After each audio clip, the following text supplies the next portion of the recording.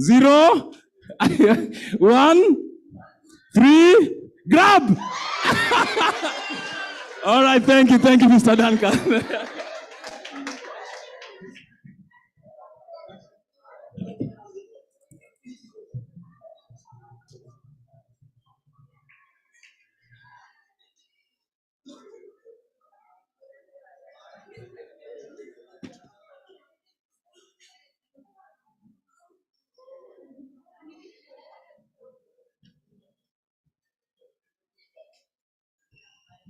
Thank you, Brother Brian, for that good energizer. I want to believe that now we are settled to start the day. I'm informed that the second presentation that will come from the second presentation that will be on the basic of renewable energy governance and democracy will come from our own, who is James Kakweto, the regional energy officer, WWF Africa Energy Hub. So please note that correction as we're coming up.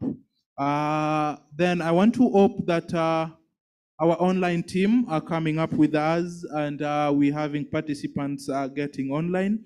As we wait for our moderator of the day, I want to believe that the first presenter is here with us.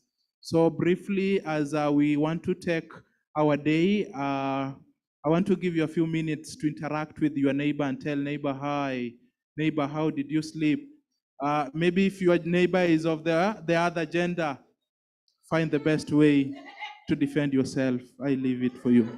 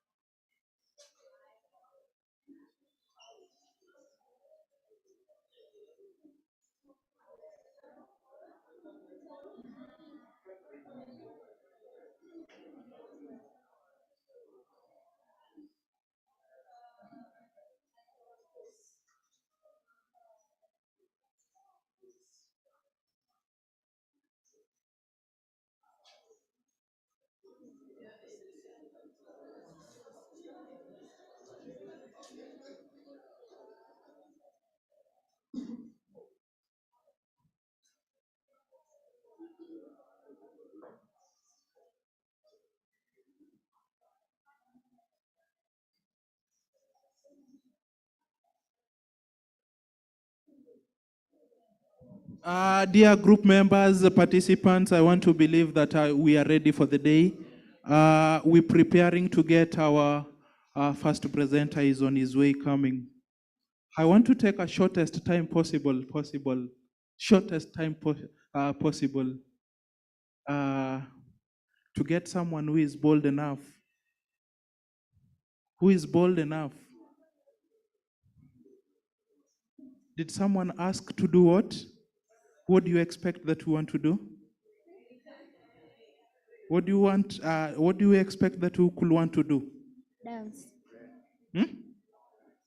My brother. Two? If someone is bold enough, he wouldn't care what he needs to do. So That's good.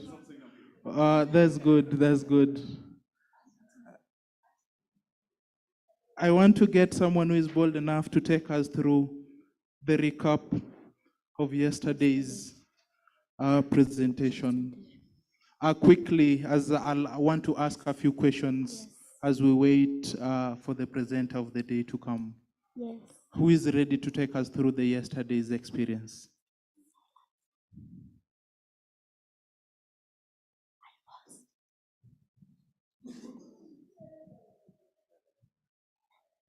Anyone willing to take us through the yesterday's experience? Okay, please.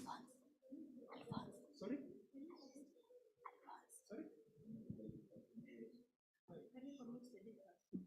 Okay, I'm told we commit. Could you do it for us, please?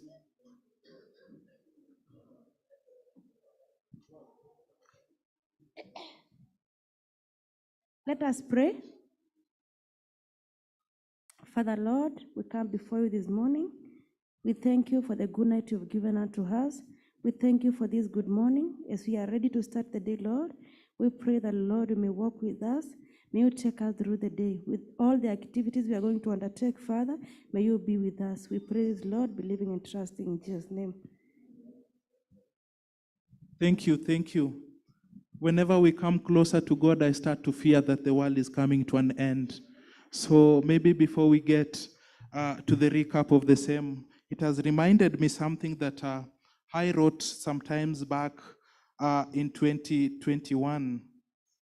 So as we get someone to take us through the recap of yesterday's, you'll allow me write something small here. Oh, sorry, you'll allow me read something small here that I wrote in the year 2021. Let me know who is going to take us through. Anyone willing? Okay, our sister will take us through. Yeah, come. So as she prepares to take us through, allow me read this to us. It is an excerpt that I wrote when I was writing my second book, entitled The World We Live Today. My excerpt starts, 150 years from now will be the year 2071. By then, every single reader of the piece of the message that I've written will be underground. Our bodies having become part of the soil. During the time, our fate in respect to paradise or hell would have been known for us. Meanwhile, above the soil, our houses that were left behind would have become either homes for others or demolished for better structures, or our clothes would have become destroyed or rags for others and replaced by more recent and decent trends and versions that have come into the world. And furthermore, it will be that our cars that we drive today will be displayed as historical artifacts by others or recycled for more.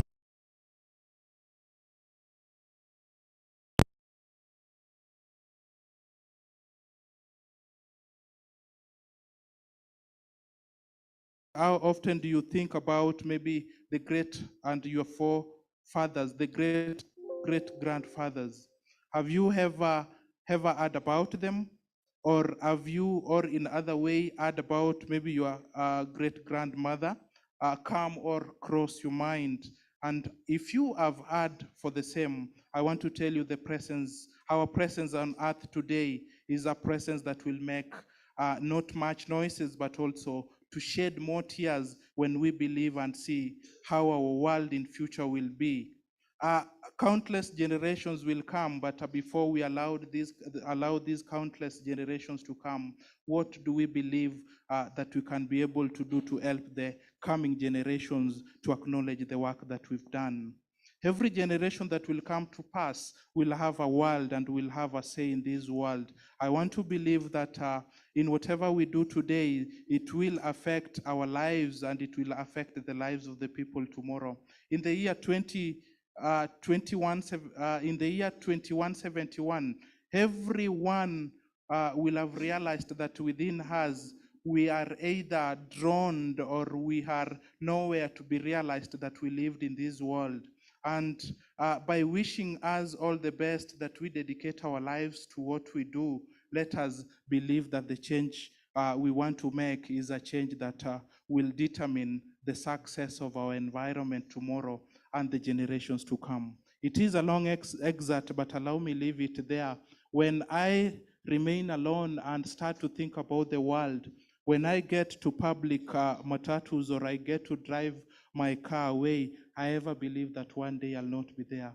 What injustices or what do I do to our world that I'll or someone else will believe and start to say that no, this was caused by Duncan or this was caused by you? What do you want to believe that tomorrow will be and how will it be for the future generations that we want to raise. Thank you for that. Maybe later on, if the book will be out, I'll share with you people. Thank you. Allow me now invite our sister to take us through the recap of yesterday. Sorry. Thank you. Thank you. So I'm Zina from Tunisia. I want just to give you a summary of what we did yesterday. So yesterday we had two panelists that talk about the climate financing, especially in the case of Africa. Our panelists gave us some key informations and some key, let's say,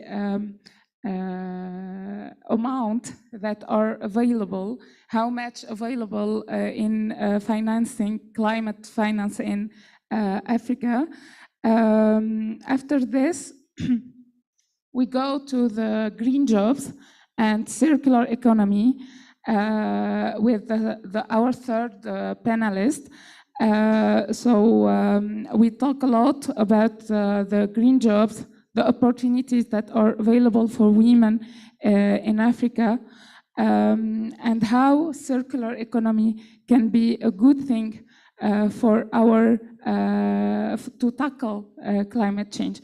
At the end of the day, or the second part of the day, we were dividing on group, and each group were working on a subject related to green jobs. At the end of the day, we summarized, each group summarized the work he discussed between each member of each group. And really it was very interesting to exchange and to hear from each other our ideas. Personally, I appreciate so much the exchange that I have with my group. That's all what I have to tell. Thank you so much. And if someone else has something else to tell about yesterday, maybe he can come. Thank you. Thank you, our sister. That was a wonderful recap for this morning. I want to open the platform for a few questions. I know not all questions were handled yesterday. A few questions, then we throw them back to whoever who may want to answer. I may answer a few as we start our program of the day. Our support, the ICT support, communication desk, they are there with us. A few questions, let's take two or three burning questions that have come across all the presentations that we've got from the first day of the summer school.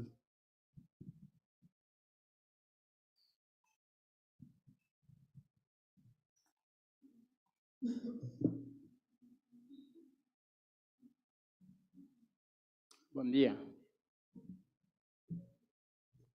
Check your headphones, I will speak in Portuguese. Just I say bom dia. Bom dia meaning of good morning. Good morning. Bom dia.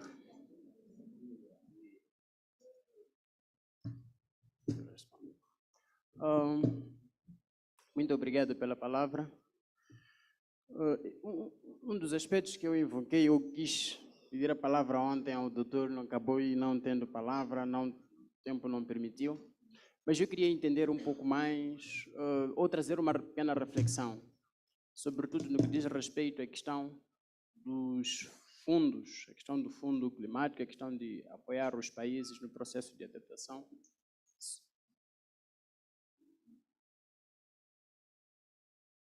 Is it okay? Yeah.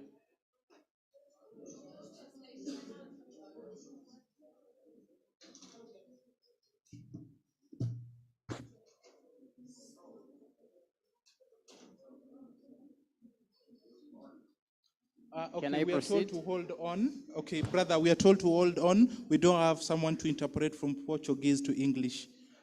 Maybe if you can repackage, are you able to speak in English? You try. We can connect if you're able to. Okay, I will do it, but I'm Please not try. comfortable. I said yesterday we had information about these funds that must be financed to the developed countries. Then we know, for It is example, a possible, eh? SADC region Okay, you last can year or speak. this You year. can speak. Ah, já está. Bom dia, né? Ok.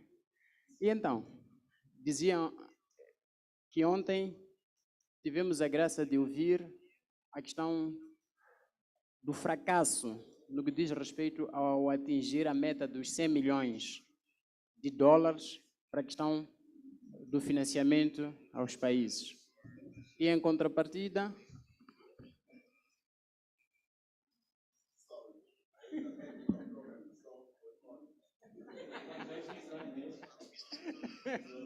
Sorry, no, continue. it's okay. Continue. Okay. E então, I think this experience is only to understand what Portuguese are passing in this room, because sometimes they also don't understand.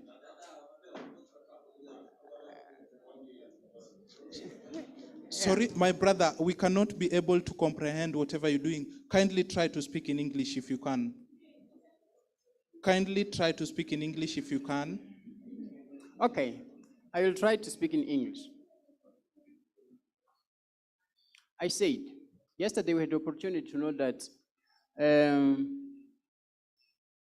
United Nations decided that we were supposed to create a budget about $100 billion to fund developing countries to adapt about climate change.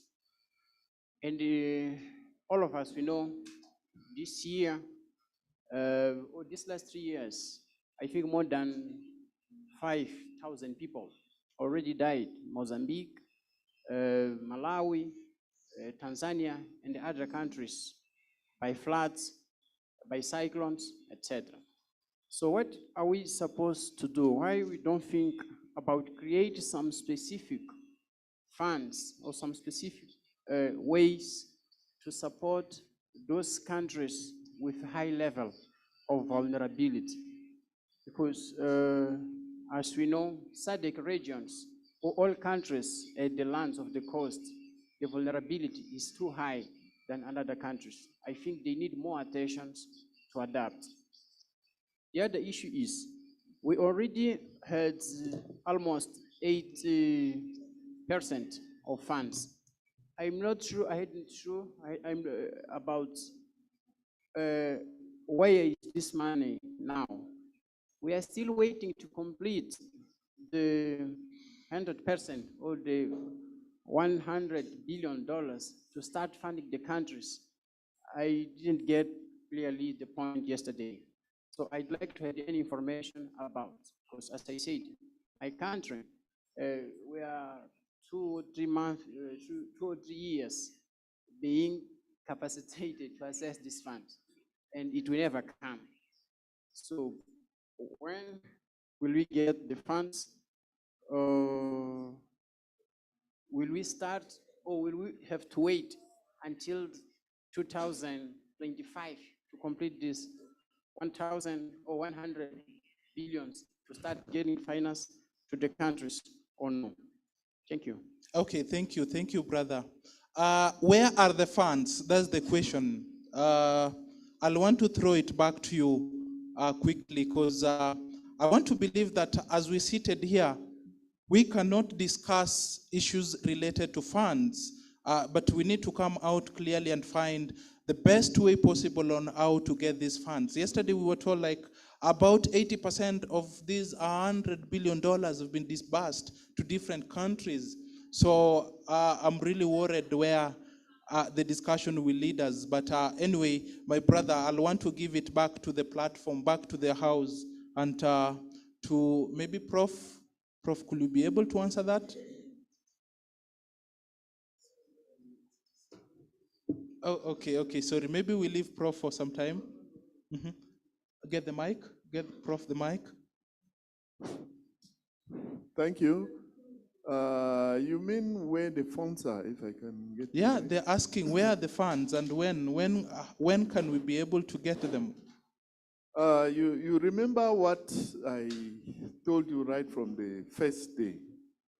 That many of us in Africa think that there is this box somewhere in Europe where you can go and dip your hands and remove money. That money is abstract. It is abstract. In real sense, it does not exist. But people who know how to dig and get out things sometimes, they can use some particular mechanism and benefit remotely from that financing. That is why my serious advice to us has always been try to look for survival strategies while we are clamoring for these funds. The other day when Bon was presenting, you remember what I told him? It looks like South Africa is dining in dark corridors. And if you don't master the mechanism of obtaining these funds, if you think there is a container somewhere standing where you can go and apply and then they will remove the funds and give you, they don't exist. And sometimes I met a certain lady from Chad who had been writing projects for climate finance. I met her in 5 different international occasions successively, and every year she said, last year we wrote and they told us it had this last year. And sometimes I asked her, I think it was in DRC Congo, don't you think this money is not there? You have been writing your proposal since more than 5 years ago. And every year there is a small thing that has made you not to have the money. So if we continue to put in pressure like Pakja is preaching, the money might be made available. But for now, it is not. Yesterday, we were told that it is used to service debts or to cancel debts. We don't know which African country has had their debts cancelled. And my last advice on this point is that we should build up projects, investment projects. Because if you build up investment projects, the person who knows how to go and dig out the funds, and if he knows that he is going to get a whole chunk of it, then it will benefit you because you will solve your problem locally, maybe an electricity problem or some other thing, and then the person will have his investment. Otherwise, to match and go and collect this money, I don't think there is such funds anyway. Thank you. Okay, thank you, Prof. That is a beautiful response. And as usual in my culture, I'm not allowed to speak after Prof. Okay, thank you. I want to take this chance in a special way to end this session since we've been joined by one of our own who will be the moderator of the day, Dr. Ndenya Tuita, who is a senior lecturer from Wangari Maathai Institute from University of Nairobi. So kindly as he prepares to take the stage, our presenter of the day will start his year with us. I'm not having any powers to welcome our presenter before the moderator comes. So allow me welcome our moderator to do so. Thank you, thank you.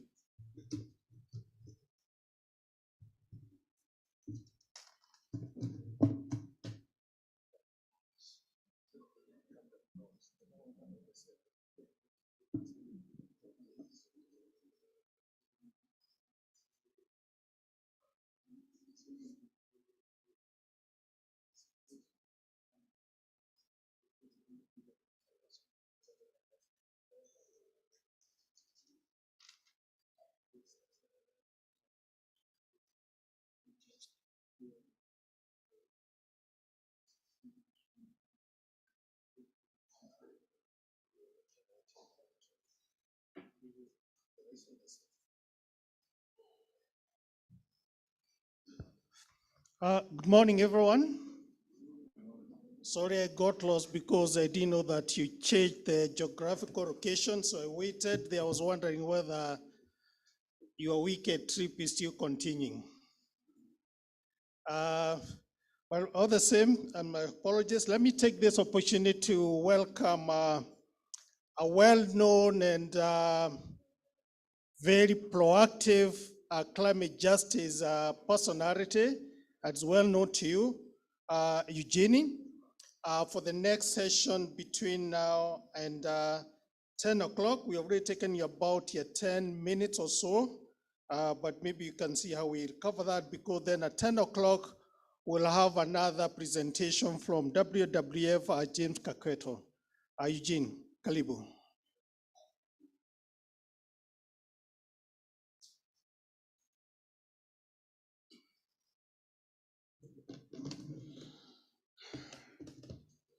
Good morning.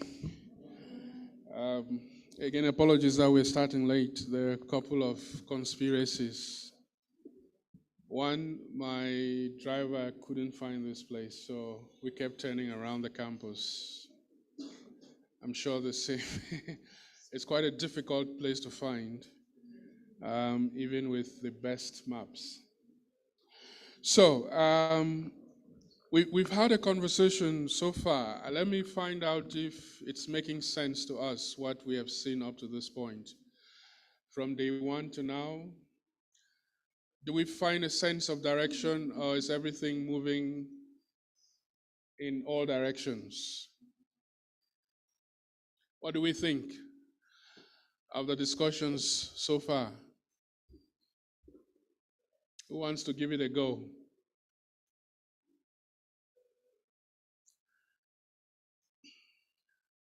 How good has it been? How bad has it been?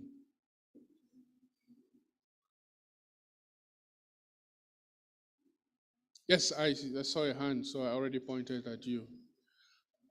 Were you raising your hand for something else? He raised his hand earlier. Can we quickly get the mic? We don't have a lot of time this morning. Yeah, and I think we have learned enough, and though we might need more as well to do practically, and I think we have also tried to display some of what we have already learned here, and I think which is a big plus for all of us. And for me, generally, I think, and the sessions are good, and all right, it was a plus. The sessions are good. One more question. What could tell us if what's the key word in the conversation we've been having? Which word keeps coming up in our discussions? Who would guess? What word has come up most? Climate justice. Climate justice, what's the key word in climate justice as far as we are concerned? Is it the climate part or the justice part? The justice part. So apparently, we need to look at all of the conversation we've been having through a justice lens. And the reason is because you can still have this conversation and use a different lens. You can have it through a political lens. You can have it through an economic lens. You can have it through an innovation and engineering lens, which is the lens which Prof loves to use. You can have it through an environmental lens, which is the lens through which a lot of people have used the conversations. The discussion around green business and green economy is heavily environmental in its analysis of the issues. But I want you to remember that as far as the summer school is concerned, we're trying and making a deliberate effort to look at the issues through a justice lens. And so the discussion about just transition this morning is going to pull us in a little, squeeze us in a little harder around the justice question, all right? We may have a discussion that escapes that justice frame, but let's remind ourselves that we have to come back and begin to consider what we are looking at as a problem of justice and injustices. If you look at the program, the title of the presentation this morning is very complex, even for me. So what I have done is I've tried to make it as straightforward as I can, so that it makes sense to us at the end of the day. Now, to be able to solve a problem, the first thing you need to do is to frame the problem. Because if you don't frame the problem accurately, you can solve the wrong problem.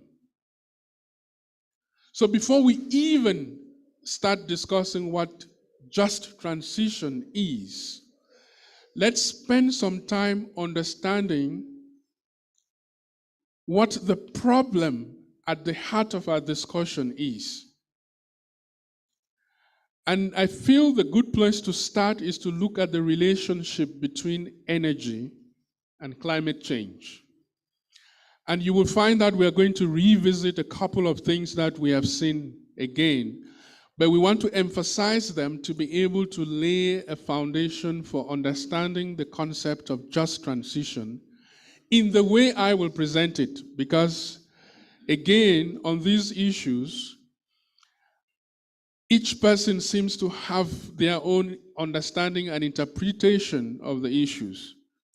And remember that especially in the civil society, we are mission-driven organizations, which means inherently we are agenda-driven organizations. And therefore, there's a tendency to define terms that suit a particular agenda. Never forget that as young activists. That each time you are in front of a of an NGO, I'm limited to NGO, consider that what you're hearing is biased. But what we are trying to do is to provide the foundation that will enable you to be able to analyze and understand what you're hearing. So let's start perhaps where the problem is and revisit one of the things that we discussed extensively on day 1 and day 2. This is why we have a crisis. The earth regulates itself through a process called the greenhouse effect. On its own, this process helps to maintain the temperature of the earth at a level that is suitable for life. So this is what happens. Almost, if not all of the energy on earth comes from the sun.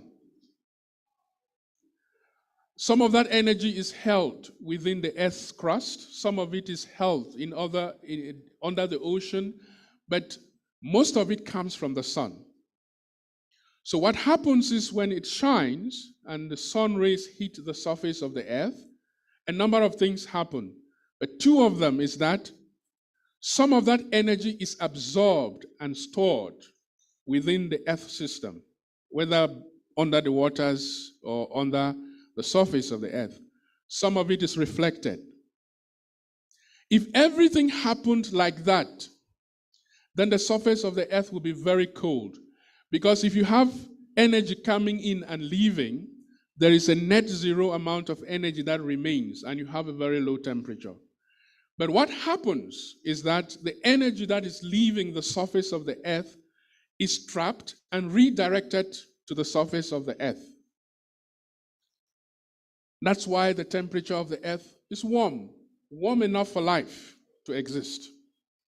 This is a natural process. It occurs with or without human intervention. And this is called a greenhouse effect because the system is similar to the system in a greenhouse. Who knows what a greenhouse is? So you have a dome, and greenhouses are used to continue cultivating crop in very cold weather when there's very little warmth for crops to grow. So you build an enclosure over a space to trap heat, so that even though outside the greenhouse you may have sub-zero temperatures, within the greenhouse it's warm enough for your crops to continue growing. Now, this is what is interesting, that the greenhouse effect doesn't inject any new energy. It only redirects the energy that already exists from the sun. Now, think about it this way. You got up this morning, it was really cold, so you wore a jacket. Your jacket doesn't produce new energy, but for some reason you feel warmer. What's happening is that your jacket is serving as a barrier, as a blanket, blocking the heat from your body from escaping. Because you feel cold because the heat that your body generates escapes. To stay warm, you need to trap it in with a blanket, with a jacket. Does that make sense? And so, the point we are making here is that that is how the earth also stays warm. But then, imagine that you doubled your blanket. What happens? So you got up this morning, it was cold. You took up one jacket. You felt warm. If you add another jacket, what happens? It should be quite easy. What happens? You feel warmer. You add another jacket, what happens? It continues feeling warmer. You add another jacket, it gets hot. All right? You are no longer comfortable, you become uncomfortable. So this is what is happening. We've seen that on its own, this is what the greenhouse effect is doing to Earth. We have radiation from the sun. When it's redirected, it's trapped by this layer of gases. Let's call it our blanket, which is made up of what we have been referring to as greenhouse gases because they facilitate the greenhouse effect. That energy is redirected to the surface of the earth, and so the surface of the earth is warm. The atmosphere here is warm. What we have done as humans is that we have enhanced this process because we have pumped in a lot of these gases, and so our blanket has become thicker. Make sense so far? Our blanket is now thicker, and therefore we feel warmer than we should. And that's when we start discussing what? Who can guess? Global what? Global warming. We start experiencing global warming because we have modified the energy balance of the earth, and there is more heat being trapped than it should. And when this happens, it triggers a lot of changes throughout the climate system, which I think was discussed on day one already. We don't need to revisit it. So, the discussion about climate change is a discussion initially around energy. First, the energy balance of our planetary system. Okay? This is the observation that science has made. We've said there is a change in temperature. We've agreed from here that when we increase these so-called greenhouse gases, we set off global warming. And this is what we have observed, that indeed This is what the temperature of the earth looks like. I'm following the black line. If you take an average of the global temperatures since the 1900s, for example, or since the 1850s, this is what it looks like. This occurs because of this. If you look at human and natural drivers, a combination of human and natural forces, remember we have just said that the greenhouse effect occurs with or without human enhancement. If you combine the human interactions with the natural interactions, this is what the temperature of the earth should look like. If you eliminate the human component and leave only the natural component, this is what the temperature of the earth should look like. Therefore, this global warming which we are observing, this rapid rise in global temperature, can only be the result of human action. Does that make sense? It makes sense? And that is why we insist that climate change is caused by anthropogenic forces, by human actions. But what exactly are the human actions that have led to this change? What we know so far is that there's been a net increase in our blanket, all right? And what we observe is that because of that net increase, the global temperature is rising. And we have deduced from this graph that that rise could only be the result of human actions because the natural drivers will only leave us here. But what exactly have human beings been doing to drive this spike in global mean temperatures? It brings us to the composition of greenhouse gases in the atmosphere. Don't mind that you can't read. It's not a very difficult graph, okay? But I'm going to take you through. This is a distribution of the sources of these gases that have increased the blanket that's trapping heat. All right? If you look at that distribution, the vast majority of it is coming from energy, from our consumption of energy. What is really happening is that we have interfered with the energy balance through the way we have also consumed energy. So, there are some people who would say 60% or 65%, but this is the most, in my view, accurate representation of the role of energy in driving climate change.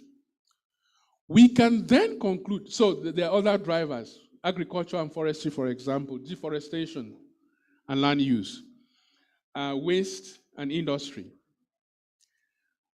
The reason energy is responsible is that if I'll be going back and forth, don't worry, and we'll speed up shortly, okay? Look at this map. Who can guess what's happening around this time? Between 1850 and the end of that century. Who can guess what happens to human civilization around this period? There's some steady use of energy, and then we suddenly see a spike. Who can guess what's happening around here? Yeah? Yeah?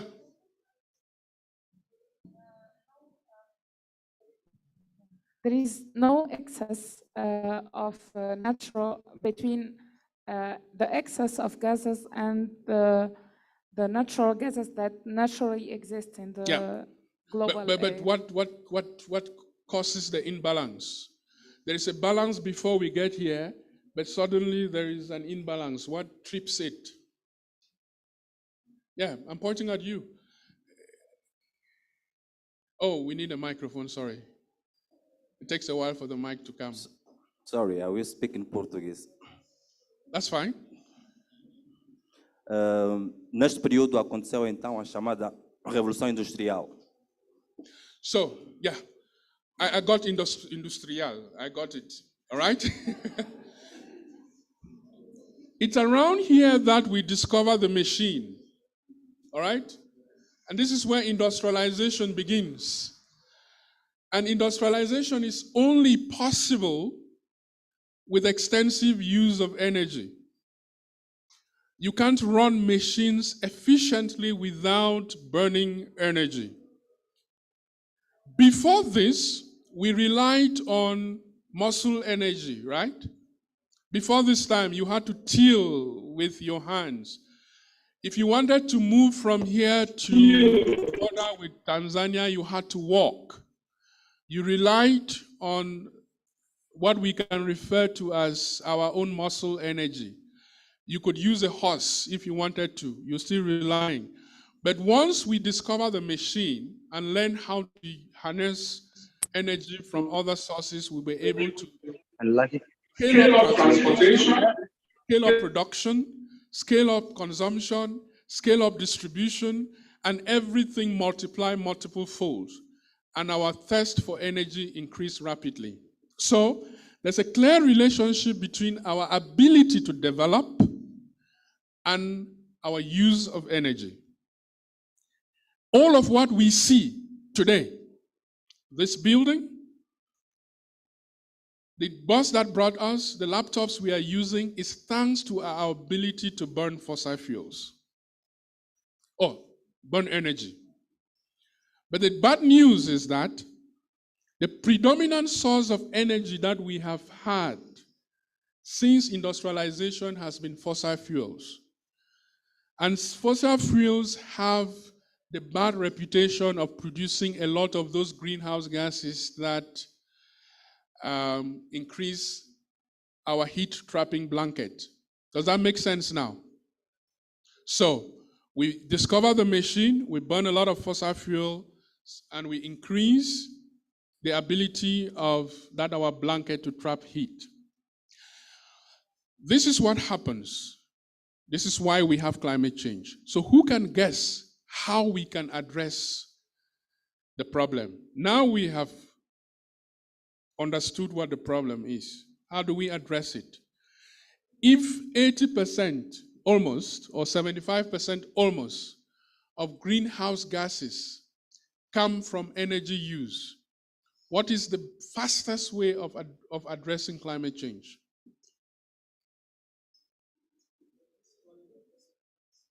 Reduce? It seems straightforward to me, yes, I agree. If the problem is burning fossil fuels, then the solution is to stop burning fossil fuels, isn't it? All right? Okay? Can anyone guess where we are going to with this? We are now saying that our economic development is modeled around the consumption of energy that tends to be heavily fossil. And because of that, we are in a climate crisis. And now, we're saying that to resolve that problem, one of the most significant things we can do is to stop burning fossil fuels. That's the conclusion you reached. Addressing climate change requires changing how we produce and use energy. Or we need to transition to a new energy model. So we have now introduced the expression transition for the first time. So, what is transition? Can anyone guess? Our discussion is about just transition. I'm going to take someone who hasn't spoken. No, let me go to the back because the mic is closer. To use renewable energy. Yes, that is what we can do when we transition. But what does it mean to transition? I just want us to stay in the definition of transition and get it right. What does it mean to transition? Yeah. Sorry, the microphone seems to be ignoring me. Yes? Transition mean like transferring from one thing to another, like this as a definition. So to move from one to move from one thing place to another. Yeah. All right? Yeah. What would be a good synonym for transition? A change, yes. a shift, right? So what is energy transition? Who now knows what energy transition means based on those words? Someone already said it. And it's actually on the slide. I know it's there. I just want to be sure we are following. According to my understanding, energy transition is replacing fossil fuel with clean energy. Great. And that's the bottom line of it. So let's recap right up to this point. We agree that global warming is happening because we're using fossil fuels. Now we are agreeing that to resolve that problem, we need to transition into a new system. But remember that we have also said that it's energy use that enables development. So we are not just changing the energy source, we are changing our entire production and consumption patterns that are based on renewables. So far, so good, right? So let's discuss energy transition now that we know what it is a little more closely. And I'm looking at my watch. So, like someone rightly said, energy transition is replacing high emission fossil fuels with low emission, usually renewable energy sources. All right? I wouldn't want us to get into the discussion about renewable energy and renewability. All right? But let's just know that the idea of energy transition is for us to move from this system here, this one, you see the pollution is happening right as we speak. From this system, which is producing all of these emissions, remember our blanket, all of these gases, a combination of carbon dioxide and the other greenhouse gases, are moving into and thickening our blanket and driving global warming. Who can guess how much we have warmed averagely since we started burning fuels? Since the late 1800s or late 1700s and early 1800s. By how much has the global mean temperature risen? These guys are supposed to be climate change people now. By how much? So it's by about 1.1 degrees Celsius, right? The most recent estimates. Is that small? It's only risen 1.1 degrees Celsius. Is that small? Is that small?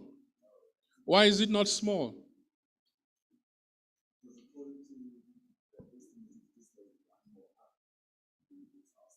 Yes, yeah, that's what we are told. But why is that a problem? The reason is that thank you for your answer. But the reason is that the climate system is very sensitive to temperature changes. Slight changes in temperature creates serious shocks across the climate system. All right? For example, a slight change in temperature can affect rainfall across regions. All right? Let's not get into that. It's going to create more confusion for us. Prof and the others who are the physical scientists can answer those questions when the time comes. But the truth is that the climate system is very sensitive to temperature change. The most significant variable that you can change to affect the climate system is temperature, because it affects humidity, it affects wind speeds, it affects pressures, and so on and so forth. You change the temperature, you change the way the winds blow and so on and so forth. You melt ice and so on and so forth. All right. So if this is what just transition is, or transition is, so let's recap. Transition involves three things. The middle one is not obvious, but I'm going to explain. The first thing is that we need to transition the energy sources. So that's a simple one. We've all agreed that it's fossil to renewable or to clean. Low emission, high emission to low emission energy sources. Okay? That could be anything from solar panels to wind turbines to all of the new technologies that are being tried. Green hydrogen with all its controversies, but the idea here is we're addressing a problem of emissions. So our target is reducing emissions as much as we can. The next one, the last one, is also increasing energy efficiency. Energy efficiency is a little tricky in that energy efficiency doesn't really dwell so much on the energy source. It dwells more on how we use energy. It assumes that if we are efficient in the way we are using energy, we will not need a lot of energy. So to be energy efficient, it means that a small amount of energy can produce a large amount of output. So let's take an example. Who drives cars? Who loves cars like me? So a couple of years ago, it was very expensive to run a Land Cruiser, right? Because the same car for 100 kilometers would take you a lot of fuel. But today, the Land Cruisers of today can even compete with some very small cars in terms of fuel consumption because they have become energy efficient. So you need a smaller amount of fuel to go the same distance. Make sense? That's efficiency. You can apply that logic to anything. Same with bulbs. You need a smaller amount of wattage to produce the same amount of light, and so on and so forth. You can apply it to heating. Smaller amount of injection of electricity to produce a larger amount of heat. So your system is more efficient. So the more efficient a system is, it is assumed the smaller the amount of energy we'll need, and therefore we are reducing our consumption of fossil fuels in that way. Again, it's contested. There are a few other things that can be thrown into the works. For now, let's leave it at that. All right? So that's energy efficiency. But energy systems, transition of energy systems is where our advocacy as PACJA lies. Remember, I'm leading the energy work at PACJA. This is where my work summarizes itself. We argue that it is not enough to address the energy source and how we use energy because there are problems related to access to energy. We argue that in this transition process, we cannot continue to leave people in darkness. Because imagine that you change fossil fuels with clean energy and it's the same Total that is providing solar energy. They are still going to introduce the same capitalist understanding of the market and deliver renewable energy only to the people who can afford it. Like they are doing now with gas and oil and the rest. And as a civil society organization, we think that we should also include a change of energy systems in the transition discussion, which is looking more about how we govern our energy system, who participates. For example, so we're moving from exclusivity and monopolies to participatory energy systems. I'm guessing that in most countries, as is my case, there are only about 3 major players in the energy sector. There's the state and a few powerful multinationals, period. You don't determine how much electricity comes to your house. The day they connect you, you're lucky, all right? They choose which towns to send electricity to, and it creates a problem of exclusion. But the new energy system, we have to transition to a more participatory system. I'm sure that our WWF colleagues will touch on that a little bit when they come up. There's also a problem with centralization of grids. one of the misdysfunction we think is that central grids don't really work efficiently because they're expensive to put up and maintain. It's very expensive to transport energy over long distances, so decentralized systems can better serve populations in rural areas. So imagine that instead of having one big dam in Kinshasa, who are those from Congo? Is there anyone from DRC here? Oh, that's a shame. So, but imagine that instead of having one big dam in Kinshasa, you had multiple dams. Prof, this is not a debunking of your advocacy. But I'm trying to make a case here. You had multiple dams located throughout the country. What that's happening is that you're going to generate electricity locally, you're going to transport it over a short distance, and you're going to better serve the communities in those areas. That's the whole idea of decentralized energy systems, as opposed to the national grid. So we eliminate all of the high tensions. We can only have points of interconnections between the mini grids, rather than try to have one large grid. That's the idea here. All right? So I've already explained what energy efficiency is, but let's look at it a little close. I lost some time. Do I still have that allowance? All right. And because I'm going to wrap up, we've not even talked about just transition yet. We're still transitioning. So, a few things about energy efficiency before we go. I already explained that energy efficiency simply means using less energy to perform the same task. That is eliminating energy waste. One way of thinking about energy efficiency is to reduce energy waste. All right? Let's think about our energy efficient fireplaces and stoves. So the 3-stone fireside, why is it not efficient? Who comes from a place where they use traditionally 3-stone firesides? Where are those from Cameroon?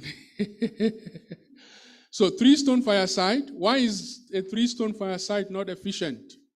Who can guess? Yeah.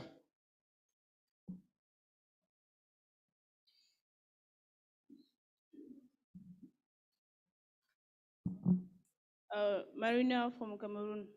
I will be speaking in French. Bon, je pense que les foyers traditionnels à 3 pièces ne sont pas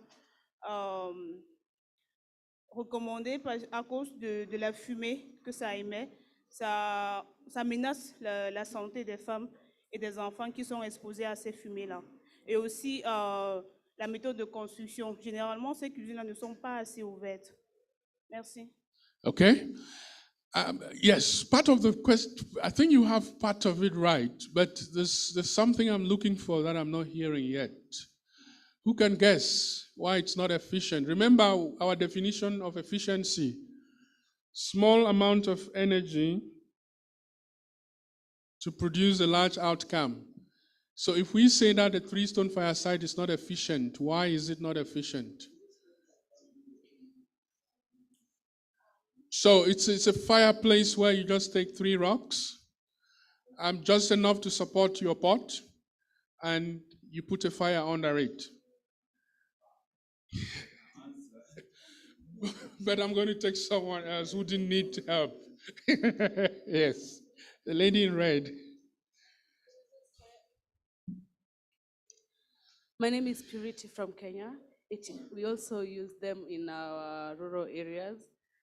It uses a lot of firewood, which we get them from trees. Yeah. So why does it need a lot of firewood? That is the inefficiency part of it. Because a lot of the energy is wasted. Yeah. All right? So you're burning it. Someone who's sitting 3 meters away who has nothing to do with the pot of beans is getting hot. All right? The goal of setting up that fire was to cook food. Except that now you're heating up everything within the room. So you're dispensing your energy uncontrollably. How do energy efficient stoves work? They simply work by reducing the waste by holding the heat and directing the heat under the pot. So that's when we move from an inefficient stove to a higher efficient stove. Make sense? You can make the same argument with the material you use. So if you have a steel stove and an earth stove, the steel stove is going to dissipate more energy than the earth stove, because steel is a better conductor of heat. There's a little physics there. So you can lose it by convection or by what? How do you lose the heat? None of us did physics. There were engineers from the very start. There were people here who claimed to be engineers. How do we lose heat from one? How does heat move from one place to the other? No, that's not the word I'm looking. There's an engineer who has a hand up. Yes. Yeah, okay. There's convection and conduction. Yeah. Let's deal with conduction and convection. It's the examples we have used are examples of convection and conduction. All right. All right. I'm going to finish this slide. One of the benefits of energy efficiency is that everyone can do it. Not all of us can determine what types of energy are used because there are policies and heavy investments required. But all of us can decide to be more energy efficient. In the way we design our houses, I'm sure that if we opened the blinds, we wouldn't need these lights in this room, because the building or the room has been designed to be lit in the day without needing electricity. So with simple architectural design, you can improve the energy efficiency of a building. All right? By the choice of the material you use on the wall, by the choice of the colors of your roof. I live in a country that's very hot, and for some reason, everyone has a dark roof. I've never understood the logic. And so to deal with the excess heat that the dark roofs create, everyone now has an air conditioning system at home. You could change all of that just by making your roofs white. Conduction, reflection, and so on, all right? Okay. So how do we achieve energy transition? I'm going to rush through this. There are a number of ways we can achieve. So what we have done is we've said what needs to be done. We need to transition. How can we do it? Now we're coming back to us in this room. We should have done group work, but the one thing you can do is to divest. Starve the fossil fuel sector of resources and kill it. That's the whole logic of divestment.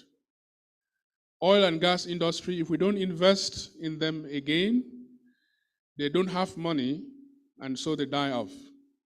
The central logic of the divestment campaigns is around this.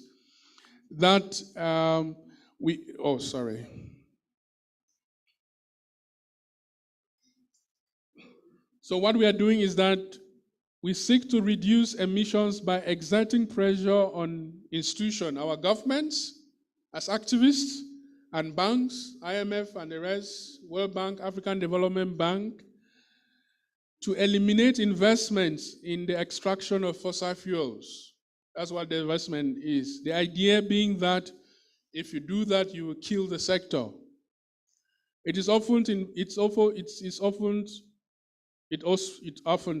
forget about this guy, involves advocacy to redirect free funds to increasing the production of renewable energy. So the early divestment campaigns tended to focus on the first part. But I think thanks to some of our African NGOs, the component of investing that money in renewable energy has become a strong part of the divestment campaigns. So the first way as civil society actors we can do is to campaign for divestments. Make sense? My battery is running low, so I have enough motivation to go faster. The other thing is to just go to the opposite side of the spectrum and increase advocacy on renewable energy uptake. In fact, this is the angle from which PAGJA approaches its energy transition work. Increasing the share of renewable energy in the national and global energy mix by prioritizing renewable energy investments over fossil fuels. This is slightly different from divestment in that the central argument is slightly different. In Africa, for example, we think that the problem of energy access is more urgent than the problem of emission reduction because, as we have heard, Africa doesn't emit a lot. You don't want to solve a problem that doesn't exist. The problem that truly exists on the continent is a problem of access. But because we know that fossil fuels are bad, we then advocate for renewable energies in favor, as a priority over fossil fuels. Okay? So you would find, as you engage with the different networks that are involved in this work, that each of these movements would be putting one of these in front. Divestment is the most popular one. But there's one that I like, which I think our friends from Kenya can give us a lot of education on, is resistance. So resistance is to stop the expansion. Where is our friends from Lamu? Can you briefly tell us what you guys did? Where is he? Yes, he's right at the back. I know you talk a lot because you're a lawyer, but if you can say it in 2-3 sentences, just give us a practical example of how resistance can be organized using the Lamu experience. Went to court, challenged the license issued by the National Tribunal, and rallied and mobilized the community. I can't hear you. Good morning. Yeah, that's better. Yeah, Swale from Lamu. So what we did basically, people went to court, challenged the license given by the National Environmental Tribunal, and also mobilized the people and did advocacy and empowerment at the grassroots level on the effects of law, health, economic, political, social, everything about it. So the people mobilized and were coming out in numbers to the court and everything, and it influenced the decision big time. Perfect. So, simple thing. There's a government plan, the people rise up against it, and it dies. That's resistance.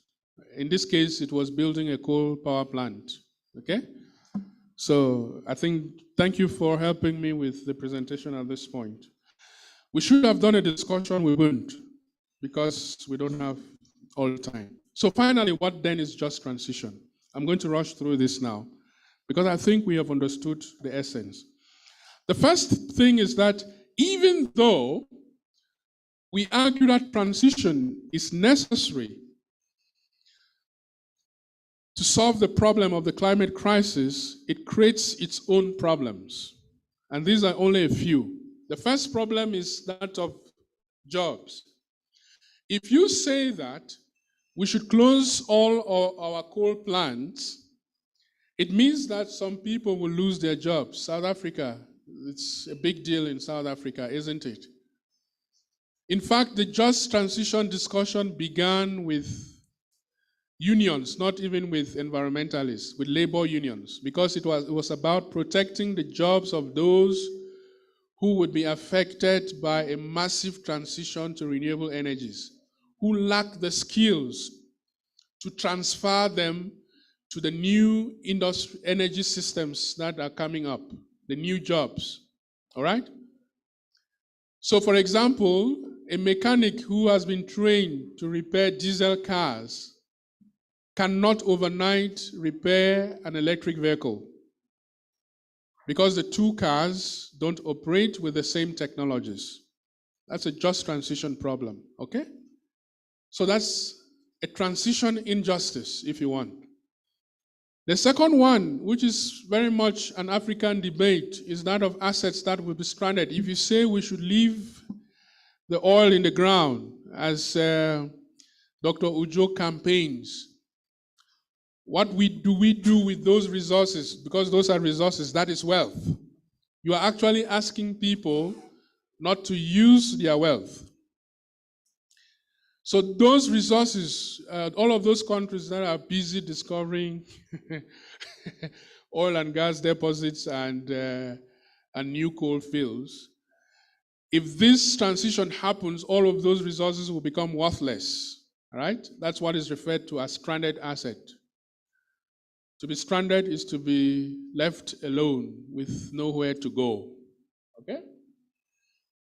There's also the problem of different starting blocks. This is actually an argument I'm still developing, so it's in its early testing. We're still testing the waters on this one. The problem is that there are few countries that are going to be able to transition faster than others because of the wealth they have amassed over the years. It's going to be easier, for example, for the United States to shift to 100% renewable than it will be for, say, who can volunteer their country as a poor Angola. All right? I didn't want to stigmatize anyone. Okay? So we are not on the same starting block in this transition discussion. All right? The second problem is that there's a risk of the same old players coming up in new dresses. I gave the example of Total. Have you noticed that Total has changed, has rebranded? Have you noticed? They are now Total Energies. All right? My laptop has gone off, so I don't even have access to my own slides because of low batteries. But we're going to finish the discussion, don't worry. So, Total now calls itself Total Energies, plural. It's signaling that it's going to enter the renewable energy space. Okay? But the risk with that is that they're going to come in with the same capitalist mentalities that have left so many people without energy. So then, what is just transition? Number one, just transition is minimizing these risks that I have just enumerated. What we are saying is that the transition process is going to create injustices. And so just transition is a principle that can be applied to the transition work that we are doing to minimize this risk. So we incorporate the concerns of the workers who are going to lose their jobs as we move from fossil fuels to clean energy. All right?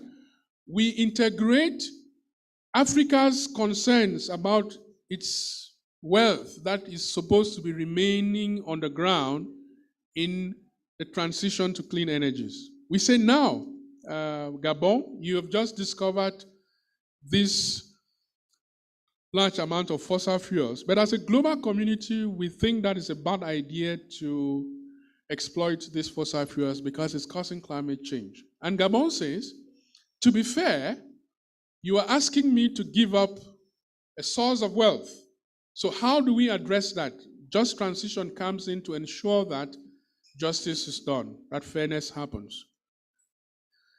There is also another dimension of just transition that is not very apparent in the slides I just showed, which is that it should also provide an opportunity to address existing problems. All right? So problems of energy access. That as we move from renewable energy, from fossil fuels to renewable energies, those communities that don't have energy under the current energy systems, we should integrate energy access as a central element of energy transition. Make sense? All right. Because my slides are done, I'm going to,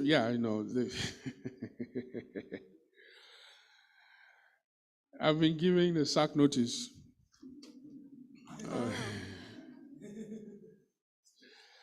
I've been asked to pack. I watch this. What is it about these offices where when someone is sacked, they always leave with a small box, carton? It makes the experience so sad, right? So I'm going to pack shortly. So I'm going to conclude by saying that whatever you do, in thinking about just transition, the discussion about just transition is broader than energy transition. But at the heart of that discussion is just energy transition, because we have established in our presentation that the problem is an energy problem. So whether it's transition at the workplace, whether it's transition at agriculture, at the level of agricultural productivity, whether it's transition in terms of buildings, whether it's transition in terms of how we transport ourselves, whatever transition we are considering, we are actually modifying the energy element of our production and consumption systems. And therefore, at the heart of the discussion is energy transition. And we have said that while that serves us in addressing the climate crisis, it creates new problems that we must address. And it's at that point that the transition discussion shifts into a discussion about just transition, transitioning fairly, transitioning in a way that we don't create harm for others, or in a way that is fair for others. All right, I'm going to end here. Thank you very much. And thank you very much, Eugene. Let's give him a good clap. And maybe you just stay here, take a few questions. Because this is something very interesting, things that are very practical for us to do, whether it is here, a student at the university, the things that you pressurize for things to be done. So let's see who from that particular block. I'll take 1, 2, and then there's one here. I'll come to you because of the gender aspects. And then let's get there. And yes, let's take those two. Those two at the back. Yes, you, don't look back. You're the farthest back. And please go straight to the point. And remember that it was about what CSOs can do, civil society organization. Let's limit ourselves to the discussion and go straight to the point. Let's start from that head. Alors donc, merci, bonjour. Donc je pense que la transition énergétique est l'un des avantages certainement pour lutter contre les changements climatiques. Nous, chez nous au Sénégal, au moins, nous sommes à 30% de la transition énergétique. Mais les communautés à la base, le problème c'est à ce niveau. Pour utiliser le solaire, le matériel coûte très cher. Par exemple, moi, j'ai essayé de faire une petite maison que je voulais installer avec le solaire. Mais lorsque j'ai fait un devis, ça coûte environ 2 millions de francs CFA. Juste pour pouvoir installer ma maison. Imaginez quelqu'un qui n'a pas de salaire et qui voudrait aussi aller vers ses énergies propres. Qu'est-ce qu'on doit faire pour au moins que ces communautés puissent aller vers les énergies propres? Merci.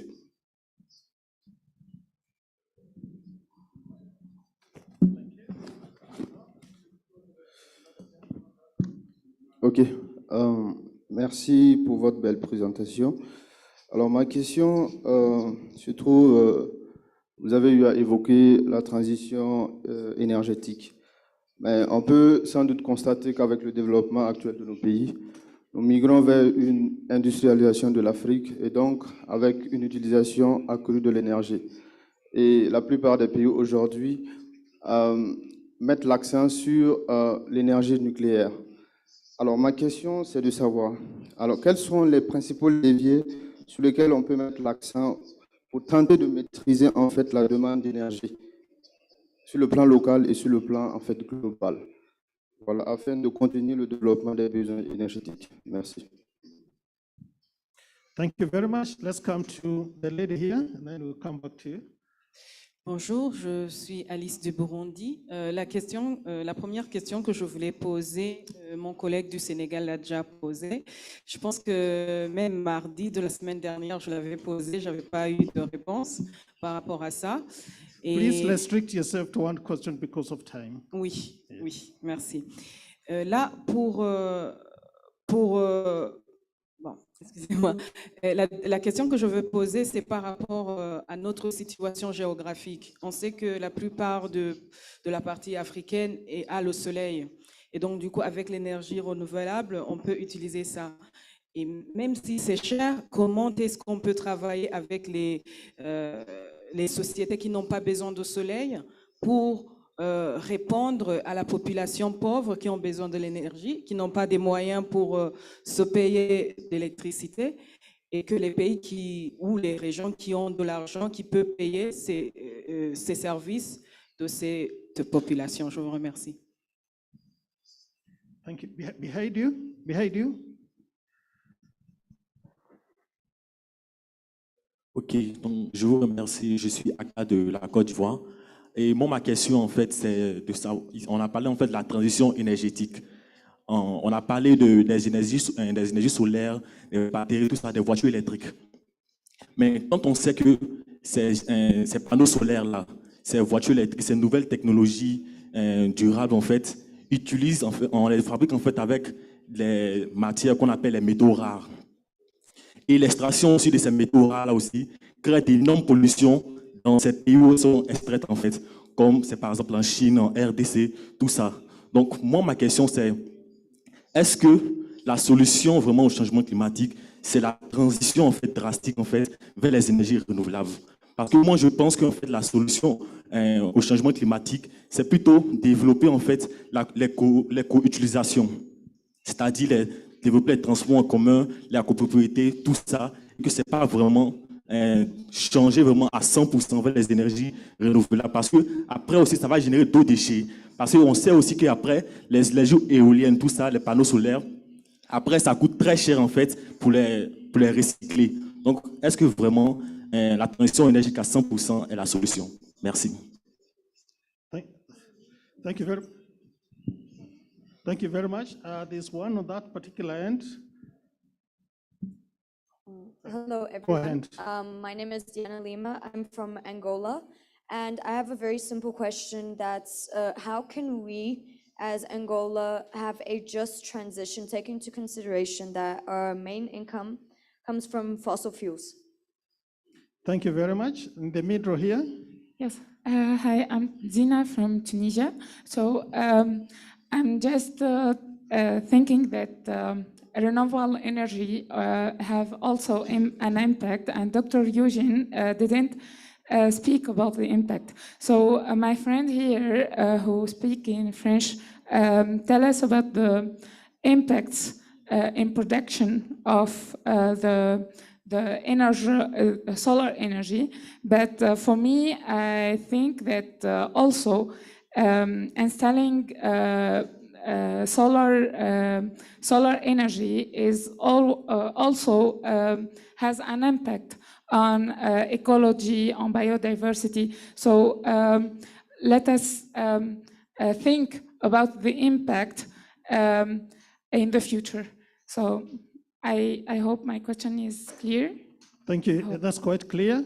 I think there was only one more, and then will allow me to close for that particular session because even the other presentation is about energy. Issa from Tanzania. I ask myself, the question is all about, how much here in Africa, what is our capacity and to be when to use alternative energy instead of fossil fuel, like renewable and the other energies? What is our capacity in Africa to ban fossil fuel and use our renewable energy as alternatives? Thank you. What is our alternative using renewable energy? Thank you very much. We'll stop there and then we'll go to the other presentation after these. Eugene addresses these questions. And I think most of them are actually on solar. There's a lot of questions that you need to argue it and resolve. Thank you. All right. Looks like we're in for another presentation because there's so many and profound. La première question, je crois que c'est une question pertinente, n'est-ce pas? Parce que le problème de coût est véritable, mais il faut faire une différence entre le coût d'installation et le coût d'exploitation. Je crois que c'est à ce niveau où on peut justifier, n'est-ce pas, les investissements dans les énergies renouvelables. Parce que dès que vous avez installé, même si ça vous coûte 2 millions de francs CFA, mais après ça, ça vous coûte combien? Et pendant combien de temps? C'est ce qu'il faut, il faut essayer de regarder tout ça, n'est-ce pas? Mais, je sais très bien que dans plusieurs pays, ça coûte de plus en plus moins cher l'électricité, n'est-ce pas? Le problème, c'est que deux choses, il y a des problèmes à résoudre. Premier problème, est-ce que les bénéfices d'utilisation des énergies fossiles sont plus élevés que ceux de l'utilisation des énergies renouvelables? Parce qu'il ne faut pas seulement regarder votre foyer, il faut regarder l'impact en général. C'est ce que je vais dire pour l'instant. Il y a le débat, si on ouvre le débat, on ne va pas s'arrêter. Deuxième question, c'est de savoir si c'était possible d'avoir une industrialisation forte avec les énergies renouvelables. Encore, ça, ce sont des questions de la transition juste. Il faut voir des choses. On a dit qu'il faut la transition. Maintenant, il y a certaines questions qu'il faut résoudre. C'est les questions de comment est-ce que l'Afrique va se développer avec les énergies renouvelables. Ça, ce sont des questions de la justice. Donc, il y a deux parties des réponses. Première partie, c'est on se met d'accord qu'il faut une transition. Mais maintenant, il faut, j'ai dit tout à l'heure vers la fin, que maintenant, il y a certaines questions qu'il faut résoudre. Et l'une des questions, et je crois que c'est presque la même chose qu'on a vu avec les autres questions, c'est comment est-ce que l'Afrique, qui n'est pas encore industrialisée, peut se développer avec les énergies renouvelables. Ça, ce sont des débats, on doit trouver des solutions. Et c'est pour ça, je crois que je vais aussi donner la réponse à une des questions. C'est pour ça que pour certaines, la transition en Afrique ne peut pas être au même rythme que dans d'autres parties du monde. Parce qu'il y a certains qui disent qu'il nous faut un peu de temps ou plus de temps pour se développer, pour installer ces technologies, et qu'il faut en Afrique une mix énergétique, pas une transition à 100% comme quelqu'un a dit tout à l'heure. Mais ça, ce sont des débats de la justice climatique ou le débat de la transition juste. Ça ne change pas le fait que pour résoudre le problème des changements climatiques, cette transition est nécessaire. Ça ne change pas cette idée centrale. Et je crois que I think I've answered in passing about 3 questions just with that. And that is the same question about the same response I'll give to the question from our friend from Angola. Yes. I know you got the translation, but perhaps I may say it better if I respond to your question. On the one hand, we agree that we need a transition from a low emission production and distribution system, from a high emission system to a low emission system. And I just said towards the end of my discussion but there are questions that arise. What happens to countries like Angola whose economies are inherently based on the exploitation of oil and gas? That's where the just transition discussion comes in. How does the transition not harm Angola's economy? Because remember we said the idea of a just transition is to minimize the risks that come with the transition. Just as we are asking ourselves, how does the transition not affect the jobs of people who work in the oil and gas sector and in the coal mines? The same question can be asked about African countries that rely heavily on oil and gas. And a few suggestions have been that perhaps in Africa we should think about an energy mix or a long-drawn transition. That perhaps a solution to that tension could be that Africa is allowed a window of continued use of some fossil fuels. And that's why some people have brought up the idea of gas as a transition fuel. But these things are very debatable, and we are not yet settled, even as African civil society, on what the best way forward is. But these are relevant, just transition questions that should not be ignored. Finally, I think when we are looking about the impacts, the costs, whether it's cost on ecology or cost in terms of carbon footprint of renewable energy versus fossil fuels, the first thing we want to underline is that there is no productive process that can be emission-free.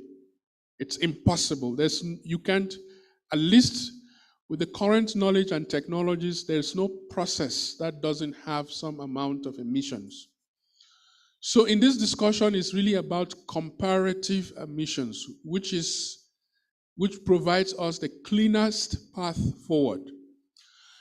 So in looking about whether renewable energy production processes don't also generate greenhouse gases, you need to look at the entire lifespan. If to have a solar panel on your roof, you have to look at the production of the solar panel until it gets to your roof, the mining and everything that goes into it, the transportation. But you also need to look at the period when you're using it.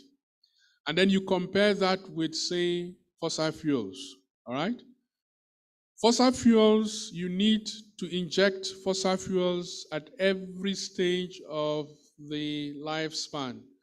But renewables, once you have installed, the amount of emissions significantly drops. So we're looking at those comparisons and saying that the cleanest way forward is to use renewable energies. Now, the technologies would vary. There will be arguments. The science is not very clear. We are still out. There's still a lot of opposition to the cleanest energy form, which is nuclear. It's, in terms of emissions, that's the cleanest you can go. I'm looking at the physical scientists in the room, all right? Except that it also creates other problems that we are not yet capable of managing. So it's not just a question of clean. There are a lot of trade-offs that you have to make in making choices on what energy pathways we take. And whether Africa has the capacity, yes, I think we do have the capacity to use renewable energy. The technology is getting more robust. A prof is going to demonstrate to you, I think later today or tomorrow, later today, that it's possible that we can leave this place now and start running our homes on wind turbines that we have manufactured ourselves. It's possible. The bigger question is a question of scale, which again is a climate, is a just transition question. Can you power a manufacturing plant with solar energy, for example? How much solar panels will you need? How much batteries will you need? How reliable will the system be? But I think those are questions that with time, technology is going to resolve. Thank you very much. Let's give him another clap. Thanks a lot. I know, Eugene, this thing we can discuss until, in Africa, we normally say until cows come back home. And I will request, because of time,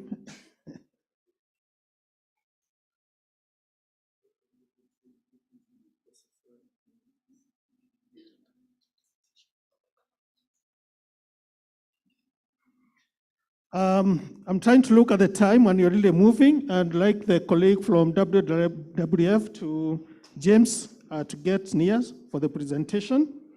And James is the Regional Energy Officer from WWF Africa Energy Hub.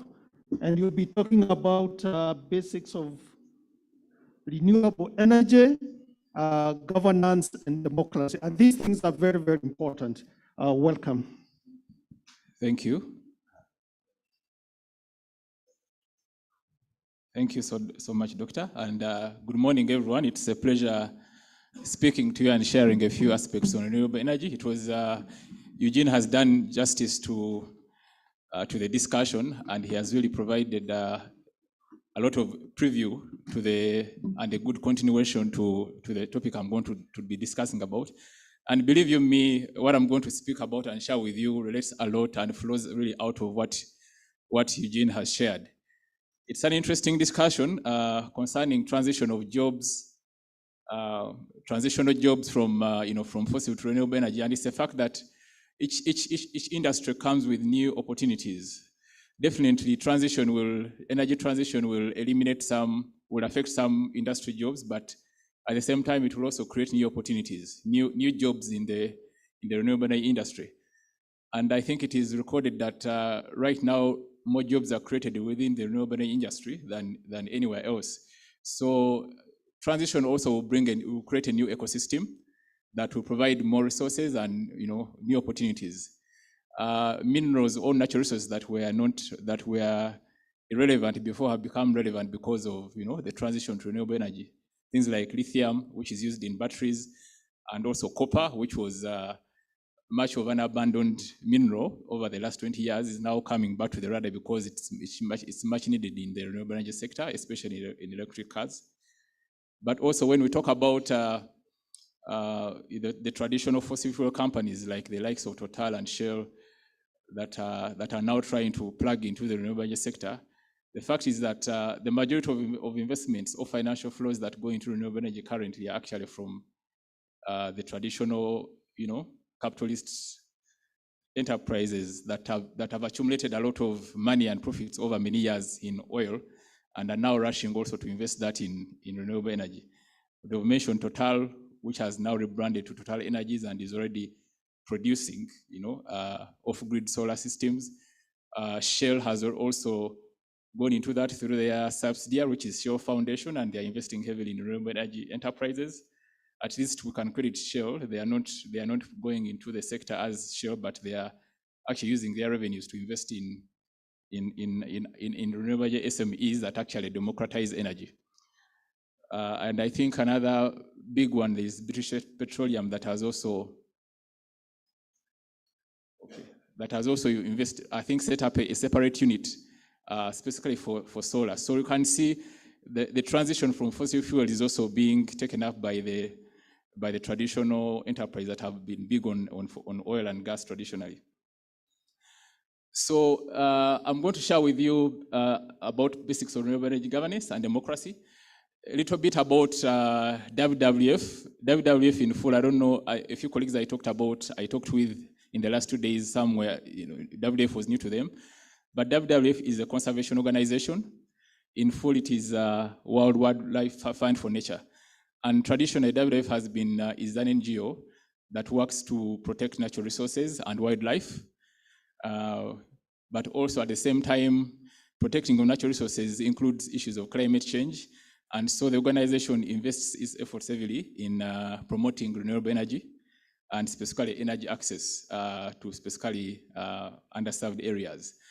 And so WWF has what they call the Africa Regional Energy Hub, where I work. It is based in Kampala, Uganda. And the Regional Energy Hub supports up to 7 countries in Africa with their renewable energy access efforts. That includes Uganda, Kenya, Tanzania, DRC, Mozambique, and Zambia, and Madagascar as well. So currently, one of the programs that we are implementing is called the Africa Energy Transition Project or program, which we partner strongly with PACJA. And this program actually seeks to increase transition to renewable energy, one, through putting a stop to fossil fuel power plants. So we are saying that we want to convince investors, specifically China, to put a moratorium on their investments in fossil fuels, particularly coal. And so we want them to actually direct those investments into renewable energy. So we're encouraging them to divest. And when they divest, we are saying don't keep that money elsewhere. Now you reinvest it in renewable energy program. So that's the purpose of the Africa Energy Transition Program. It's currently being implemented in 3 countries. That's Kenya, Tanzania, and Madagascar. And Pakistan is a great partner of that project because it invests, the program invests heavily in working with civil society organizations to build their capacity to be able to lobby and advocate for better renewable energy policies as part of the transition pathways. But at the same time, the program is highly focused on renewable energy financing. We want to make money or funds available for renewable energy. So we work with financial institutions in Africa at all levels, microfinance institutions, and also the likes of the World Bank and IFC, to promote the fact that they need to increase more financial flows into renewable energy. And so currently we are supporting MFIs, microfinance institutions in Uganda, Kenya, and Tanzania, building their capacity to be able to develop renewable energy loan products. And that's part of our efforts to democratize energy, because if our people, or our people cannot be able to borrow money to go and buy a small solar system, then we are not democratizing energy. So democratizing energy includes actually making financing accessible and available to everyone else. So, but at the same time, we also seek to influence policy pathways within the African countries so that more African countries can be able to come up with policies that put them on net zero pathways, or pathways that will increase, provide enabling environments for renewable energy to thrive. And as we are going to see later in the presentation, renewable energy governance relies heavily on renewable energy policy. In the absence of policy, you won't have institutions, you won't have the mechanisms, you won't have the enabling environment for renewable energy to thrive. So when you talk about renewable energy governance, strong on that is renewable energy policy, because that's really the demonstration that a country or a region has intentions in promoting energy policies, renewable energy. Okay, so that's a little bit of an outline of what we are going to discuss. So we all know that energy is critical for economic development, and we have all been witnesses to what's going on in Africa. One of the reasons why we are still a poor continent is because we still lack access to energy.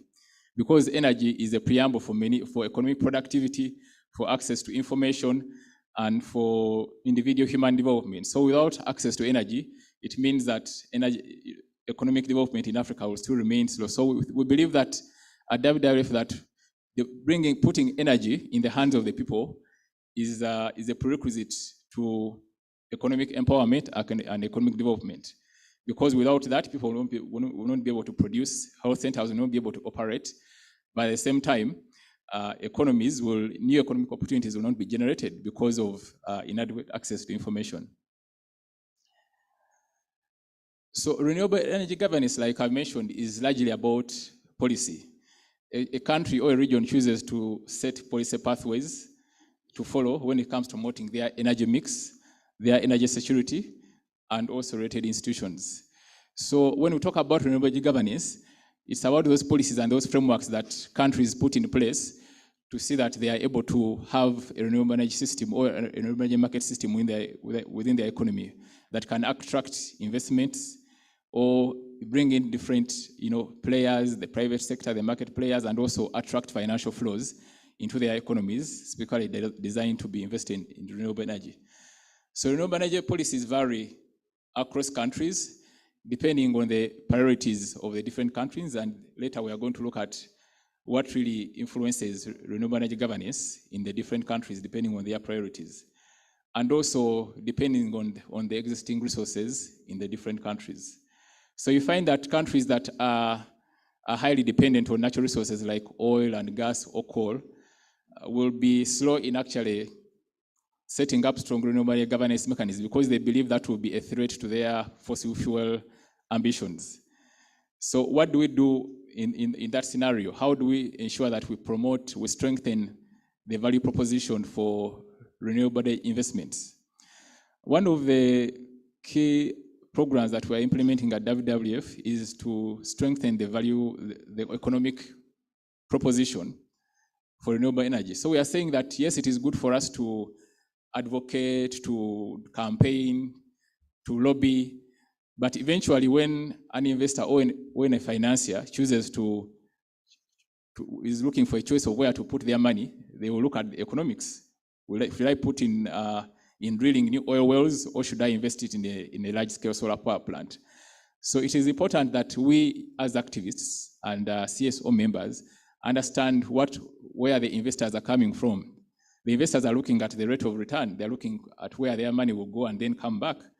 So it is good for us to talk about the environment. It's good for us to talk about the climate change, but eventually we need to look at where does the money respond to?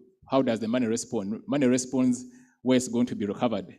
And so we believe it's important, even as we activists move forward, that even as we lobby and advocate with our governments, with the fossil fuel companies, it's important for us to demonstrate that it actually makes more economic sense for our governments and the investors to actually invest in renewable energy vis-a-vis fossil fuels.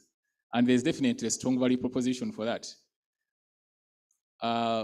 When you look at the trend over the last 10 years, the cost of renewable energy, of installing renewable energy systems, has been coming down. I think it has come down by about 30% over the last 10 years, and it's continuing to come down. The cost of solar panels is becoming cheaper. The cost of batteries is coming down. The cost of installing wind farms is coming down. The cost of building geothermal power plants is coming down. But also, we realize that the cost of fossil fuel is going up. It is becoming more and more expensive to build a coal power plant, or even more expensive to drill oil than it is to invest in renewable energy, because of the increased economics, and the cost of materials required for renewable energy installations is coming down. So those are the economic opportunities we need to demonstrate, even as we push for renewable energy governance, because countries look at the economic value that will come out of that. Okay, so let's look at the various aspects of energy governance. So there are different decision lines or nodes upon which countries decide on their energy governance mechanisms. One, of course, is the obvious one that we all know, climate change, whereby countries commit to their NDCs or climate change pathways or their emission reduction pathways. So when a country is choosing an option or a pathway for renewable energy governance, it will look at their climate change ambitions. How much emissions do we want to offset or to reduce over the years? But also important to that is the investment option. How much investments are required actually in the different renewable energy, in the different energy technologies? How much is required to invest in oil wells or in oil drilling? And how much is required to invest in solar? So those are the trade-offs and the decision lines that countries will take. And then also, part of the energy governance is the energy transition. Of course, it is now an agreed case that globally, all countries have to have transition pathways. But now, what does that take? So in coming up with energy policies and energy governance pathways, the energy transition targets have to be considered. But also, energy security is very important. To any economy or to any country, it is important for them to have secure energy resources to ensure that their economy is able to survive. You know what it means when suddenly a country runs out of oil. The pumps, they don't have oil. You have long lines at the pumps, or you'll have people on the streets protesting, and that's, of course, a threat to political stability. I think you've heard of what's going on in one remote Asian country in Sri Lanka, where the country literally ran out of oil, and there was nothing on the pumps, and people were out on the street. And that was because of lack of energy security, because the country was run out of energy resources. But also, countries look at, in terms of energy security, countries look at their energy resources that they have available. they look at their renewable energy potential. If the country feels that they are more secure in drilling out their oil, then they will go. Their energy governance policy will be more tilted towards oil production. If they feel they have more resources, renewable energy resources available to them, then they'll invest in renewable energy. So you find that countries that have limited energy resources will rely more on fossil fuels and less on renewables, because energy security is important.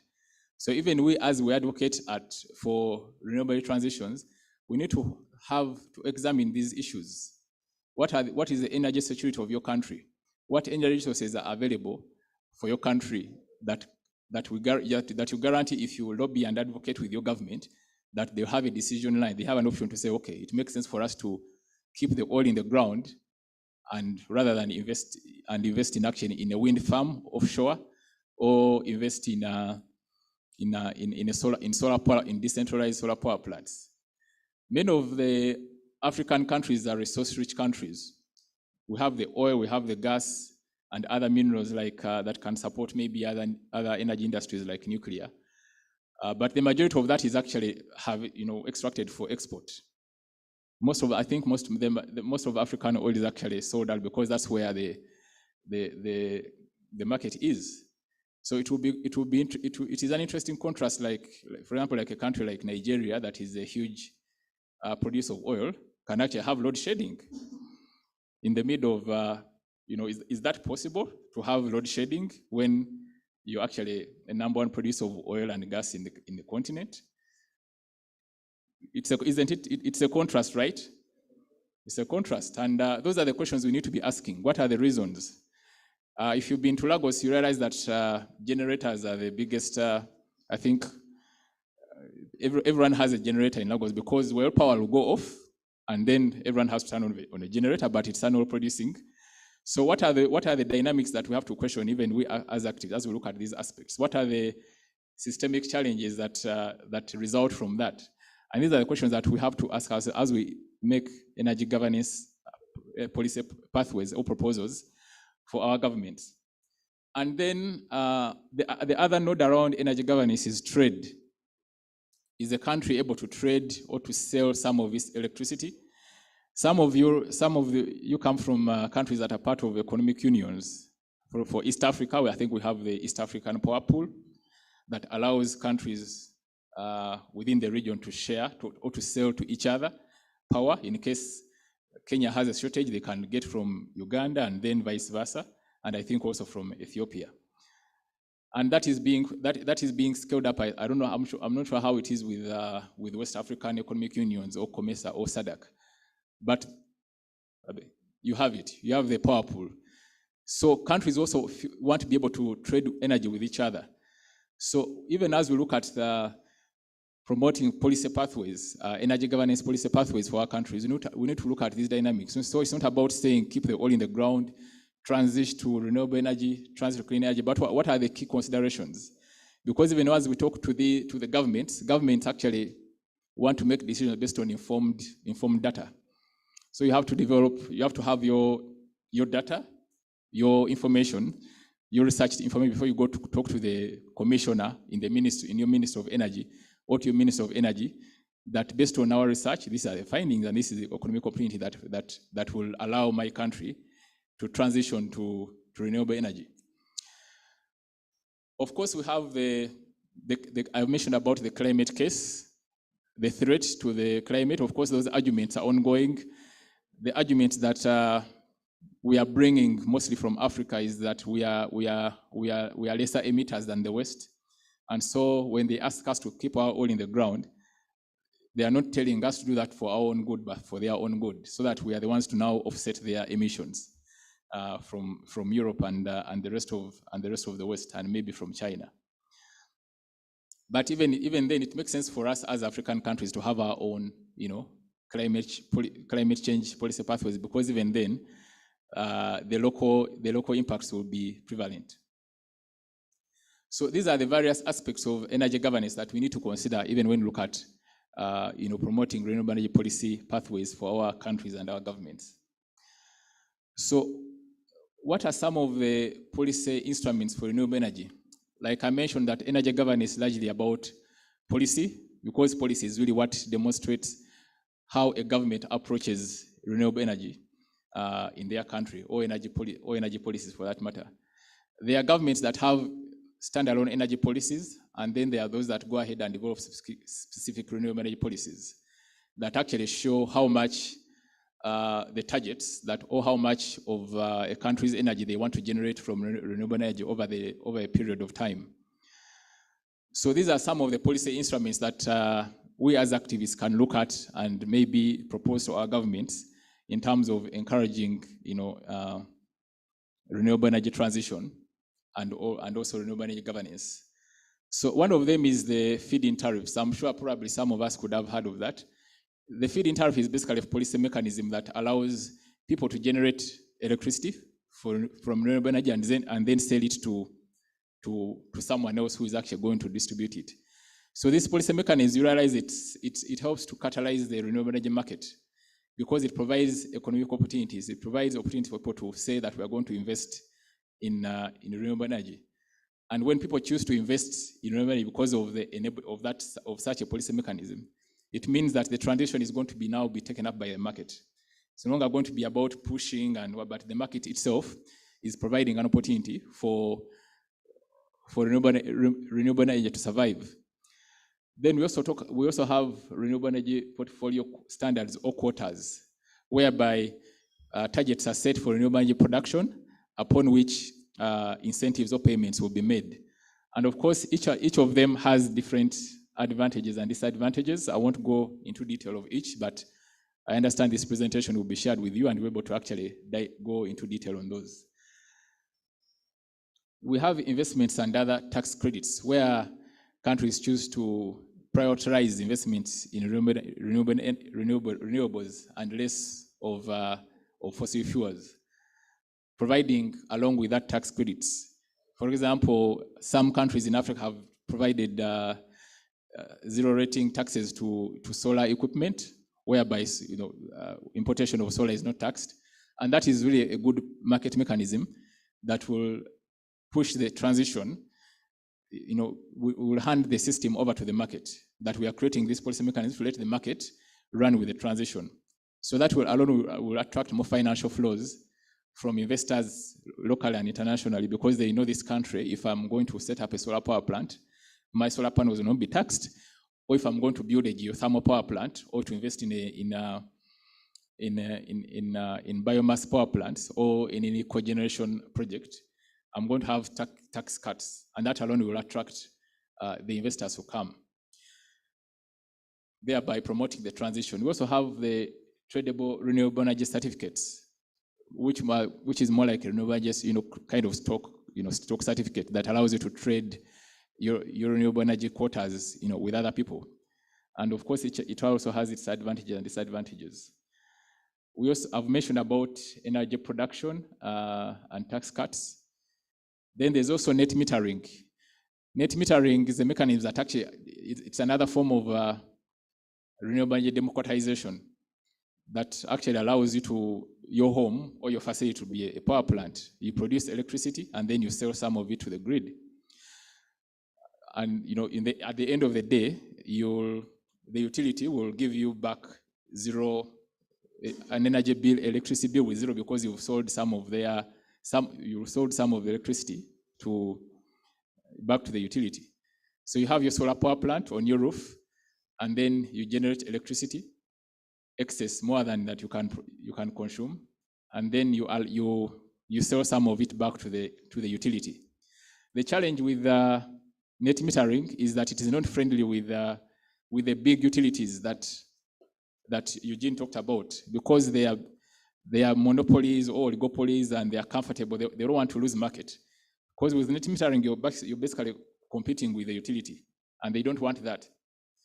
You're selling them back to the grid. At the end of the day, are going to give you zero energy bills. But net metering is a form of energy democratization, because it puts generation in the hands of the public. If I have my house at home, and I can afford my solar system, and I generate much more than I consume, I should be allowed to to give some of it to the grid and end up paying zero. It is very common in more democratic countries, and it has been actually made policy. Because they are more democratic, they respect the interests of the people. It is not so common with in Africa, where the electricity utilities have monopolies, or they have the political connections where they cannot allow any other, power generation to be handed into to the people. But it's also one policy pathways that facilitates investments in renewable energy. We have public investments or loan financing that is basically financed by debt or other financial instruments, as well as public competitive bidding for different renewable energy projects, whereby it creates a strong market orientation, competitive prices, and also increases capacity addition. So these are some of the policy instruments for renewable energy that we can use even as we look at increasing renewable energy governance in our governments, and even as we engage stakeholders in the public space. So what are some of the governance principles for renewable energy? You will see clearly that it involves local governments, and local governments are basically governments that are really more closer to the people. So national and local governments can provide greater understanding of the current and future potential for renewable energy, because they understand the energy needs of the communities, they understand what's on the market, they understand the potential available within their environments. Then also, policymakers can invest wisely to enhance renewable energy deployment and identify possible benefits for local citizens and businesses. Then it also allows, these principles allow national, state, and regional policymakers to better appreciate the roles that local rural governments might play in increasing the uptake of renewables. And this is, again, increasing governance and democracy, because it involves the rural people who understand what the energy needs are away from the traditional utilities. Then it also increases the role of the CSOs with a strong role to play in demonstrating the value proposition and increasing political commitments. We have a role of increasing political commitments as CSO players, so that we put our governments to task to make commitments towards renewable energy quotas. Let us now delve a little about concerning energy democracy. So if we are to define energy democracy, it is basically a concept that pairs renewable energy transition with efforts to democratize the production and management of energy resources, leaving it in the hands of the people and the community to decide. It looks at the social ownership of energy infrastructure, whereby the communities or the small scale, the local governments actually take ownership of the generation of electricity from renewable energy. It decentralizes energy systems. Eugene talked well about decentralized energy in the beginning, and also provides for expansion of public participation in energy-related policy making. So that's what energy democracy is about. It's about the public being able to decide on how they want to generate their energy and on what kind of energy they want. Because you want, for example, we talked about the challenges with centralized energy generation, where a grid has to be extended for hundreds or if not thousands of miles to reach a small community. And of course, that comes along with many disadvantages. There are transmission losses, the further electricity travels, by the time it reaches the destination, it is not as much as what was released onto the grid. But also it brings challenges of vandalism. If a grid has to travel 300 kilometers, then the chances of it being vandalized are high. And that means also the energy security of other communities threatened. So realize that if we democratize that, then energy security can be addressed. Of course, it also means that instead of transporting electricity thousands of kilometers away, if a local community can set up a solar power plant and produce its own electricity and provide themselves electricity to up to about 3,000 or 5,000 homes, isn't that better than investing in a long haul grid? I think it's better, But of course, there are definite concerns concerning the economics and also the feasibility. Decentralized energy systems, of course, also have their shortcomings in terms of how much electricity they can generate and how much economic productivity that can come out of a decentralized energy system. You might find that a decentralized solar mini grid might only be able to generate about, let's say, 50 megawatts, yet actually the actual demand of the community might be up to maybe 60. It also means that certain economic opportunities might not come because the decentralized energy system is not able to produce as much as the factory might want to consume in that particular area. So this has to be done on a case-by-case basis based on local economic evaluation. And you'll notice that I emphasize a lot on the economics because it's important for us to build the economic case if we are to influence where the money flows. Because money flows where, like I mentioned, money flows where it knows it will what? It will reproduce. And that's what we really have to have at the back of our minds as CSOs, as activists, as practitioners, so that we are also able not to just talk to governments, but we're also able to talk to financiers about deciding on where to invest. So I talked about public expansion of energy-related policy making.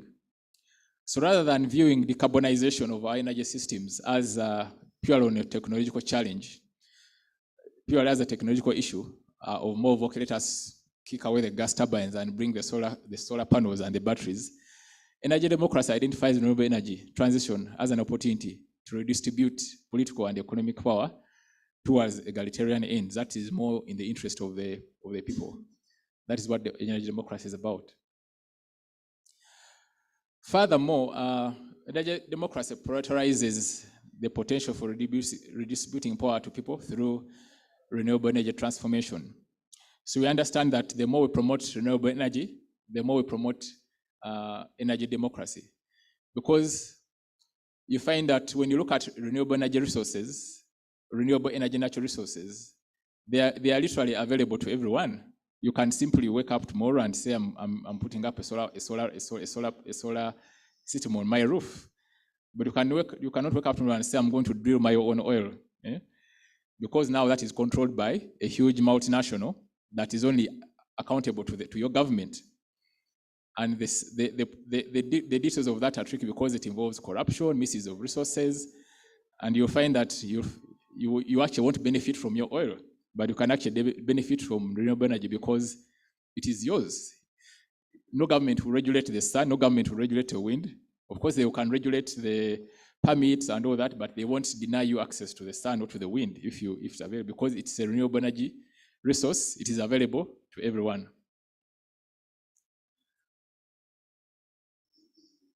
The energy democracy also acknowledges how fossil fuel-based energy systems and the associated mass corporate profits of large multinational companies are perpetuated inequities. I think I've mentioned about that. It addresses issues of the all-knowing multinationals that even have powers to influence the policies of our governments. So by highlighting the negative societal impacts of fossil fuel-based concentration of power and wealth, principles of energy democracy connect energy system change with associated transformation towards a more socially just and equal society. And that's what we are talking about, issues concerning just transition. Promoting renewable energy helps to bring justice to energy access without subjecting communities to the wills and whims of centralized utilities that will not consult concerning tariffs, will not consult concerning how much a liter of petrol is going to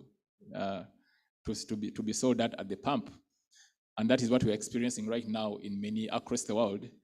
Because of the ongoing geopolitical challenges, the cost of fuel has gone up everywhere, and everyone is experiencing, but no one has a choice of, they just wake up tomorrow and suddenly the pump price has added another figure, and you have no choice but to do what?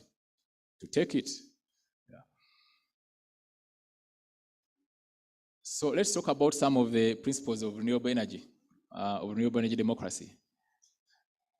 It puts a strong focus on social ownership. Advocating for energy democracy supports transition towards social ownership of energy systems, of energy production.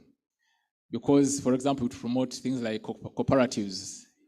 I think in some of our countries, we do have energy cooperatives, whereby these are small-scale organized groups that choose to generate to either build a small micro hydro power plant from a local river and generate their own energy, or municipalities or local governments that promote collective ownership, whereby the communities feel that they are part of the energy generation, that they are not subject to some utility that is miles away.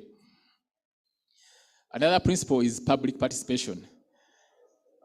Expanding public in the renewable energy transition and the broader functioning of the energy sector. In doing so, it advocates for energy policy decision-making that will better incorporate the interests of the public.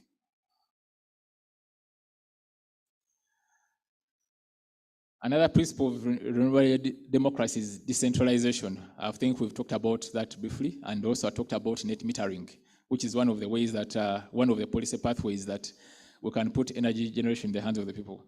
And it is possible, just that it requires policy approvals and policy processes and regulatory mechanisms that are still lacking in many African countries. But it encourages decentralization of solar, wind, and other renewable technologies which allow for generation to be physically decentralized. It could be a tool for empowering local communities and deconcentrating wealth and power from the capitalist utilities. It helps in building and managing infrastructure at the community scale, such as cooperatives and solar wind farms. It can also change community-wide relationship with energy consumption by turning community members into prosumers. Prosumers are people who produce, but they also consume. Those are, prosumers, because they produce their energy, but they also consume it at the same time. This is a brief summary of some of the goals and tools for energy policy democracy. And how do I use the pointer? Okay, I was looking for that red thing. You realize that wherever there is an indication of decentralization of energy, so we do have this guide here, which is a science guide, and the green thumbs up is the resist, the orange one is the reclaim, and the red one, thumbs down, is the restructure. So you realize that where there is a green one, whenever there is an attempt to democratize energy, you will see that there is reclaim and restructure. And whenever there is an attempt to centralize energy generation, there's resistance from the communities. So I won't go through this in detail for sake of time, but the presentation will be shared and you'll be able to actually go through this policy instrument in detail. So you realize that where we have energy system and also the regulatory context, of course, when you talk about regulation, that is now the state, the big state that wants to retain power and wants to retain control over resources. And you have the new energy system that comes in to democratize energy and to hand more power into the community, into the hands of the public. So you see that whenever you see, for example, we have community energy here, we have renewable energy, municipalization. Forgive me my English. I'm not a Muzungu. And then grid public service. So you realize here that there is more reclaim and restructure. And wherever you see public service, for example, here, there is a certain resistance because now public service is about a centralized system. So these are some of the policy, the tools for energy policy and democracy that you can use as we advocate, as CSOs, to advocate for better energy democracy and more better energy governance. So in conclusion, political commitment is key. So still our work as civil society organizations is very, very necessary because we are the ones who interface with the politicians. And also, like I emphasized in the beginning, everything rises and falls on policy. Policy is the one that provides the enabling environment. It provides the framework for decisions to be made. So a government or a country that has no policy on renewable energy, it means that their process towards energy governance and energy democracy is going to be slow.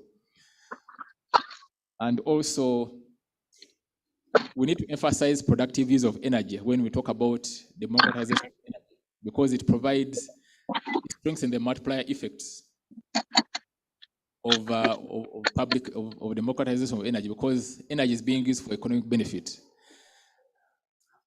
And then lastly, they need to promote market stream level approach. We need to work with the markets, promote the economic cases, to promote the economic possibilities of renewable energy versus fossil fuels. Okay.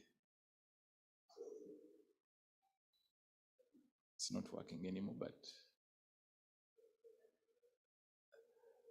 this is just a case study on energy democratization campaigns, which as CSO practitioners we can copy on, where in 2012 a global coalition of trade unions founded Trade Unions for the Energy Democracy, which organized workers to support climate action and a just transition to renewable energy. And currently it's in up to 89 countries, 26 countries with 89 trade unions. I've also included some further readings, which we'll get in the PowerPoint. And thank you very much. It was a pleasure speaking with you. Yeah. Thank you very much, Kayako. Maybe just stay here because you take maybe 2 questions, because out there I can see the TS lady. And I don't know whether the online team, maybe that time I was not very keen on them. Do you have any questions from the online team? No. If there's none, then let me take only 2, and I'll take one from the lady there. Give her where you are studying, just next where you are studying. Give the lady the microphone. Oh, it's a gentleman, sorry.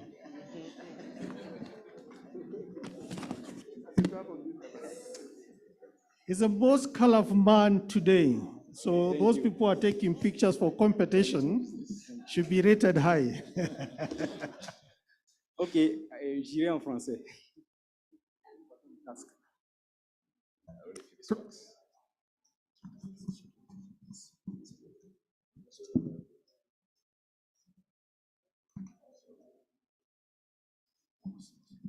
Merci beaucoup pour cette belle présentation. Nous sommes tous d'accord que nous devons aller à la transition énergétique. Et comme l'a dit le présentateur précédent, l'Afrique a besoin d'une transition juste. C'est-à-dire que nous également, nous avons envie de nous développer. Et le développement passe d'une part par l'industrialisation. Maintenant, moi, le souci que j'ai avec l'utilisation des énergies renouvelables, par exemple, quand on prend l'énergie solaire, par exemple, je trouve que cela contribue également à appauvrir encore l'Afrique. Parce que le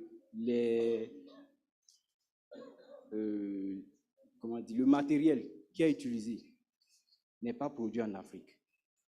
La plupart sont produits en Chine et nous sommes obligés d'aller acheter en Chine encore pour venir utiliser chez nous. Donc, si c'est que la transition énergétique va passer par la formation des jeunes Africains et en même temps produire des emplois verts et nous permettre aux jeunes Africains de travailler et de garder notre argent en Afrique, ce serait très bien. Mais s'il faut aller encore acheter et aller donner encore nos petites ressources aux autres, là, c'est un problème. Je trouve que c'est un problème pour moi. Voilà, donc c'est ma préoccupation. Merci beaucoup. Thank you very much. The last one here. And please go straight to the question. Thank you. I'll go straight to the question. Our brilliant brother said something, it might have been in passing, but he said the cost of setting up renewable energy resources is going down significantly. But then we've had examples from all over Africa. Our brother from Uganda once told us about the taxing. The taxing is free, it's free, tax-free, but then the usage is really heavily taxed. We've had the same example from Senegal. We've had the same example from our brothers from all over. So now my question is, when you say the cost is going down, Based on what numbers? Because we run the risk of carrying the wrong narrative out there as activists and as advocates for renewable energy. We run the risk of carrying the wrong narrative out there that this thing is really affordable. Yet our governments have monopolized the central grids to an extent they can't allow us to enjoy renewable energy at a cheaper cost. Thank you. Give us the numbers. 2 minutes. Thank you. I'll respond to my colleague, my French-speaking colleague. So it is true that a lot of materials are simply extracted from Africa, and then they go to China and Asia, Vietnam, to produce these solar panels. And then you asked a question about local manufacture of solar panels, and I think it's a question that was also raised when Eugene was presenting. To this I say, I think we'll have to look at the comparative advantage. Does it really make economic sense for us to produce the solar panels in Africa? Yes, it sounds good because we want to produce them locally, but does it make economic sense? So that means we do have to run some numbers to see whether it's better economics to produce solar panels in Africa rather than producing them in China. You might realize that it's probably cheaper to have them produced in China and we just bring them in and just sell the materials. We realize that a solar panel produced in Africa will be bought more expensive within Africa, then the economics doesn't add up. So I think it's really more of looking at the economics, the comparative advantage. Is our strength in producing renewable energy technologies or in doing other things? Does it probably make better sense for us to just import them? So it's really more of running the economics to understand where we definitely don't want to pay more for a solar panel simply because it's from Africa and no one will afford it. And it's probably better to buy one from China or Germany or the US where they have a better comparative advantage in producing it there. Yeah. And I think the last question, yes, can I go ahead? Yeah.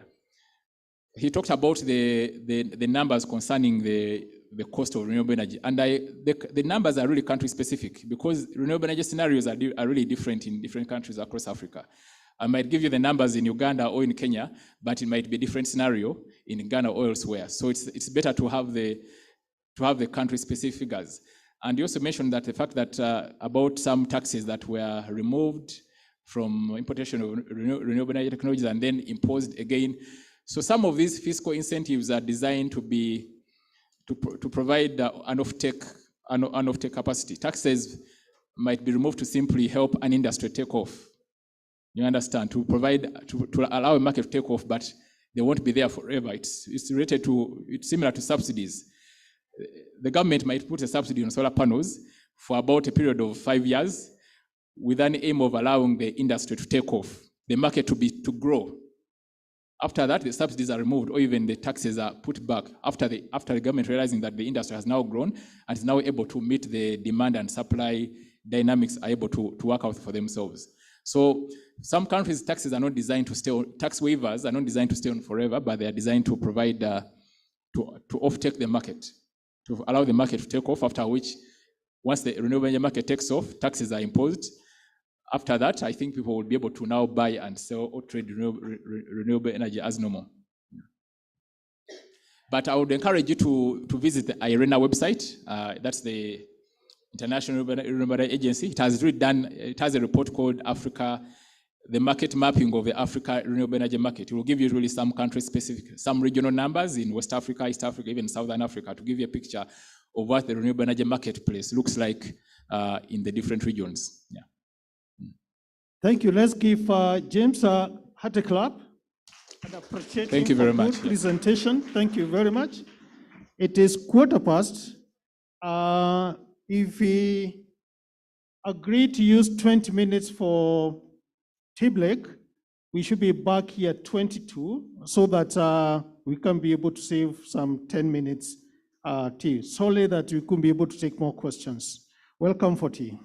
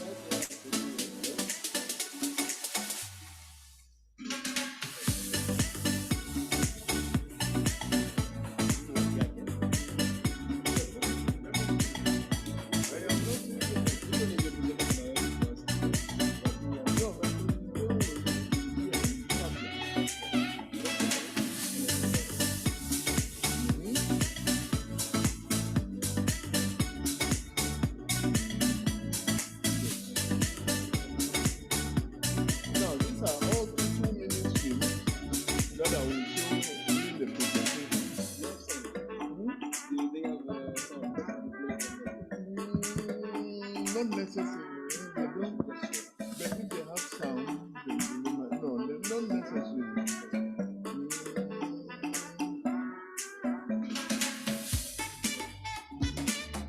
Yeah, okay.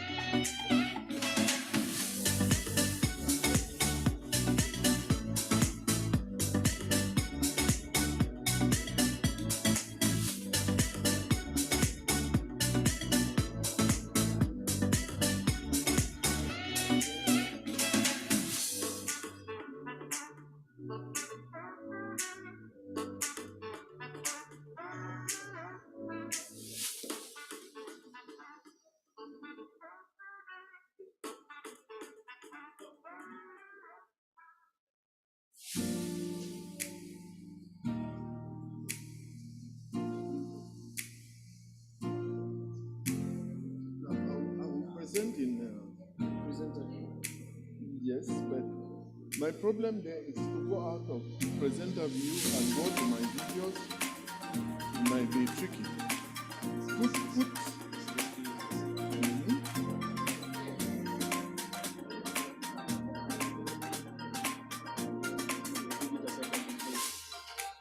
That's it. Okay, then it's on. There's no change then. So if I want to go out,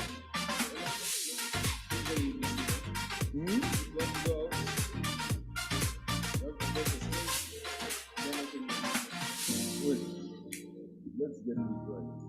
So we are now on. No, wait. How do I get my video now? Now your video is there. This is the folder where I will be having my video.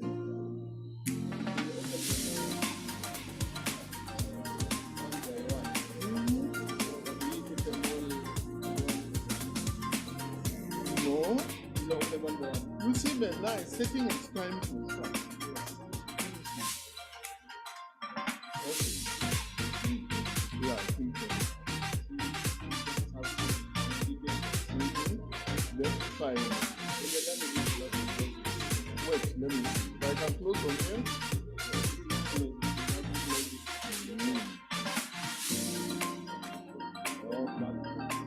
Where is it? Here.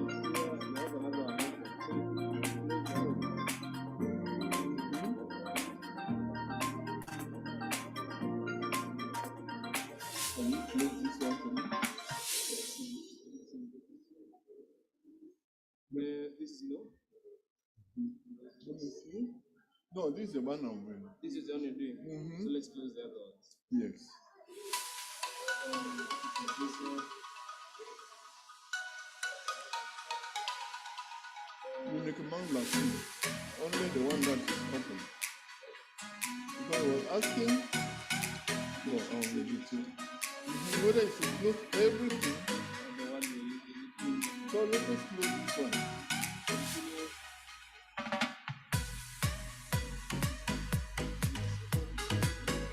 Why is it so slow? It's running a little bit. No, let us shut them off now. Can we?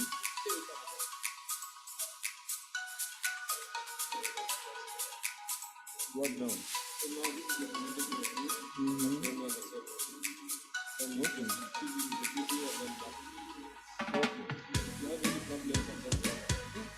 Is there a possibility of those videos showing in slides? When you go to slides, you just take off? Yes, just show you which slide when you want to. It's also tricky, eh? You have to do it from the. You are sure? Okay. Because I tried sometimes, it didn't work. And if they could do that, it would be wonderful. So that I don't have to keep on using the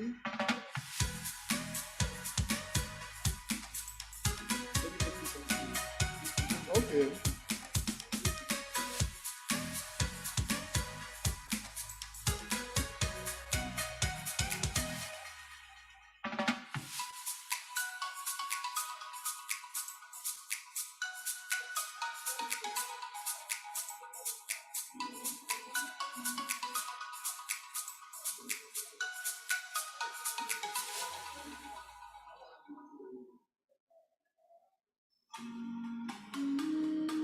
So where do we put it?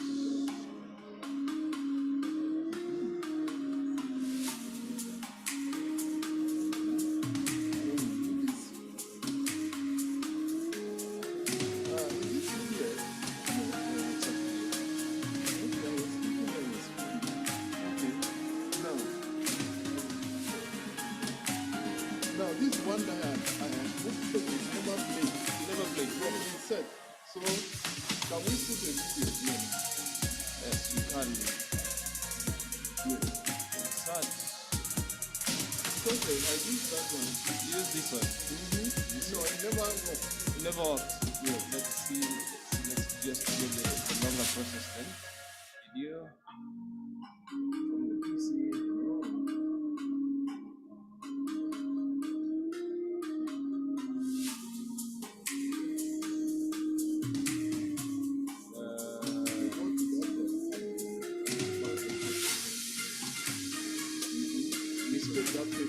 After that, the second one.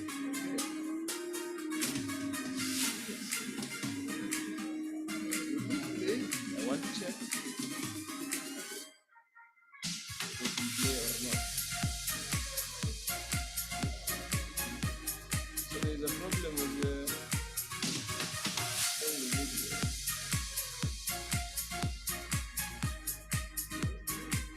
So it will play. This is probably a problem with the PowerPoint itself, the application. So you'll have to do it one by one.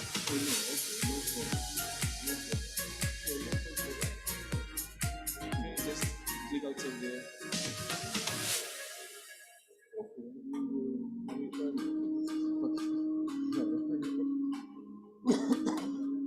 At least now you have control of it. Okay,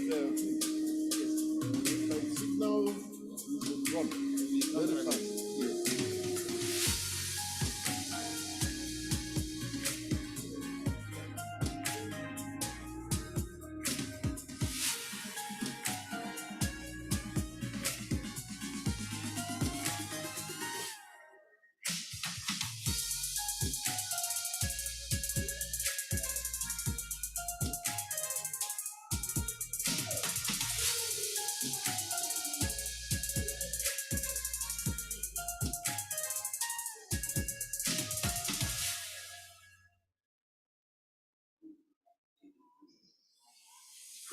Sometimes there's no one else who loves me like you used to. Sometimes we're not ourselves. There's no one I can turn to. And I know all the feelings that we shared are in the past. And I know your relationships are never meant to last. And I'll take some time, but I'll be alright. Moving on, moving on. I know times are tough, but I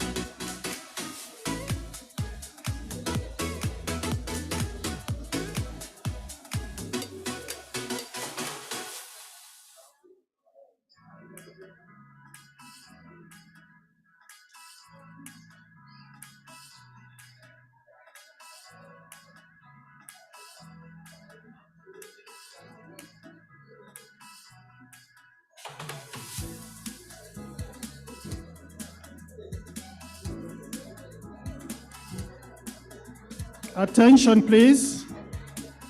Attention, attention. Let's get on our seats. Let us settle for the next session, please.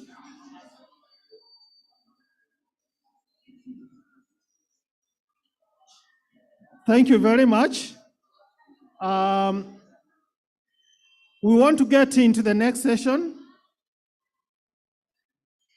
Please, let's have one meeting. We want to get on to the next session with Professor. But before Professor comes, Dr. Joe, I'll give him like 2 minutes. He had something that he wanted to share with us from the morning session. And then after that, then we'll get to the presentation, the possible solutions on energy. And I know there were many questions, please come. I know there were many questions that were not answered. So in the afternoon, we'll have a session to combine all those questions that were not asked so that the presenters can be able to respond to them. Welcome. Thanks. I will be very brief, but this is to challenge you on some of the issues I heard and the questions, the kind of questions you are asking. Number one, you are saying that the renewable energy products from China has low quality, and perhaps you need higher quality. The renewable energy technologies in China, who made them? The one you are aspiring to buy, who made them? Is anybody in Africa, is your president, to be specific, stopping you? Complete the sentence. Oh. Yes, what are you doing about it? Who is stopping you in producing these products? The future of Africa rests on you. And that is number one challenge.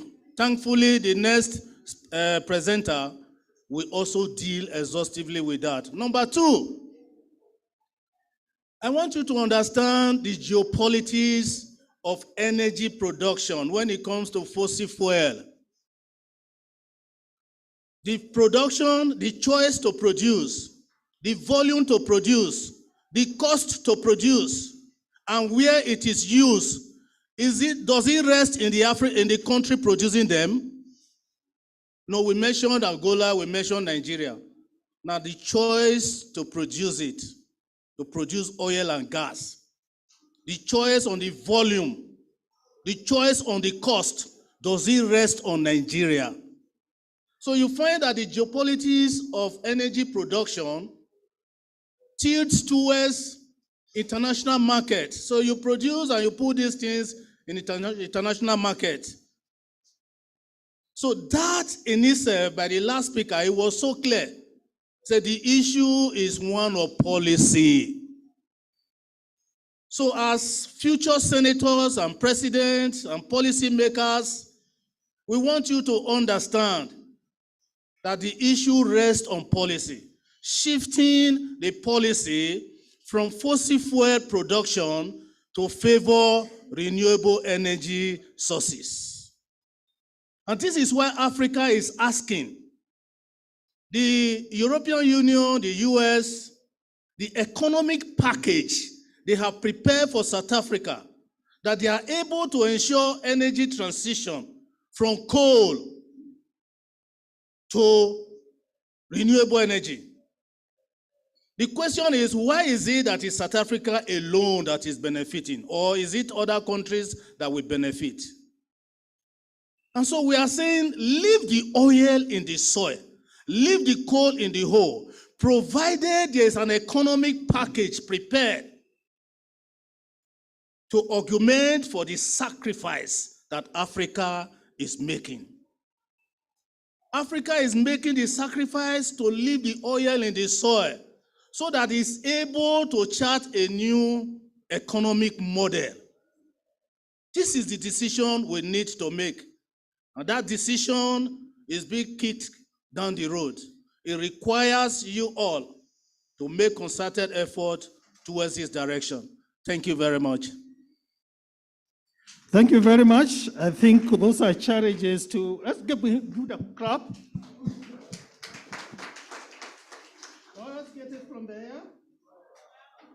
Flowers, huh? Pick them a few, pick them a few. Okay, bring them down to him. Thank you very much.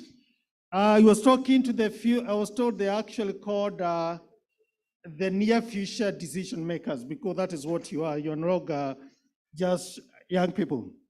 Thank you very much. And I'd like now to welcome Prof to talk about renewable technologies.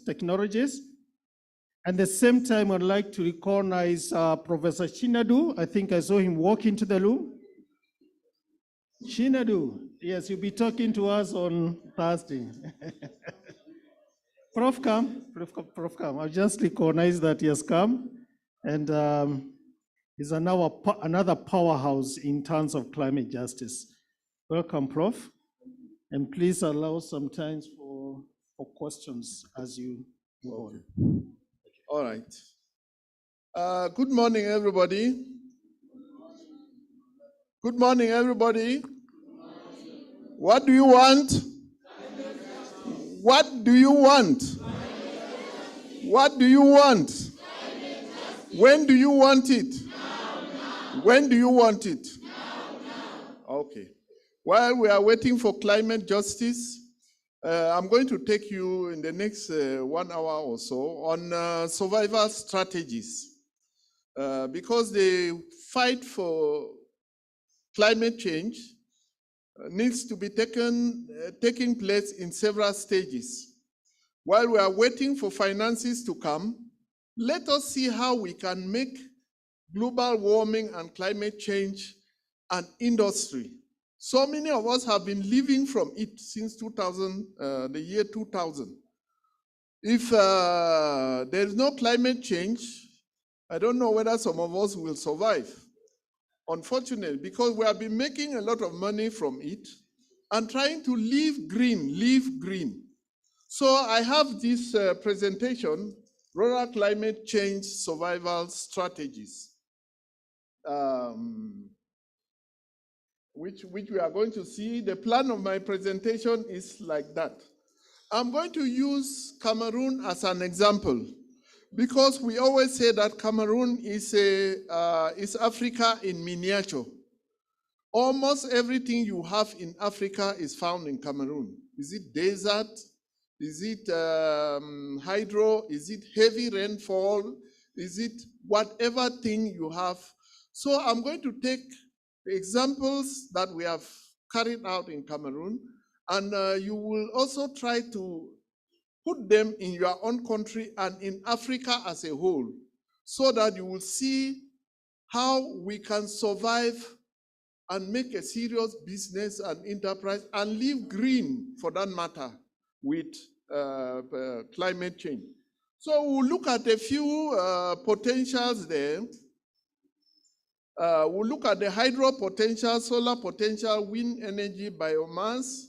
I will present to you our lab, which we founded in the year 1997, and the products that we have created that are helping people in rural communities, and technologies that you can, at your level, do.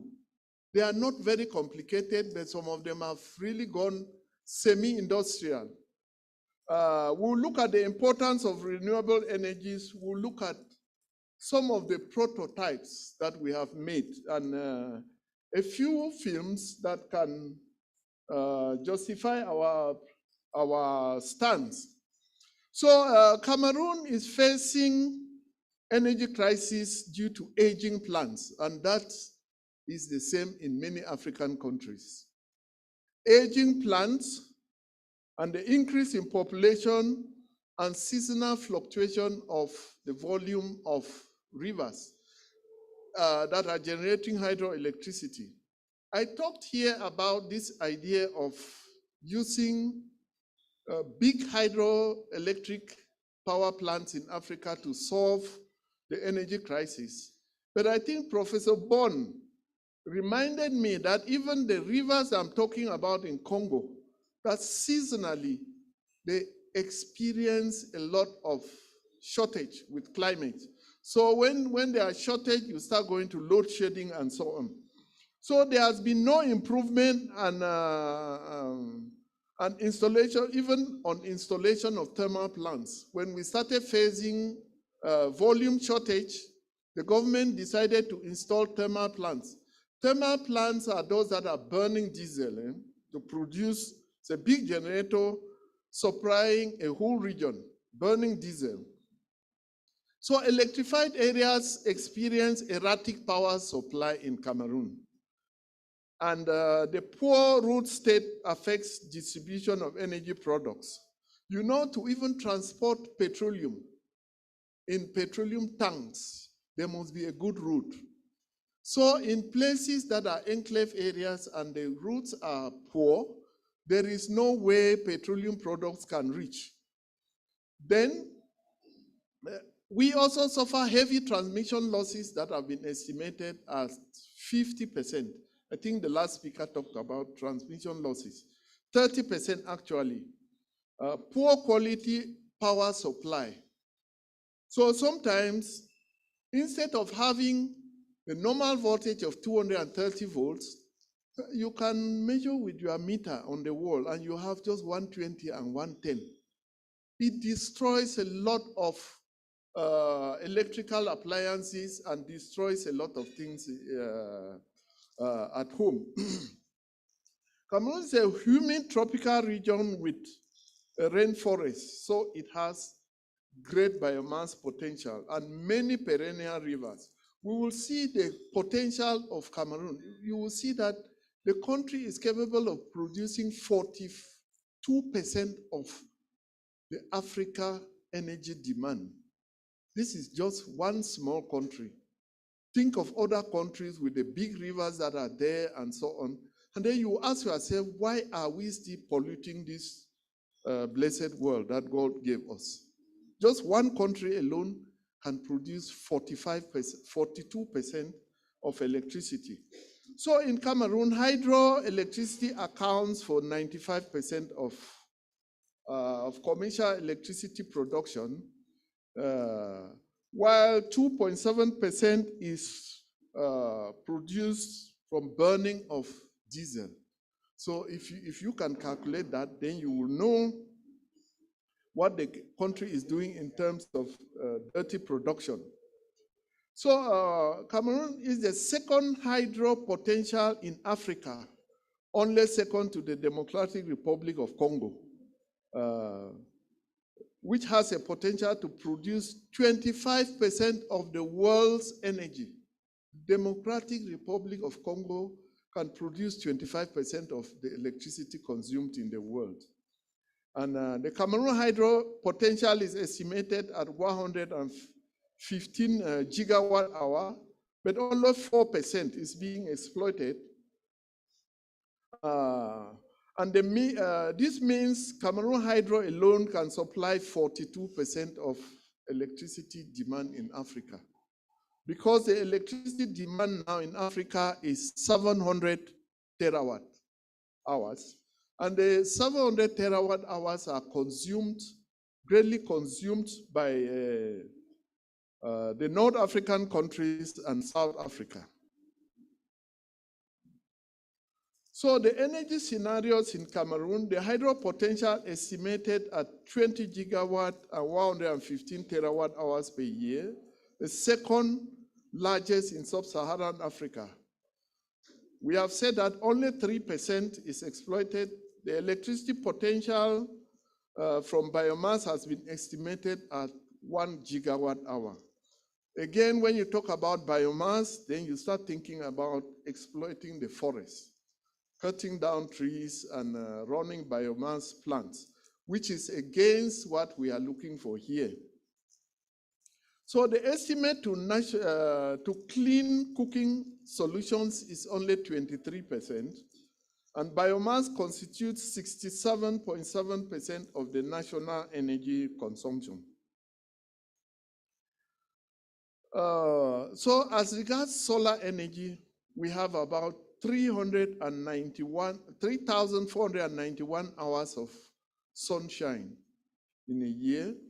And estimates show that we are capable of producing 2,325 terawatt of electricity per year from solar alone. The irradiance is 5.8 kilowatts per day per meter square. That's the amount of solar energy we have in Cameroon. And you see that this is closer to what you have in some of the hot spots in the world. Israel, Saudi Arabia, Oman, their own is about 6,000, and we have 5.8 kilowatt.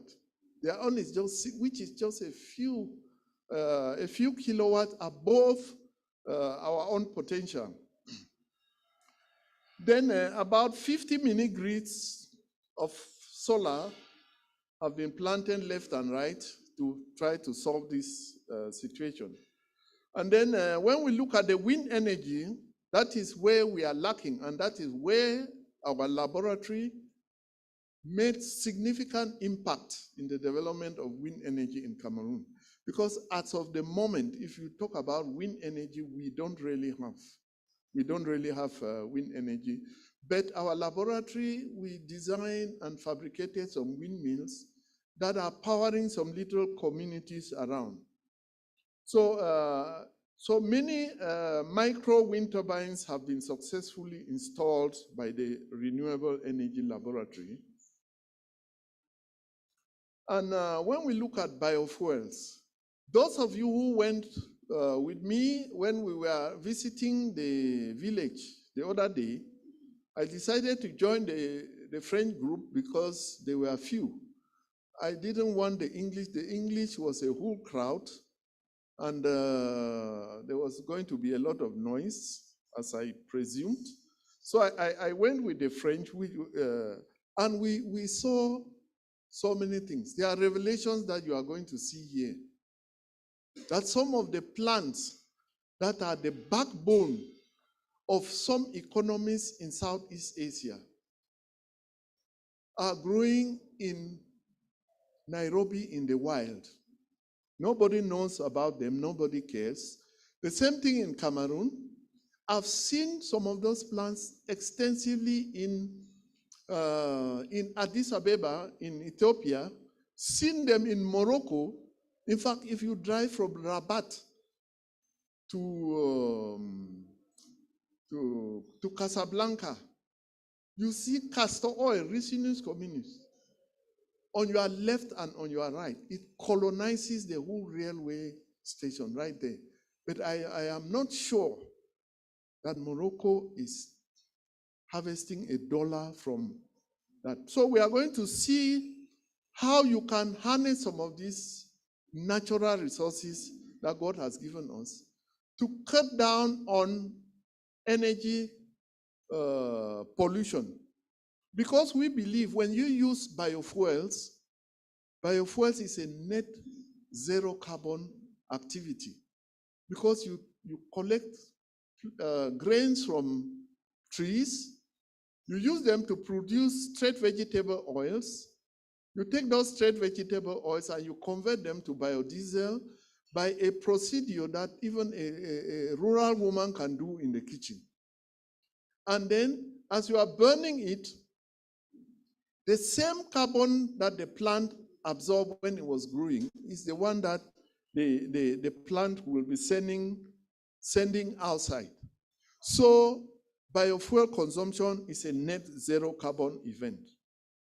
So we look at, and as I have said, the Cameroon government has in several instances indicated her willingness to embark on an elaborate biofuel program. This became necessary in 2008. And that is what so many African governments are doing, even European and American. They just come out one day and say, oh, you see, we are going to go into biofuels in this issue of climate change. Once the issue that brought them to stage has passed, biofuels are put to the cooler. It could be elections, it could be something that somebody now comes and say, oh, This is what I'm going to do. After that, biofuels are forgotten. That is why we say, however, as usual, many African countries show spontaneous and sporadic interest in biofuels. And this usually dies down when the factors causing the interest die down. Maybe the elections have passed and they are now occupying positions. Nobody cares again. But biofuels, I'm telling you, biofuels can employ all African youths. Somebody said, if we go to produce renewable energies, it will bring about unemployment. But imagine that all the cars running in Nairobi require fuel produced locally. Who is going to lack employment in this country? Those who are growing, those who are selling fertilizer, those who are farming, crushing the oil, and doing all types of things.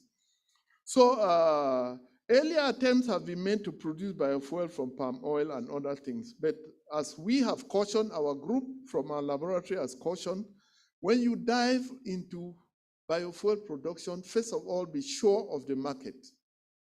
I will show you the statistics of castor oil, and you will not believe. But if you decide to go into it, make sure you go and find your market, secure your market, because we also have some failures in Cameroon. Sometimes Jatropha came, everybody sang hallelujah and said, okay, they say this one you can produce well for the engine, or some NGOs are going to come and buy from Europe. So many people cultivated. At the end of the day, nobody was buying from you, coming from Europe to buy. So you have to make your feasibility studies and open up market channels. But from our laboratory, we proposed that before you go into it, make sure you have local technology ready to consume those fuels. We have ovens that are running on biofuel. We have cookers that are running on biofuel. And then we have modified small diesel engines that you can use in pumping water in the bush, in the wild, or you can use in doing other things from an engine. And that is 100% green, no net carbon emission. When we say no net carbon emission, it's like you standing in the ocean, taking water from the ocean, using it for something, and the remaining water is going back. You are neither adding water to the ocean nor reducing water from the ocean. That is the way most renewable energies are. You consume, but you don't deplete. The interest in biofuels has remained in political speeches, but with no action on the ground. Cameroon is blessed with so many oleaginous crop varieties that can be very useful as biodiesel food feedstock. The Renewable Energy Laboratory of the University of Chang is carrying out exploration to identify suitable plant species to serve as feedstock. The laboratory is also developing technologies that can consume these fuels. We are going to see that. Some plant species commonly commercially used for biodiesel production in countries like India, Korea, Burkina Faso, Mali are abundantly found in Cameroon and grow in the wild unattended to. Burkina Faso, I don't know whether people who are from Burkina Faso here have seen the pilot plant where electricity is being generated from Jatropha. The Jatropha is cultivated in a village using agroforestry techniques. So it sheds its leaves, the leaves fertilize the soil, and the farmers grow, the Jatropha is planted at intervals of 10 meters. So you harvest the crop, crush it, remove the oil from it, and produce biodiesel with it. And then it is also fertilizing the soil. So castor oil plant hinders agricultural activities as they are a major weed in some of these regions. It will be embarrassing for you to know that a major export crop of a country like Singapore, Taiwan, is a weed disturbing agricultural activities in my village, and nobody knows how to use it. They just take a few grains, do their traditional medicine with it, and the abundant harvest that is there in the bush will fall, regerminate, and then it's grown. There are also other varieties, but we don't want to even go into that. So some facts. Let us look at some facts about energy and energy scenarios in developing countries. We cannot overemphasize the importance of energy. Man needs energy for cooking, heating, lighting, shaving, powering of machines, and for industry and agriculture. Somebody said there in French that he wanted to electrify his house with solar and he needed about 15 million. I hope I heard him well. As an expert in that field, I want to tell you that you don't even need half of that amount, even 1/3 of that amount, except you are a bourgeois who lives in wonderful comfort. Maybe you have air conditioners right in the toilet and everywhere. What do you need that heavy installation for? We have done installations for 500, 600,000 and they are working. For a small home, village home, and they are working. So man's energy consumption indicates his living standard. Energy is supplied mostly in the form of electricity as carbon, petroleum, and natural gas. And these conventional sources account for 80% of world energy production. Now, the problem with conventional energy, what are the problems? The supply and prices are controlled by world politics. In economics, in secondary school, you were taught that demand and supply. When demand is up, supply is what? It doesn't work with the energy industry. In petroleum fuels, it's just enough for somebody to say, I'm going to bomb this city tomorrow. And everybody, they spike up their prices. Or OPEC meets, includes those and says, okay, we are putting up prices now. Something that is in constant demand every day. So that's one of the problems. So global warming, and we say by 2100, this is a statement that I wrote a long time ago. I don't know whether it's still the case now. The world temperature would have increased by 3.5 degrees. Somebody might think this is small, but you know, for ice to pass from solid block to water, it's just 1 degree rise in temperature. And if this happens, which already is happening, it will mean that there will be disappearance of so many coastal cities in the world. If you have flown above Taiwan, some places in Southeast India, you see that they are constantly stopping water from, they are producing dikes, building, and otherwise it will come in and bury the whole village. We also say that many oil wells will dry up because consumption is faster than demand. We have international regulation affecting the consumption of fossil fuels and allocation of carbon credits. Now, I taught for some years in the Sultanate of Oman. And when I was teaching there, we had a project where an oil company came kneeling down that we should help them. Why? Because the oil wells were removing 450,000 cubic meters of water from the soil. And Oman is a desert. Removing 450,000 meters, and the government said, if you remove that water, you must take it away. You must go and deal with it, because if you pour it back on the desert, you know desert, there are lots of soils. Then it will wash out all the salts and take it down to the underground aquifer, which is the main source of water for the whole nation. So all the salts will go in there and that will be a catastrophe. So I was in a group which was looking at how to deal with this brackish water that was coming out of the well. We did the project for some time, made so many proposals, I left, I don't know which one was final, but it was a serious problem for the oil company that was there. That is why we say there's increased even international and national regulation. Now there's PACJA. PACJA is now going to hold those companies from the truth, and it will no longer be possible to even get financing for multi-million-dollar energy projects that are from fossil fuels. That is what I understand, because I got the news that civil society is making it difficult for fuel companies to get. When you see Total come here, they don't remove money from their pocket. They go to World Bank, they go to African Development Bank, Asian, European Bank, and all of this. And very soon, if we make a lot of noise, it will no longer be possible for those people to get the loans.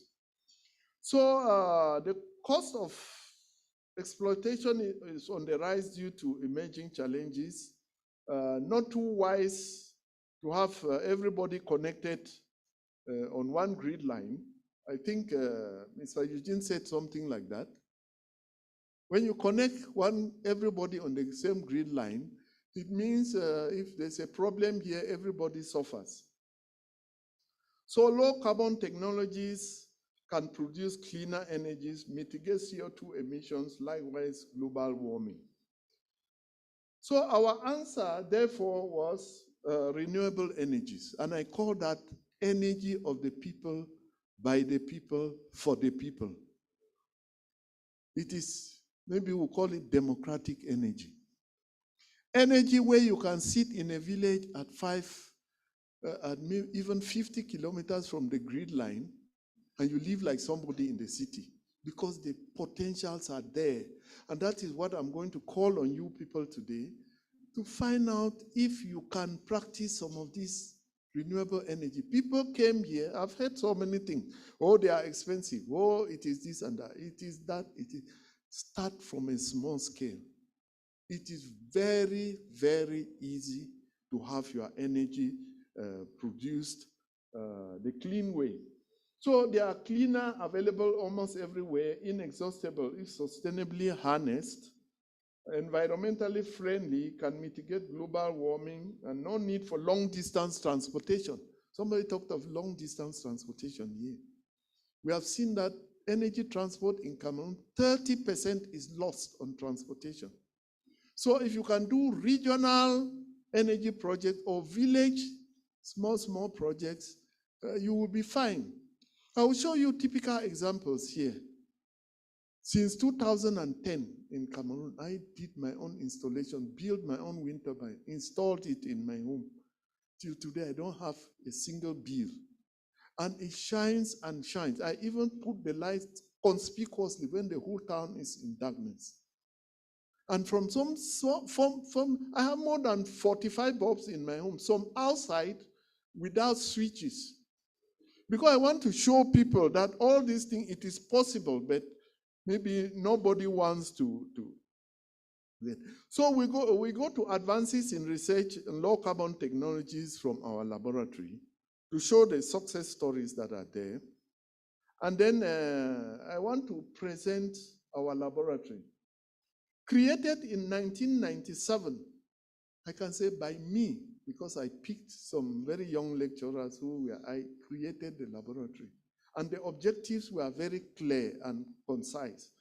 Carry out research and bring practical solutions to some of the problems faced by Cameroonians in the area of energy, crop processing, and agricultural mechanization.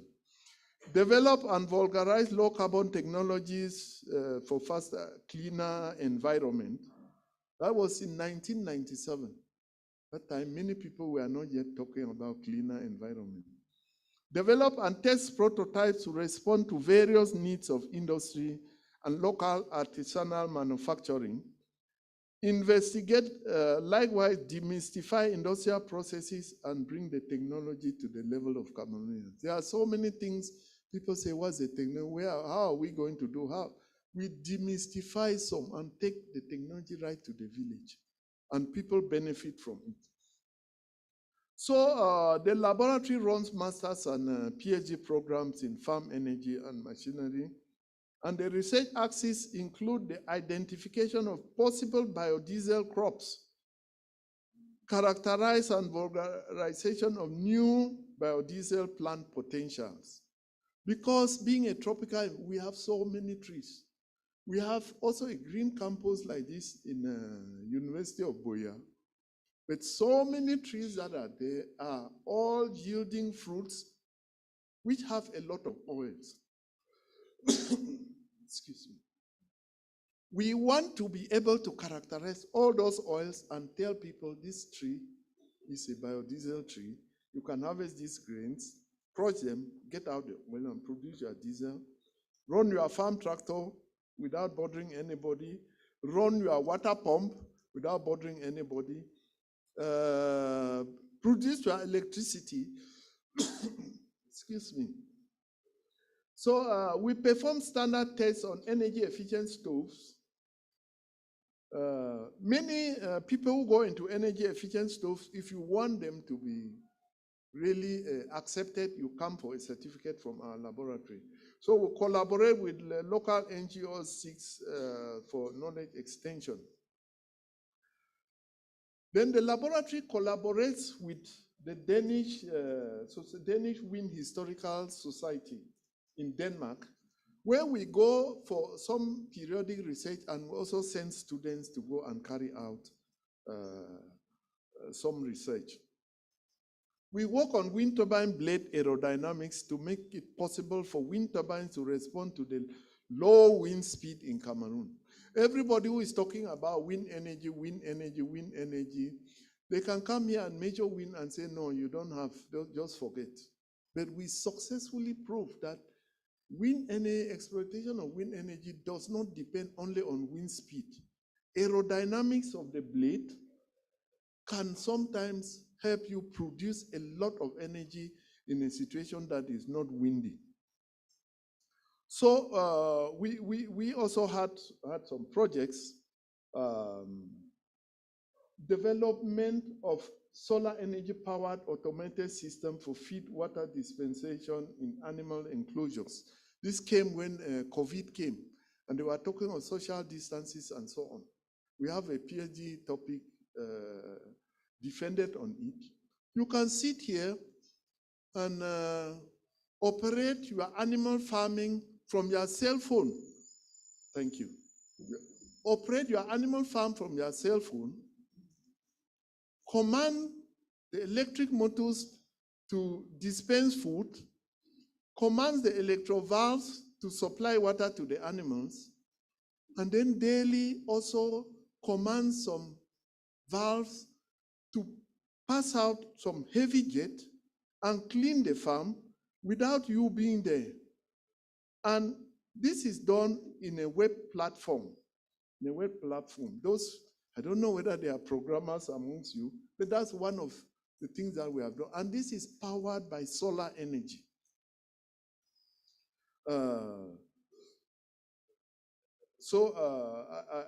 I go to the next slide, which will show the electronic components of this commanded by a microchip. That is something that is wonderful. You can sit here and operate. At the COVID period, you did not want to be mixing with animals, at least we were told. So, products of the laboratory up to date, we have some wind turbines, micro hydro system 1 to 10 kilowatt, biogas digesters, solar thermal and electrical systems, identification of local biodiesel feedstock, energy efficient lighting units. So we'll see some of those. Those are things done actually by our students from the laboratory. And there you can see some installations. There are some short 2 minutes videos which we are going to watch. So you can see some of the installations that we have done. And of course, we build the generator ourselves. Why do I say you can do it? Now, the person from whom I learned this technology in Scotland in 2003 is not an engineer, Hugh Piggott. He is a psychologist. He's a psychologist. We went there, there were 7 of us from 5 different continents to get the tech. But here we are engineers who have been teaching, they knew a lot of theory and what. This was a psychologist telling us. I hear there are lawyers, journalists, and whoever. I mean, so it's the same thing. Now you have Google and internet and whatever. Go into it and say, build your own wind turbine, DIY, do it yourself. You can now start. The first one may not work. The second one, the third one will give you good results. And from there, you continue going. You continue going. So we build the generators ourselves. And then we work on the blades again. You will see some of those pictures right there. Blade dynamics to produce, and these blades are done with tropical hardwood species. The hardwood species is the same technology that is being done in Scotland, in rural Scotland. They are building those wind turbines with the blade is made of wood, although there's fiberglass. But even helicopters in those days were using wooden blades, some still used today. So there is nothing on it. Field tests at the university farm, we do a lot of field testing. And then we have some installations in people's homes. And then that, I don't know if my IT specialist can help me for a second, so that in 2 minutes, I will show you one short video, what I installed in 2010 with my students in my house, and which is, okay, I think it's all right. Now, it's only that it's turning here, but it's not turning there.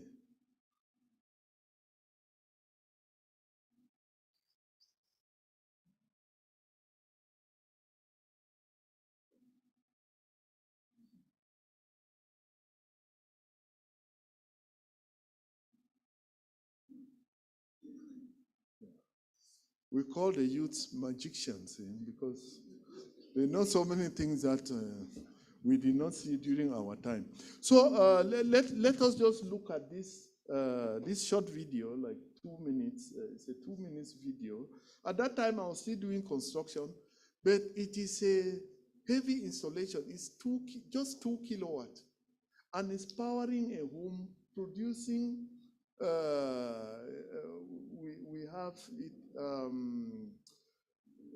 It is powering a refrigerator, a freezer. It is powering equally what? A telephone. We don't even count television because it's a non-consumer in our renewable energy field. It is a non-consumer.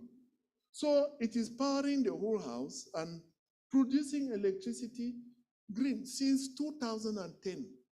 I know that I've done 2 major interventions when there was one violent wind. That now it is not even that. I've put it now on a water tower, and the wind, and it is there. So it is clean energy. So where is the problem? What problem are we really talking about when these things are possible and feasible? Everything done. In fact, what I must confess is that we buy permanent magnets from China. But the wind turbines that are the big megawatt wind turbines in Europe are not using permanent magnets. They are using induction motors. And induction motors are found everywhere. Induction motors are found here in Nairobi. They are found everywhere. And capacitors. The only good thing with this one is that it uses very little, it does not need high wind speed. So in fact, we have seen that. I want to show, I don't need to, but if you go up, we have, now children will normally come to spoil, but now if you go up, you see a battery bank. No, we are not. Okay, please, I will suggest, let me just rush through this, so that let me just finish this and then we'll look at, otherwise Now, I don't even want to complete this, but there's a battery bank upstairs that is making it to run, that the energy is being stored on. Another project that we did for somebody very far from the national grid. In fact, it is an organic college where about 300 students were admitted. It's an organic college, and they became a danger to the environment. Wood consumption was about 20.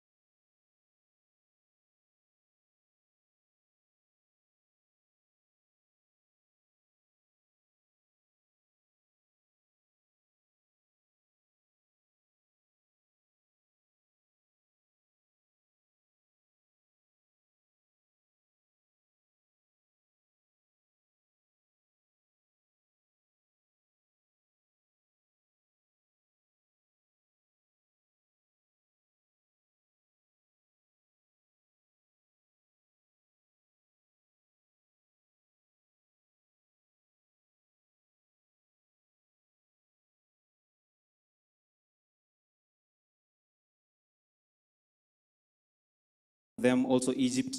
The main question is, why are we not addressing the possibility of nuclear energy as a solution and maybe the ultimate solution to climate change and global warming? Thank you very much.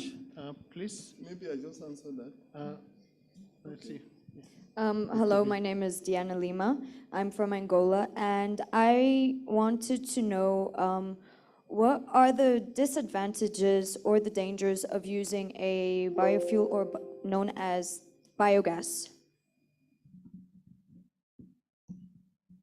Okay. Thank you very much. I think we will not go to the slides again, whether to the videos. Yeah.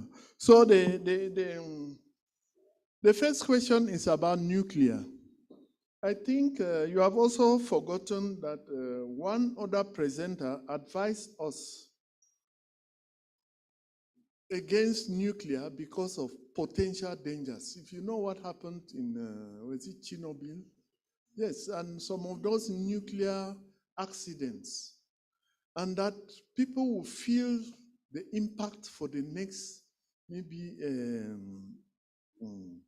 the next 100 years. So I cannot advise you to start thinking nuclear because I don't even think Africa can handle a disaster from a nuclear plant. It happened in Russia, it happened in some other places, and oh, I'm looking for my presentation. And it will be a dangerous thing if we go into it. Now, Denmark functions most of the time 100% on wind energy. Did you know that? 100%. And the only thing that moves Denmark from time to time out of renewable energy is politics, only politics, because that old man, you saw me with him, is one of the big guys. No, I think it's okay. So what I was going to show here, when sometimes, yes, so that is my view on it. We cannot start, if any problem happens nuclear, it will be worse than what we experience in climate change. It will be worse. And will go on for centuries. There are so many places now in the world because of the nuclear accident that happened there that you cannot visit. I'm coming to biogas. Perhaps after biogas you'll see. But just to tell you that when you burn biogas, you form carbon dioxide and water. Carbon dioxide is 25 times less polluting than methane. That's what we have seen here. And we have projects like that, so many of them. So we started making these LED lights. I think Mr. Eugene mentioned here. You need things of energy efficiency, especially when you don't have the natural resource at your disposal is not very heavy. You want, even if it is very heavy, you also want to minimize.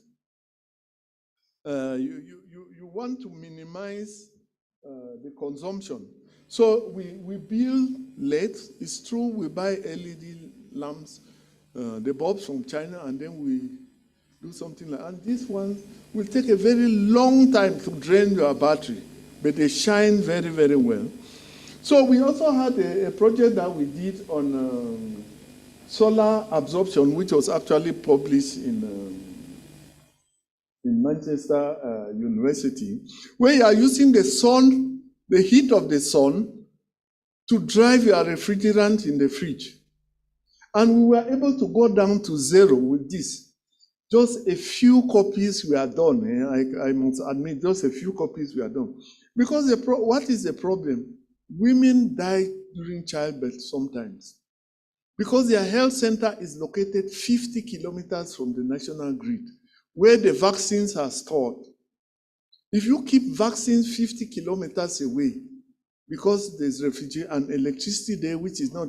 So if anything happens and there's an emergency, what do? You have to drive through rugged road to go and look for this. So that is one product. We equally have solar dryers that we have designed and fabricated, given to women's groups and all types of communities. The principle of solar drying is very common. And you can do that anywhere where you are and have very good results. We'll see some of solar types, all these type of solar dryers that we have, and which are being used by some communities. Now look at pepper dried in the solar dryer, and the one dried using the normal village technology. I don't know where you can sell something like that. On the far left is cabbage. The cabbage dried in the solar dryer, and the one dried outside like the villagers will do. Now that one is sincerely attacked, and we did that in the month of August when it's almost like Nairobi. You don't see the sun a bit. You see again another one. People used to dry on the highway because the highway is black, and the tar, it absorbs heat and dissipates heat very slowly. So many people were drying on the highway. Here you have, on the left you have cocoa, on the right you have maize. Now that cocoa went to Europe and was rejected. There was a time cocoa closed their doors on, Europe closed their doors on Cameroon cocoa because it was smelling of petroleum fuels. Because the tar breaks down and gets into the cocoa. Also, vehicles that are passing, each vehicle will dose put its own dose of burned hydrocarbons on it. We equally have solar water heating system. Good solar water heating system that can power big buildings made with local materials, locally available materials. The hotel where we are, to get hot water is trouble. But now you see this one, that is the Israeli ambassador at that time who visited our lab. Now we have a solar energy recirculation system for fish production in arid dry land. The question was, if you are living in a dry environment and there is no water or there's minimum, does it mean you will never grow fish or what? So we developed a system. I sent the video to you. I don't know how many people watched it because I knew that here we will not have enough time to look at it. But the video is in the WhatsApp group, where we are using 1,000 liters of water and circulating it using a solar pump. The solar pump is pumping it through all types of filters, 5 filters. There's a biorock filter. There is a tank of aquatic wheat. You can even see one. That one was when I was directly in the lab, but we have giant installations now in town. So the aquatic weeds remove toxins from the water, and the water falls down again into it. Then we talked about biofuel exploration, looking for suitable crop species for production of biofuel. You can see the various grains. That is jatropha, and you see the liquid that you have there is biodiesel that we have produced. And which, if you scale it up, include it in an agricultural program, just like Brazil, you can have your fuel and be running your things. You don't need to go to the city for anything. You don't. So we did the demonstrations and fine with good publications. I showed you this plant for the group that went with me. That is the castor oil plant. That one is in Taiwan and is grown in large plantations, also grown in India. Here, I've seen it in so many places. And I always say, if I go out in any African city to look for castor oil, I will not go up to 1 kilometer. Nairobi inclusive. And that is the way it bears. The ones that you find in the wild sometimes bear more than that. You see, that one is in Ethiopia. In Addis Ababa, in the center of town. This one is in Chang, in my village. This picture, it doesn't come out well, but I took it at that village where we went, that very day. And you can see that the plant grows everywhere. People don't know about it. There it is in front of my house in the university town, growing better. I don't know who planted it, and it's producing heavily. Now, this other plant here at the site, I took that picture at the University of Buea. They have all their ornamental plants. Sometimes they dry up, and you have so many grains in it. When you take the grains and press like this, oil comes out. It's already an indication that you can produce your biodiesel. You see, this is the visit of the Italian ambassador to our laboratory, the lady who was there at that time, and we were showing that. Then let us look at some statistics from castor oil, export volume of castor oil from India to major importers in thousands of tons.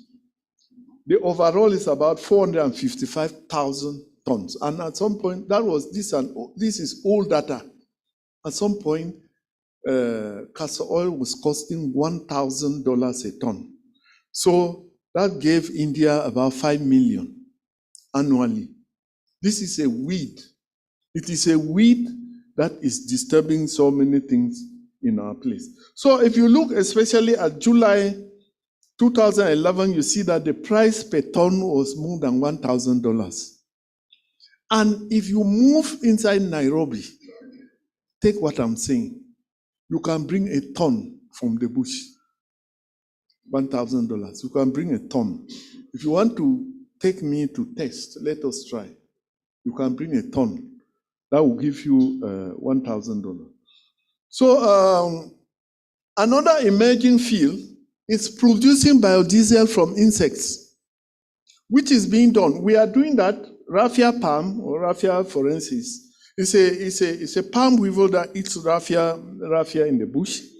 You just take the male and the female and you close them in a container inside sugarcane. In 1 week, in a few days, they give you like 1,000 eggs. And those 1,000 eggs you can now transfer them, they will hatch, you can now transfer them into a raffia stipe. And from the raffia stipe, you have that. So many people consume this in so many countries. But we can make a whole basin in a very short time. And when that basin comes, some people find it now difficult to eat. But that thing produces biodiesel. And you can produce biodiesel by heating, crushing in the laboratory, and producing very good oil.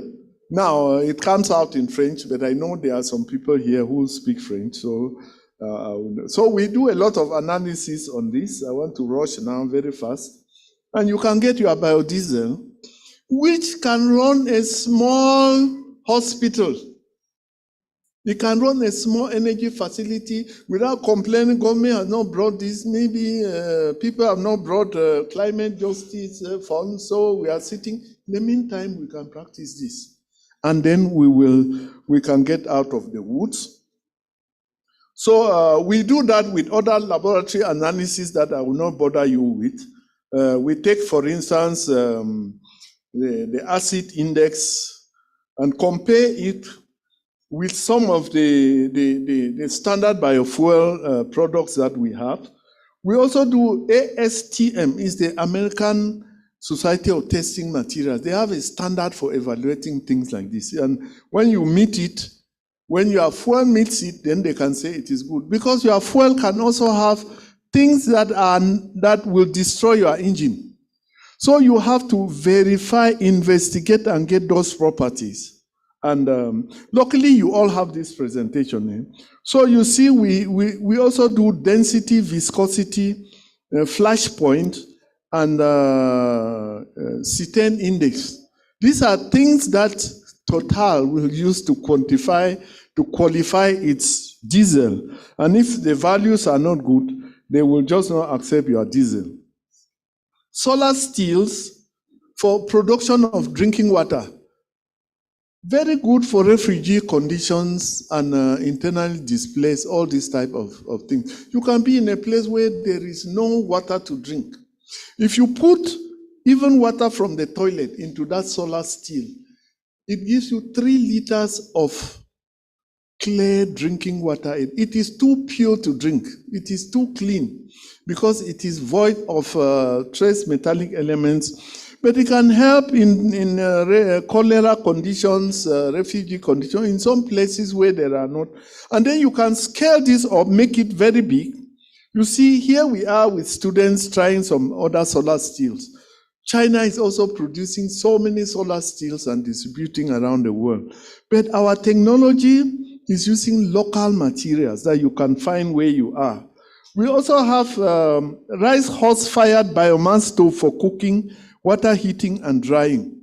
So we have so many rice industries in Cameroon that produce tons and tons of rice husk. No serious application is done. So when we visited one rice house, we designed this stove, which is working well. A few of them are there. We also have energy efficient biomass stove for cooking, baking, and pipe water heating. That is one we are constructing. This is the latest one that we built in Yaoundé, somewhere around in Simalene. You see the good clean pots and everything that is there. I hope we will have time for a small short video. Then you have it again. That's a stove. It has an oven by the corner and a small place for wood. That wood, as it is cooking, it is heating the oven, and the exhaust, the flue gases, pass through a pipe. You see those copper pipes? We put the copper pipes inside the pipe, and then we pass in tap water. You have hot steam going to your water storage tank. With small firewood, we extract the heat along the way. We don't just cook and allow the heat to go like we do traditionally. Whether 3 stone or which type of stove, we follow the heat, use it for baking, follow it, use it for heating water before it goes up on a high tunnel. Then we have combined solar biomass, biogas fire dryers for agricultural produce. This big one, I actually made it for Ministry of Mines, Industry and Technical Development in Cameroon. They wanted a prototype. That dryer uses grid electricity. It uses solar energy. And when there is no solar energy, you can burn agricultural biomass behind. You can burn agricultural biomass, and the fan operated by solar, by 12-volt fans. Our 12-volt fans come from where? All 12-volt fans that are used in Toyota. You go and visit broken cars, take out the fan. It is 12 volts, so you connect it to solar. It blows off the heat, clean heat into the compartment. So those are the fans, and that's the charcoal heating. When we finish and we are discussing, I'll pass on some of the videos so that you can be seen. We also have improved barbecue sets and improved rocket stoves. I think I sent you, if you go to my website, in fact, some of these things, that's where I make a living from. And this is one of the latest products, not up to 1 month old, heavily insulated rocket stove. That I'll have time to do that. Then we have small and industrial scale biogas digesters for cooking, gas and electricity generation. That is in the Schuman's farm, somewhere in the village on top of that tank. It is one of the biggest we have done, 50 cubic meters, because we have a lot of cows there. So somebody complained here that cattle rearing and so on pollutes the environment, and so we built this. And it is running that college where you found that, now they are using it, a small generator to pump water, a small generator again to produce electricity and so on, with smaller units that people can use in their house. Again, a bigger one, portable, which you can take after 100 years because polyester resin, fiberglass reinforced polyester will not rot. And if you build with concrete, then you go and leave it there. But this one, after 200, 300 years, if you are still living, you can exhume it from the ground and transport it, or whoever can do it. This thing, again, built in our laboratory. You see the the hybrid dryer and the biogas unit, which was installed. I have wonderful pictures of this on my website and videos where students were installing it. We also have fixed dome digesters for some communities. This one we did for a public toilet in Douala, and people could come. If you look on top, you see tires. Women could come and take the gas in tire. You come and put a tire tube, it inflates, and then you take it and you go up and use it for cooking. We don't have time to see any of those. That's our standard digester. Again, you see, somebody said renewable energies, no employment. But look at the whole village digging. The whole village has come out to dig for the 50 cubic meter digester that we did. And then we are building with local materials. There, it was cheaper. These stones are picked from the environment. The sand collected from the only thing that was imported was cement. And that is the way it is done. So that is the digester constructed. And then the gas holder, what holds the gas. When you are finished your digester, wherever it is, transport is like normal, ordinary plumbing techniques. You are just plumbing and like you take water to a place. So you see gas production and it's filled there. And then you see your clean cooking gas. Well, we say clean, but there's some small CO2, which has now transformed the methane to CO2 and to water. Okay. We did economic analysis of one of these, and we saw that the gas production was 9.48 meter cube a day. This is cow dung that would have just remained in the wild, and that methane would have gone up to the atmosphere. Now, the impact, the payback period was 16 months. We are talking of this secondary school where there was heavy environmental disaster. Then the digester substituted 32.85 tons of wood per year. So it was an environmental disaster that a secondary school was placed there. We also have solar cookers for home use. Here we are building solar cookers with students, and you can see there they have just boiled some granules and they are ready, and they are all eating from it, showing that actually they will believe. So I equally have solar energy powered incubators for chicken eggs running on solar energy because our electricity supply is erratic. It is terrible. And if you are running an incubator and there is very little interruption in power supply, all your eggs will go bad. When we are discussing, I'll put on some of these videos and they will be passing because we are rounding up. We also have producer gas plants to run the engine with firewood or charcoal. This was done in Europe in those days. If you harness the charcoal sustainably, then it is not a bad thing. So conclusion, Africa is plagued with a lot of energy-related problems that affect the health, economic, and educational sectors. Abundant resources in all communities that can solve the problem while mitigating global warming and general climate change. All African countries should develop suitable technologies for harnessing the abundant resources for proper energy access.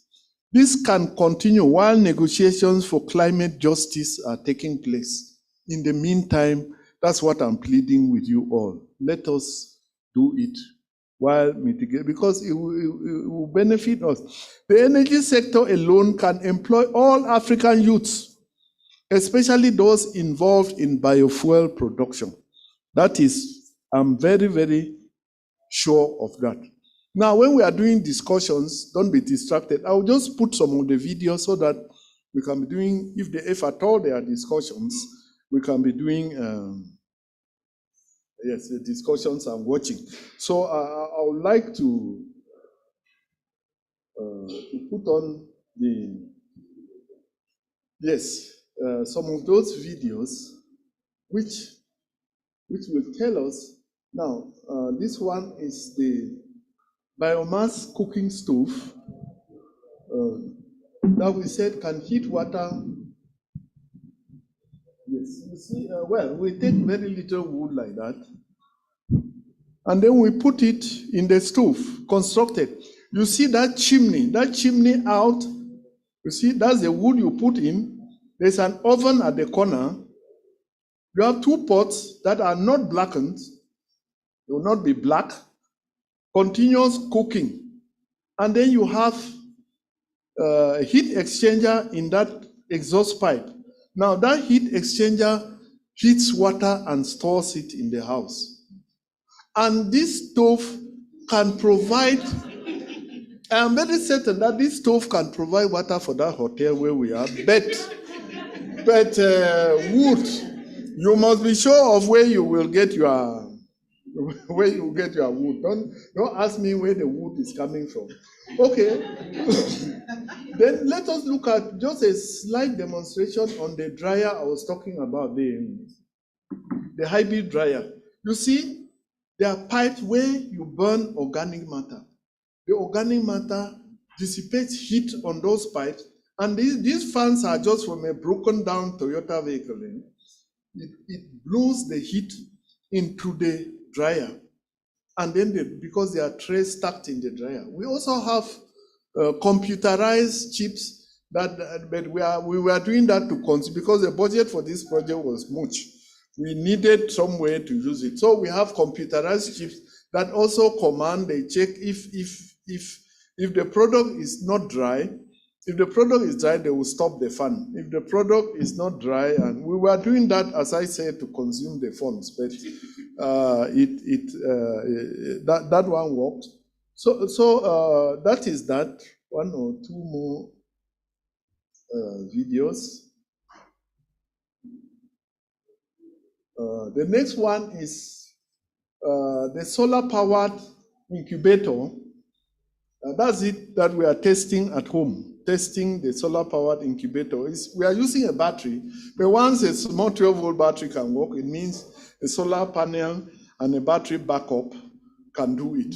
A few of these copies were sold to people. So that's why we say, personally, as climate change is going on, some of us are trying to make a living from it. This is my workshop in my basement at home, under my where I stay.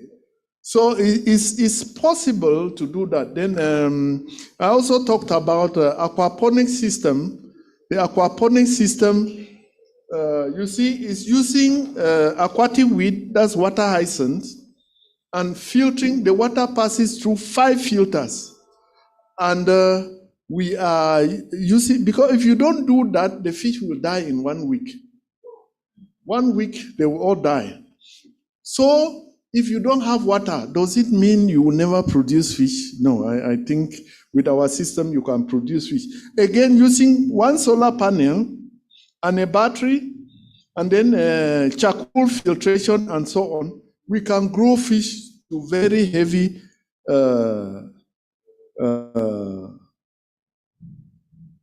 ones that you see that you saw there. I think that is one of the last videos. After this, there's just one short one again.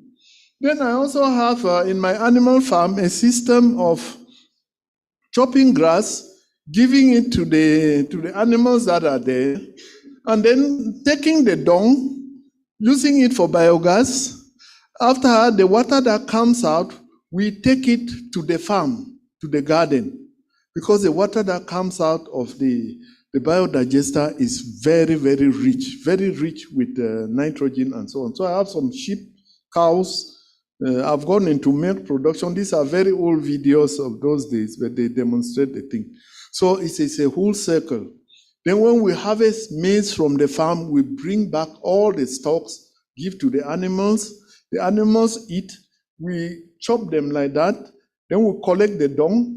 Now this, after that, it is sent to the house for biogas production. And then lastly, we have this one of, I hope you play, it is, okay. This is the latest product that I was talking about, which we want to standardize now. It's a rocket stove. Rocket stove well insulated inside, very little firewood, and then you have the thing going on like that. We want to do another one that will not blacken the pot. But so you see, we can turn climate change and go into small industries that will make us comfortable. Now, if temperatures are not rising, some of us will not even survive, because that is what we're saying, really. Mm-hmm. So again, to round up, I talked to you yesterday about having worked on this wind turbine. This wind turbine is the first 2 megawatt wind turbine in the world, constructed by this old man and his students in 1977. And the students were younger than you are. As I said, they casted concrete for 30 days, going and coming, going and coming. I've been lucky to arrive there when they were doing service. So we did the servicing together. So you go under there and you climb up in a lift. That nacelle you find up there is like a 40-foot container. So when you go in there, the basic aspects of a wind turbine are there. Induction motor, and capacitors, and a generator. That is all.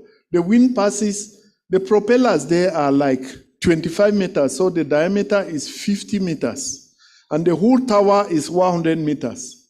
So it is, those are things we can do, but we may not even jump up to that place now. But as I was saying, Denmark lives on 100% on wind energy. So they are on wind energy. Some of those pictures that we had when we were opportune to work there. So that is basically it. And I think, I don't want to say, but there's so much. Go to my website. Again, on Facebook. On Facebook, I have so many examples, because when social media came, we all abandoned the traditional websites and started. So you see so many projects that we have done, but on our Facebook page. So, Mr. Moderator, this is what... Thank you, Prof. I think this is really practical.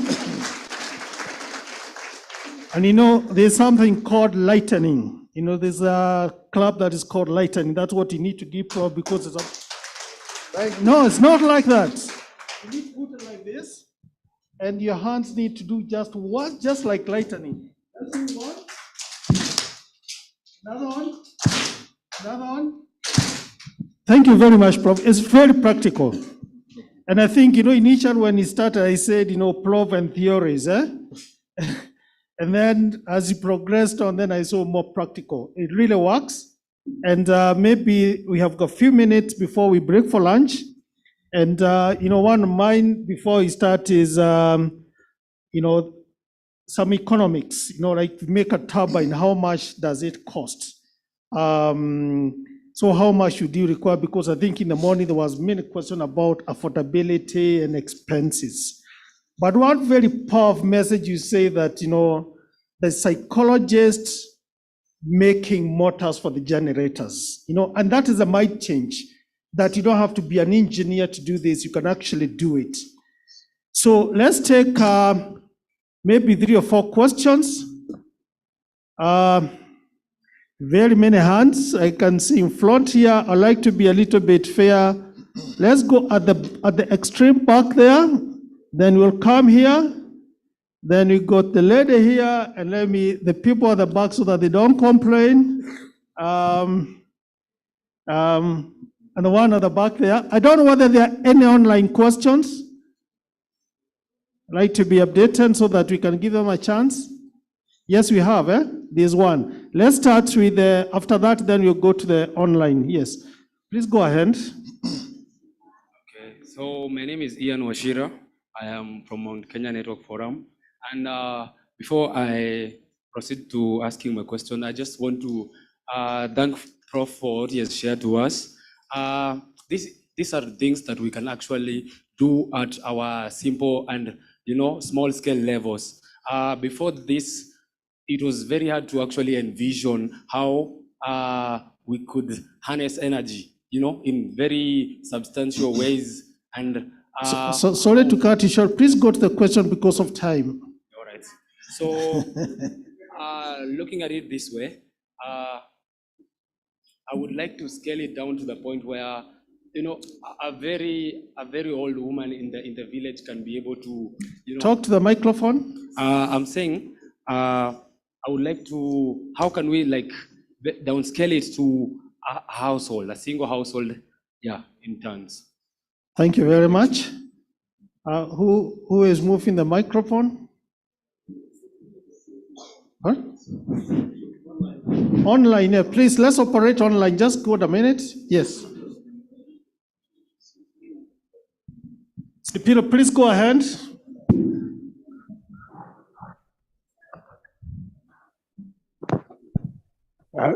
Good afternoon.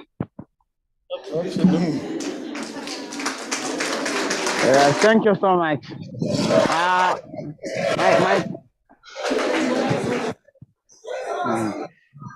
My question is renewable energy. Thank you very much. Nice for the appreciation. Renewable energy is attributed that it contributes to some health challenges or health impact in the community. So, and I'm looking at the presentation that has been made to us. How can we address health challenges that may be attributed to the transitioning of biomass and other renewable energy sources to the local community? And is there any policies that can guide us in the implementation of renewable energy in Africa? Thank you. Thank you, Spiro.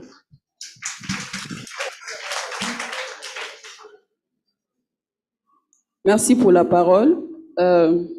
Au vu de l'invention qu'a fait le professeur, moi je vais le considérer comme une encyclopédie pour le continent déjà.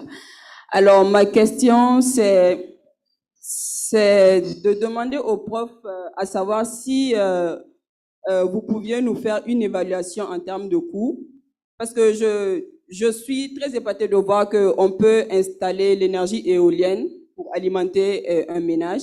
Donc, du coup, est-ce que vous pouviez faire une évaluation si toutefois un ménage décidait d'installer l'énergie solaire ou même l'énergie éolienne, quels seraient les coûts qui puissent être soutenables pour elle?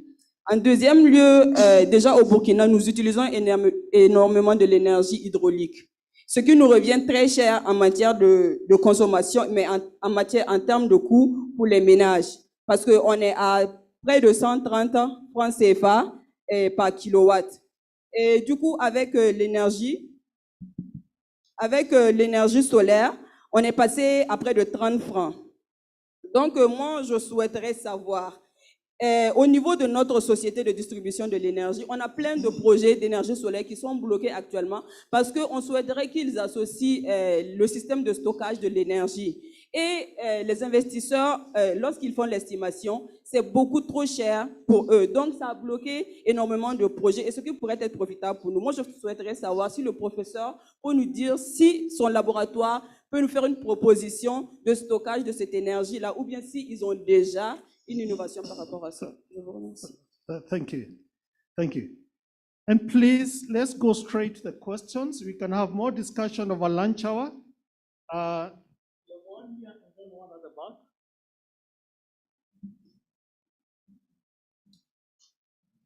Good afternoon. My name is Florida Edgar Raymond from Tanzania. And my question is, you spoke about involving youths in the projects, and the number is quite very big. So I want to know about, are they making follow-up after training the youths, involving them in the projects, and they have the knowledge? Are they making follow-up of what they are going to do next? But also I want to know about the sustainability of those projects right after right after giving the knowledge to the youths, are they doing anything to empower them, to make them keep doing the projects and many more other youths out there? Thank you. Thank you very much. Yes, the one at the back here. And please straight to the question. Okay, speaking of biodiesel, I'm happy that you've mentioned a product, castor oil, the castor which is highly locally available, especially at the coast where I come from. Now, we fear it because it attracts some kind of pests that look like caterpillars and they have like some silk hair and they are highly irritable. You can really like scratch your skin until you develop some lumps. What best practices are you having in Cameroon since you're having plantations that can work for us here in case you want to venture out? Thank you. Thank you very much. Good afternoon. My name is Macau. Professor, I'm greatly intrigued. Straight to my question. The technologies that you've been, presented are very easy and relatable to people on the ground. Have you been able to scale them more, or are you facing challenges? What could that be? I remember there's a time in this country of ours when a young man had a small water plant, but the energy regulators went there and put it down because he had not been sanctioned by the Energy Production Board. So could you be facing the same thing in other countries also? Thank you. Thank you very much. We'll take other questions. Our lunch hour, we got another 2 hours of discussion and demonstration. So please allow the prof to answer, and then after that, we'll break for lunch. Okay, thank you very much. The first presenter, I forgot the name. He asked whether all these projects can be done at household level. And I say that is where we start from. People have been talking of bottom up in terms of development. That's where we normally start from household. It's from the household that we even grow gradually and then start getting to communities, start getting to small settlements and so on. When you experiment very well in the household and it works, you start going up. That is it. Then these are health challenges. Any policies that can affect that was from Simpilu. Now, health challenges, in fact, we are doing this because women and children already are very vulnerable to climate change. Most of the things affect them. And then when they come again to the kitchen to cook, they cook with wood, you have smoke. If they give you the statistics of Africans who are dying by using the ordinary 3-stone fireplace, you will not believe. You say this is something you grew up with. How can they say it is killing so many people? So the health challenges, we can say that there are no health challenges with biogas, with some of the renewable energy things that we are proposing. Biodiesel, I've said, you know, one way that you can easily kill yourself is to connect the exhaust pipe of a diesel car here, and then you lock up. I'm not saying that somebody should go and try. And then you lock up all the windows, the carbon monoxide and everything will kill you in less than an hour. But when you cook, when you use biofuels, there is no toxin, there's no emission, there's no real emission coming out. In fact, it smells like French fries. That's what many people write. It's like a 5-star restaurant operating at the corner. But you know, diesel, the smell of diesel is really terrible. Madame Diallo a parlé de coûts. Beaucoup de personnes ont parlé de coûts ici. Mais je dis souvent, quand vous êtes à plus d'1 kilomètre de réseau, la seule chose que vous devez faire, c'est l'énergie renouvelable. Le soleil est même mieux. Parce que chez nous, installer, pour être connecté à un réseau qui est à 1 kilomètre de chez vous, ça coûte plus cher que d'installer les panneaux solaires. J'ai bien dit ici que quelqu'un a parlé de 15 millions, vraiment, il se trompe.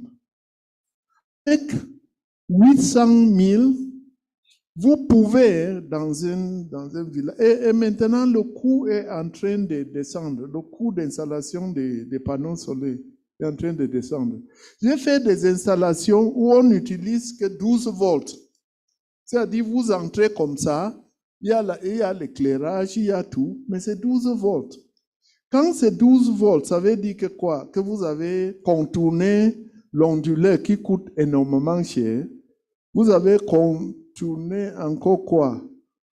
Certain trucs. So you can do install a solar system and you work on 12 volts. We have done that. There are television sets that use 12 volts. There are refrigerators that use 12 volts. In fact, that's what many people now are doing with us in Cameroon. When you do that, then you avoid the inverter, which is very costly. You remove the inverter from the system, and it's 12 volts. That is, you have 12 volt light, 12 volt TVs, 12 volt metrical sets, 12 volt ions, 12 volt coffee makers. Again, 12 volts cannot even kill an insect. So it is 12 volt is so safe to operate in the house. The only thing is that your wire section has to be very thick. Your wire section will be very thick with 12 volts. Donc, le prix est connu. Dans l'Afrique centrale et Afrique de l'Ouest, bon, disons même 1 million. Avec 1 million, vous avez l'autonomie de peut-être 10 ans avant de commencer à penser à changer les batteries. Il n'y a que les batteries que vous allez changer. Les panneaux sont, on dit, pour 25 ans. Mais après 25 ans, les panneaux fonctionnent toujours. Mais l'efficacité baisse un peu. Donc, aussi, le coût des batteries est en train de chuter. Ce n'est plus ce qu'on avait avant. En même temps, on dit que pendant la journée, vous pouvez consommer bien votre électricité et la nuit, bon, si votre système de stockage n'est pas très fort, vous pouvez partir, vous pouvez aller dormir à 20 heures. Hein?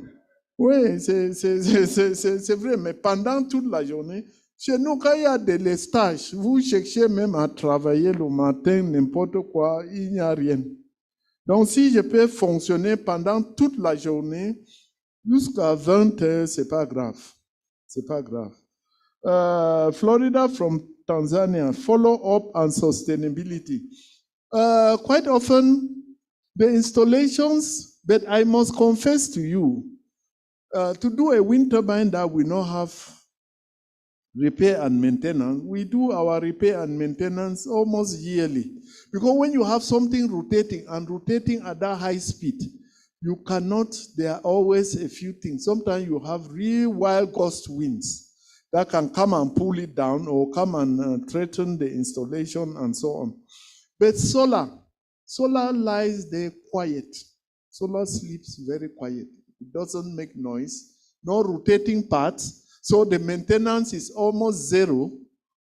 Just that for some time you have to go and wash the dust. And that's the major problem that we can have in installing solar in the desert, that you need annually to wash the panels and you don't have the water. You may not have that quantity of water. I hope I really that. Then somebody here from Tanzania talked about castor oil. You see, I always say that obstacles are those things you see when you remove yourself from the goal. If they give you a penalty to score, and you focus on the goalkeeper, focus on the two posts, focus on the bar, you say, with all these obstacles, how can I score? But if you look between the goalkeeper and the pole, you see an empty, and if you focus there, you are going to score. We should always avoid looking for what will make things difficult for us. If there is, in fact, the project we want to do now in Cameroon, because we found out that in spite of the good stories about castor oil, If you go out and see how it is bearing in the wild, when you now put it in plantation, you start having serious problems. All types of pests come in, and that's where an agronomist now should come in. Will come in now and propose the insecticides that should be used, because plantation agriculture goes with heavy pesticides. Otherwise, go out here and see how a castor oil plant is bearing. But gather many of them and put here. You see all types of weevils. They will now come and so on. Then we treat them like we treat ordinary corn and potato, and that is it. Then Makal asked about scaling up. We have the renewable energy law in Cameroon, but unfortunately, the government has never put what you call feed-in tariffs. Feed-in tariffs say if you are producing energy from your renewable source and you want to sell it to the national grid, this is how much you will sell it. They have not put that. But there's a law which says you are free now to say it. So that's where the problem lies. Otherwise, many people would have gone to do it and sell. But what we are doing now is clandestine installations in different quarters, in so many places, without informing the government. We just do it like that. In Europe, what they do is you connect in your home, your renewable source, and it counts the meter backwards. So that, you don't, finally you may not pay anything at the end of the month. But I am embarrassed to hear that in Kenya, they are stopping people from doing micro hydro. I also have so many videos and success stories of hydro scheme that we have done in Cameroon. And I must confess that one of my first students in the lab who did his PhD and actually defended and is now my head of department, actually came and studied hydro in Nairobi. He did hydro with a friend who is working with UN Habitat, took the technology from here, and we have been doing installations in small villages, in small communities, and it's working in the West region and the Northwest. So I'm really sad to know that. But maybe with your climate change actions, you can call the government to order. That's what I think. That's what I think. I don't know if I was able to reply to all the questions. I think you did it quite well. Thanks a lot, Prof. And I know there's a lot of interest and there's a lot of questions that are coming. I already have some received here. But you all agree that we need to have a break, we re-energize, and then we come back here for more discussion. So let's appreciate Prof, and then he can sit down. Thank you, Prof. Thank you very much. That was really, really very good and very practical. Now, Duncan, you want to make an announcement on how we move in the afternoon after lunch? We'll convene here about 2:15 because it's almost about 2:30.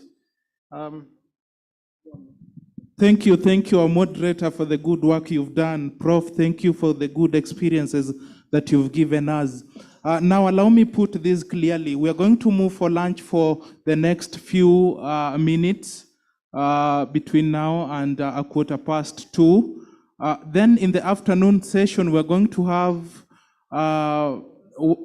one of our own who is going to take us to the solar power plant here, called Dr. Elias Ako from the Department of Engineering, where we have one of our own. So we are going for lunch, come back, have Dr. Elias Ako take us through a small presentation, then we will move to the site. Further announcements will be made later. Thank you. So it is high time that we prepare for lunch.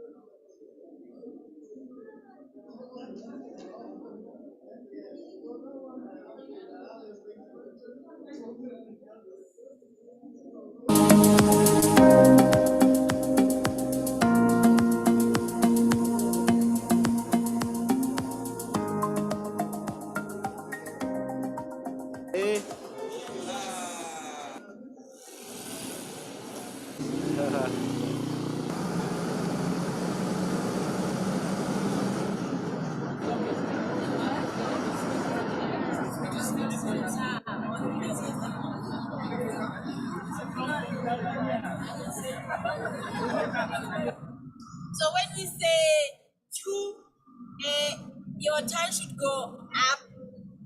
Like, so two is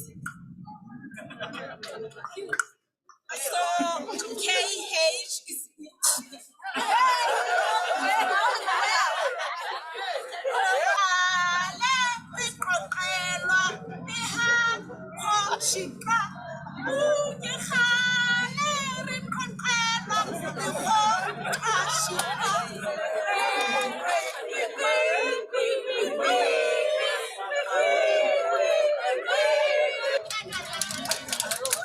Mbuga wanyama Tanzania ya kwanza ni Serengeti, Ngorongoro, Manyara na Mikumi.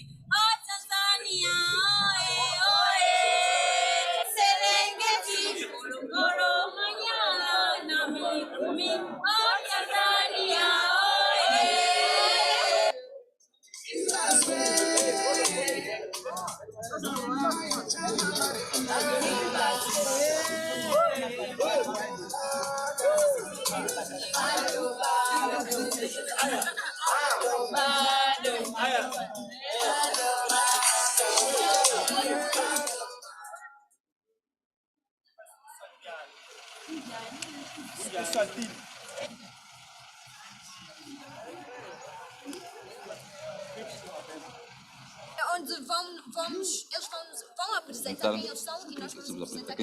C'est un des principaux exemples qu'on a au Kenya aujourd'hui dans la conservation. And also sustainable water management systems. Nairobi, Sustainable land management is a climate mitigation measure. And as you can be able to see in this area has experienced a lot of climate change issues, ranging from water scarcity, ranging from high temperatures. The students are going to learn a number of points. And actually we have segregated this into three key areas. And one of them is the issue of water harvesting, rainwater harvesting. Culturally, people don't believe that they can harvest runoff and use it for their own benefit, but here we are doing it. So we are going to train the farmers on the importance of having water runoff for use during the dry season. The students are also going to learn about soil and water conservation structures, which are very, very useful. What I can call, and especially upon the government of Kenya, to upscale such technologies. You don't have to build the mega dams to bring changes to the people of Kenya. You can still do small projects like these ones and empower very many people in other parts of Kenya. Then at the same time, empowering our youths, especially through Kazi kwa Vijana. This is an activity which is generating a lot of labor days for the youths, and they can be able to work in. My names are Joseph Waithaka Kimani, and this is my farm. And the farm is situated in Ng'enda Ward, Katutu South Sub-County, Kiambu County. I'm doing some vegetable farming, and this is through some sponsorship by the government, whereby the government helped the farmers in this village, 20 farmers, to harvest road runoff. So here today, we have got some visitors. I can see some young men, and they have come to learn and to see whatever we are doing by harvesting the road runoff and the way we are using the road runoff. For the climate purposes, the government has introduced us to grow some trees and to do agroforestry. Number two, even the way we are using sunlight or the sun rays to get the water out of the pan. That means it is a climate smart method, because even the pump itself does not make even any noise.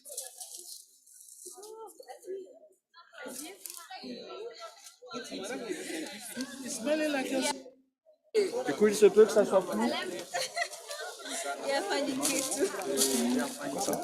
Jina langu ni Simon Karanja na hapa ndio kwangu nyumbani. Hapa ile kazi nafanya ni kazi ya shamba, kazi ya kupanda mimea tofauti tofauti. Na siku ya leo nimetembelewa na wageni kutoka sehemu mbalimbali ambao wanataka kujua vile ninavyofanya hapa. Hapa tunakuza ndizi, macadamia, avocado. We harvest bananas throughout the year because we have water. But macadamia and avocado, we have a peak period whereby you harvest. But basically, there are times whereby you have just a few crops off season. Those ones the farmer is able to sell to the rock market. Tunapofanya hii kukuza mimea, kusema tunatengeneza hali ya hewa kwa sababu ile mimea ndio inatumia carbon dioxide. Kwa hivyo tunapunguza uwezo wa carbon dioxide kwa hewani.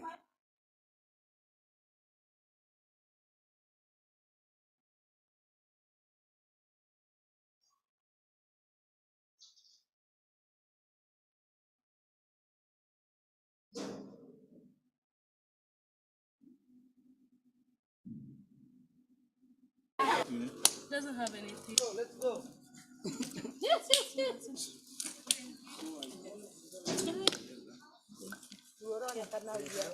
To actually see what the community has done, from what we've learned is that this place was completely washed off, completely eroded. Soil quality was completely poor. The types of crops that were coming here were very low income and very bad. And over the last few years, what they've done as a community, they've come together as a community and worked as a collective. And what they've done, they've brought different experts in different fields. So experts in water, experts in terms of pumping systems, experts in terms of agroecology, and really truly brought people and nature together, which is absolutely remarkable. I love, as I was going through, to actually see extremely high-rise trees with nests and birds in, and then you come down to the lower levels to see kale growing, or your pumpkins growing and your strawberries, and then you see your banana leaves and your macadamians and sugarcane, and it's really, the system has really worked. The system is also very interesting because as you walk through, you see all these... The sustainable practices that I've seen here is actually contributing to the conservation of the environment, because it minimizes runoffs, which contributes to soil erosion. It also contributes to the recovery of land, because they're practicing intercropping where they're also doing crop rotation. So I'd like to see such practices being introduced to our counties, our other counties, which are arid, considering 83% of Kenya is arid and semi-arid, and I'm actually much more in need of such practices to promote food security and give, mostly the people who are affected are women who have to tend to their children. So when they sleep hungry, it's not a good thing. And they're only dependent on livestock, which is affected by droughts and very vulnerable to droughts. The amazing thing is that what I've come to learn is that a lot of the youngsters that are in this area are coming out from the Nairobi and in the city where they're finding themselves in trouble, and they're actually finding places where they can actually learn to harvest, and they can actually just rest and find their purpose within community. And I think that's the most important when we look at adaptation and mitigation, is that are we really transforming communities, and is it really changing? Change to each person is different. One person might just need serenity and need the ability to walk through a forest. That is change to that person, And I'm sure if we came here a few years back, there wouldn't have been what's here. And I think the contribution of what's happening here towards climate change is really amazing, because the forestation is increasing and increasing, and it's not just increasing in terms of dead space, but it's increasing in terms of economic environment, in economic viable system. This coming week, I'm actually very excited for what our Nairobi Summer School will bring and what Paja has really put together, seeing us come together as Pan-Africanists.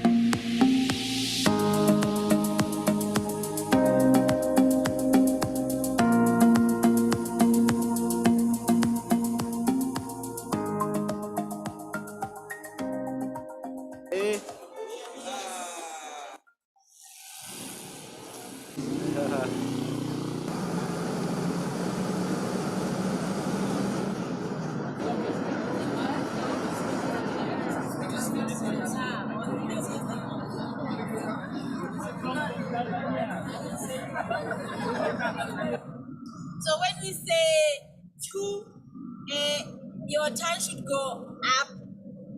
Like, so two is so KH is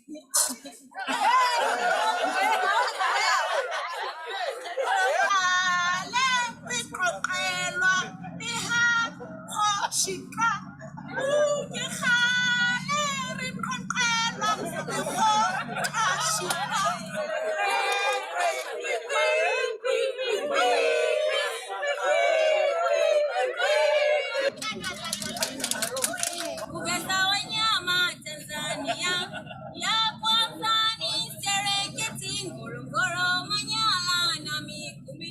Oh Tanzania, oe oe. Serengeti, Ngorongoro, Manyara na Mikumi. Oh Tanzania, oe.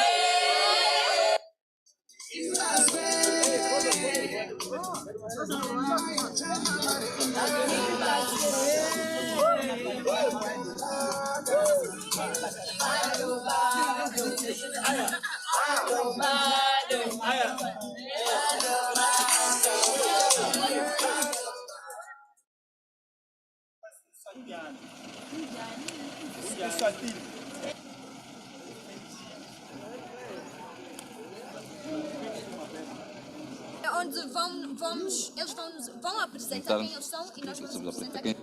C'est un des principaux exemples qu'on a au Kenya aujourd'hui dans la conservation. And also sustainable water management systems. Nairobi, Kenya, Morocco. Sustainable land management is a climate mitigation measure. And as you can be able to see in this area has experienced a lot of climate change issues, ranging from water scarcity, ranging from high temperatures. The students are going to learn a number of points. And actually we have segregated this into three key areas. And one of them is the issue of water harvesting, rainwater harvesting. Culturally, people don't believe that they can harvest runoff and use it for their own benefit, but here we are doing it. So we are going to train the farmers on the importance of having water runoff for use during the dry season. The students are also going to learn about soil and water conservation structures, which are very, very useful. What I can call, and especially upon the government of Kenya, to upscale such technologies. You don't have to build the mega dams to bring changes to the people of Kenya. You can still do small projects like these ones and empower very many people in other parts of Kenya. Then at the same time, empowering our youths, especially through Kazi kwa Vijana. This is an activity which is generating a lot of labor days for the youths, and they can be able to work in. My names are Joseph Waithaka Kimani, and this is my farm. And the farm is situated in Ng'enda Ward, Katudu South Sub-County, Kiambu County. I'm doing some vegetable farming, and this is through some sponsorship by the government, whereby the government helped the farmers in this village, 20 farmers, to harvest road runoff. So here today, we have got some visitors. I can see some young men, and they have come to learn and to see whatever we are doing by harvesting the road runoff and the way we are using the road runoff. For the climate purposes, the government has introduced us to grow some trees and to do agroforestry. Number two, even the way we are using sunlight or the sun rays to just to get the water out of the pan. That means it is a climate smart method, because even the pump itself does not make even any noise.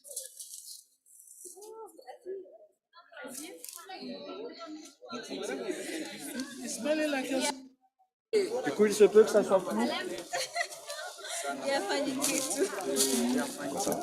Jina langu ni Simon Karanja na hapa ndio kwangu nyumbani. Hapa ile kazi nafanya ni kazi ya shamba, kazi ya kupanda mimea tofauti tofauti.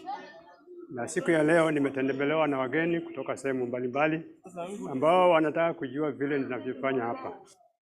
Hapa tunakuza ndizi, macadamia, avocado. We harvest bananas throughout the year because we have water. But macadamia and avocado, we have a peak period whereby you harvest. But basically, there are times whereby you have just a few crops off season. Those ones the farmer is able to sell to the rock market. Tunapofanya hii kukuza mimea, kusema tunatengeneza hali ya hewa, kwa sababu ile mimea ndio inatumia carbon dioxide. Kwa hivyo tunapunguza uwezo wa carbon dioxide kwa hewani.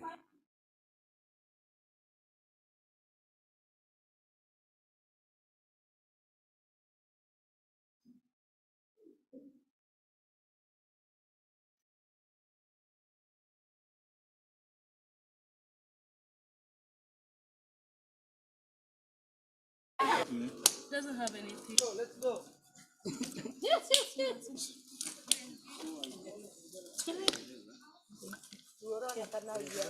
To actually see what the community has done, from what we've learned is that this place was completely washed off, completely eroded. Soil quality was completely poor. The types of crops that were coming here were very low income and very bad. And over the last few years, what they've done as a community, they've come together as a community and worked as a collective. And what they've done, they've brought different experts in different fields. So experts in water, experts in terms of pumping systems, experts in terms of agroecology, and really truly brought people and nature together, which is absolutely remarkable. I love, as I was going through, to actually see extremely high-rise trees with nests and birds in, and then you come down to the lower levels to see kale growing, or your pumpkins growing and your strawberries, and then you see your banana leaves and your macadamians and sugarcane, and it's really, the system has really worked. The system is also very interesting because as you walk through, you see all these...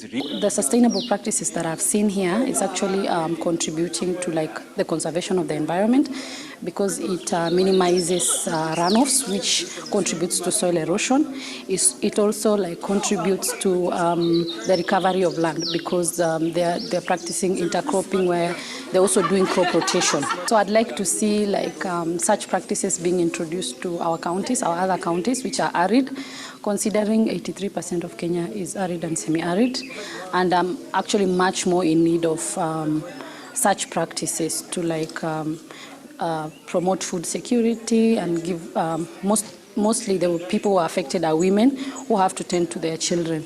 So when they sleep hungry, it's not a good thing. And they're only dependent on livestock, which is affected by droughts and very vulnerable to droughts. The amazing thing is that what I've come to learn is that a lot of the youngsters that are in this area are coming out from the Nairobi and in the city where they're finding themselves in trouble, and they're actually finding places where they can actually learn to harvest, and they can actually just rest and find their purpose within community. And I think that's the most important when we look at adaptation and mitigation, is that are we really transforming communities, and is it really changing? Change to each person is different. One person might just need serenity and need the ability to walk through a forest. That is change to that person, And I'm sure we came here a few years back, there wouldn't have been what's here. And I think the contribution of what's happening here towards climate change is really amazing, because the forestation is increasing, and it's not just increasing in terms of dead space, but it's increasing in terms of economic environment, in economic viable system. This coming week, I'm actually very excited for what our Nairobi Summer School will bring, and what Paja has really put together, seeing us come together as Pan-Africanists.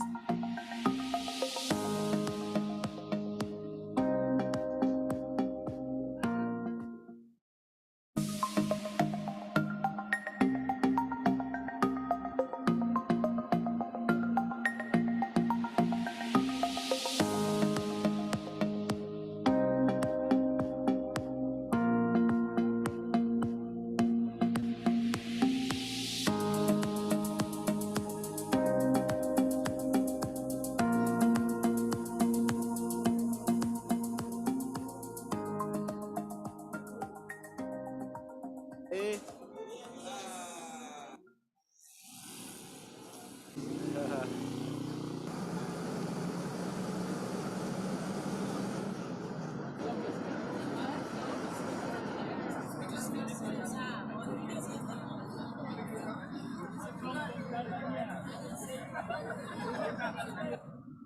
when we say two, your turn should go up. Like, so two is Q. So KH is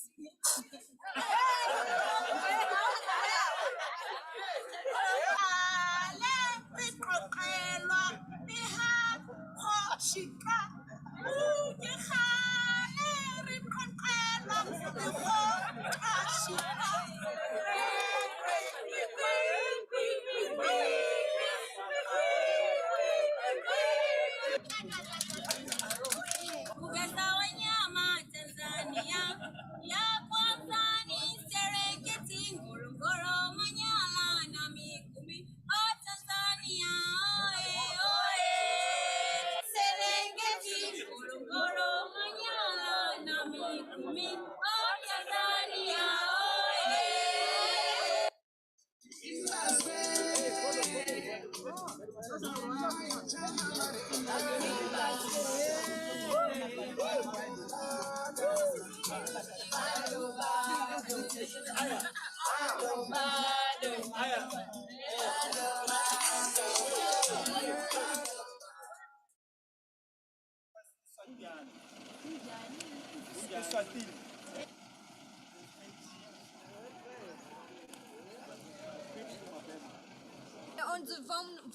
Eles vão apresentar quem eles são e nós vamos apresentar quem.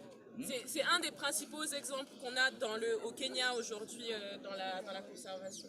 And also sustainable water management systems. Nairobi, Kenya, Morocco. Sustainable land management is a climate mitigation measure. And as you can be able to see in this area has experienced a lot of climate change issues, ranging from water scarcity, ranging from high temperatures. The students are going to learn a number of points. And actually we have segregated this into three key areas. And one of them is the issue of water harvesting, rainwater harvesting. Culturally, people don't believe that they can harvest runoff and use it for their own benefit, but here we are doing it. So we are going to train the farmers on the importance of having water runoff for use during the dry season. The students are also going to learn about soil and water conservation structures, which are very, very useful. What I can call, and especially upon the government of Kenya, to upscale such technologies. You don't have to build the mega dams to bring changes to the people of Kenya. You can still do small projects like these ones and empower very many people in other parts of Kenya. Then at the same time empowering our youths, especially through Kazi kwa Vijana. This is an activity which is generating a lot of labor days for the youths, and they can be able to work in. My names are Joseph Waithaka Kimani, and this is my farm. And the farm is situated in Ng'enda Ward, Katudu South Sub-County, Kiambu County. I'm doing some vegetable farming, and this is through some sponsorship by the government, whereby the government helped the farmers in this village, 20 farmers, to harvest road runoff. So here today, we have got some visitors. I can see some young men, and they have come to learn and to see whatever we are doing by harvesting the road runoff and the way we are using the road runoff. For the climate purposes, the government has introduced us to grow some trees and to do agroforestry. Number two, even the way we are using sunlight or the sun rays to just to get the water out of the pan. That means it is a climate smart method, because even the pump itself does not make even any noise.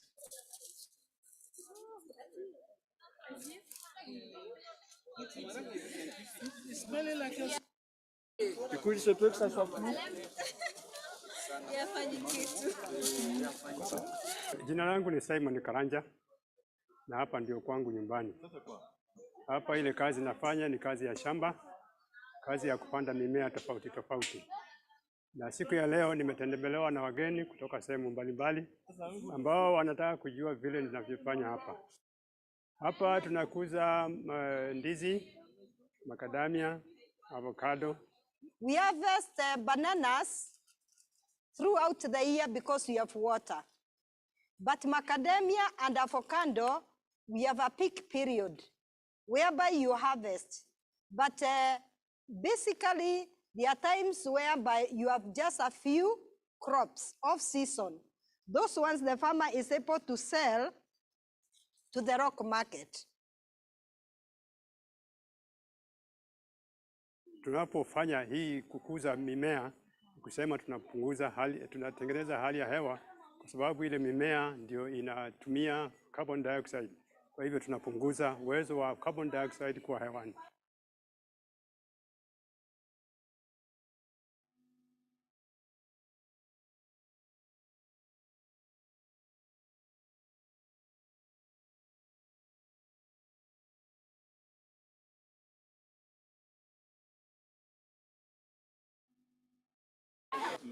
Doesn't have anything. So let's go. Yes.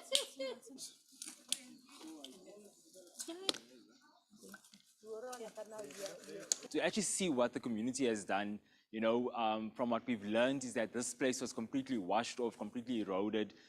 Soil quality was completely poor. The types of crops that were coming here were very low income and very bad. And over the last few years, what they've done as a community, they've come together as a community and worked as a collective. And what they've done, they've brought different experts in different fields. So experts in water, experts in terms of pumping systems, experts in terms of agroecology, and really truly brought people and nature together, which is absolutely remarkable. I love, as I was going through, to actually see extremely high-rise trees with nests and birds in, and then you come down to the lower levels to see kale growing, or your pumpkins growing and your strawberries, and then you see your banana leaves and your macadamians and sugarcane, and it's really, the system has really worked. The system is also very interesting because as you walk through, you see all these... The sustainable practices that I've seen here is actually contributing to the conservation of the environment, because it minimizes runoffs, which contributes to soil erosion. It also contributes to the recovery of land, because they're practicing intercropping, where they're also doing crop rotation. So I'd like to see such practices being introduced to our counties, our other counties, which are arid, considering 83% of Kenya is arid and semi-arid, and I'm actually much more in need of such practices to promote food security and give, mostly the people who are affected are women who have to tend to their children. So when they sleep hungry, it's not a good thing. And they're only dependent on livestock, which is affected by droughts and very vulnerable to droughts. The amazing thing is that what I've come to learn is that a lot of the youngsters that are in this area are coming out from the Nairobi and in the city where they're finding themselves in trouble, and they're actually finding places where they can actually learn to harvest, and they can actually just rest and find their purpose within community. And I think that's the most important when we look at adaptation and mitigation, is that are we really transforming communities, and is it really changing? Change to each person is different. One person might just need serenity and need the ability to walk through a forest. That is change to that person, And I'm sure if we came here a few years back, there wouldn't have been what's here. And I think the contribution of what's happening here towards climate change is really amazing, because the forestation is increasing and increasing, and it's not just increasing in terms of dead space, but it's increasing in terms of economic environment, economic viable system. Yeah, this coming week, I'm actually very excited for what our Nairobi Summer School will bring, and what Paja has really put together, seeing us come together as Pan-Africanists.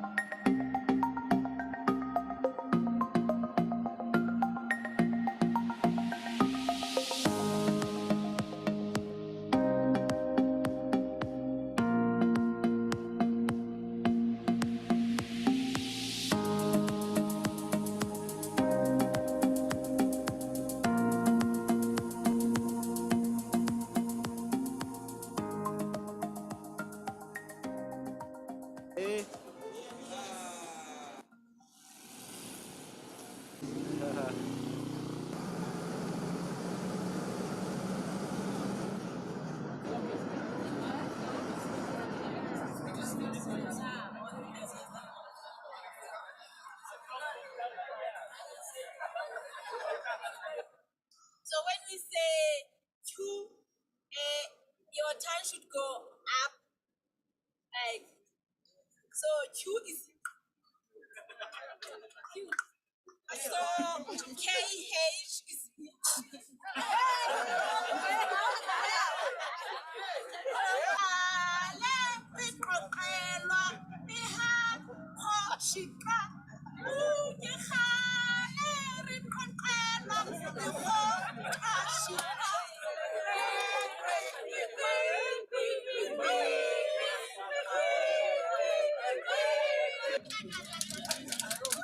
Mbuga wanyama Tanzania ya kwanza ni Serengeti, Ngorongoro, Manyara na Mikumi. Oh Tanzania, oe oe. Serengeti, Ngorongoro, Manyara na Mikumi. Oh Tanzania, oe.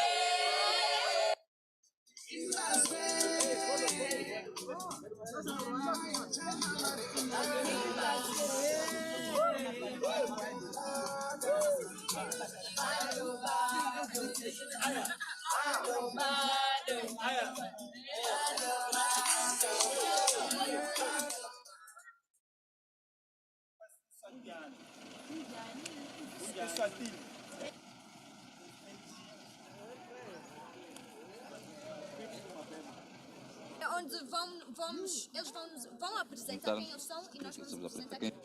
C'est un des principaux exemples qu'on a au Kenya aujourd'hui dans la conservation. And also sustainable water management systems. Nairobi, Kenya, Morocco. Sustainable land management is a climate mitigation measure. And as you can be able to see in this area has experienced a lot of climate change issues, ranging from water scarcity, ranging from high temperatures. The students are going to learn a number of points. And actually we have segregated this into three key areas. And one of them is the issue of water harvesting, rainwater harvesting. Culturally, people don't believe that they can harvest runoff and use it for their own benefit, but here we are doing it. So we are going to train the farmers on the importance of having water runoff for use during the dry season. The students are also going to learn about soil and water conservation structures, which are very, very useful. What I can call, and especially upon the government of Kenya, to upscale such technologies. You don't have to build the mega dams to bring changes to the people of Kenya. You can still do small projects like these ones and empower very many people in other parts of Kenya. Then at the same time empowering our youths, especially through Kazi kwa Vijana. This is an activity which is generating a lot of labor days for the youths, and they can be able to work in. My names are Joseph Waithaka Kimani, and this is my farm. And the farm is situated in Ng'enda Ward, Katudu South Sub-County, Kiambu County. I'm doing some vegetable farming, and this is through some sponsorship by the government, whereby the government helped the farmers in this village, 20 farmers, to harvest road runoff. So here today, we have got some visitors. I can see some young men, and they have come to learn and to see whatever we are doing by harvesting the road runoff and the way we are using the road runoff. For the climate purposes, the government has introduced us to grow some trees and to do agroforestry. Number two, even the way we are using sunlight or the sun rays just to get the water out of the pan. That means it is a climate smart method, because even the pump itself does not make even any noise.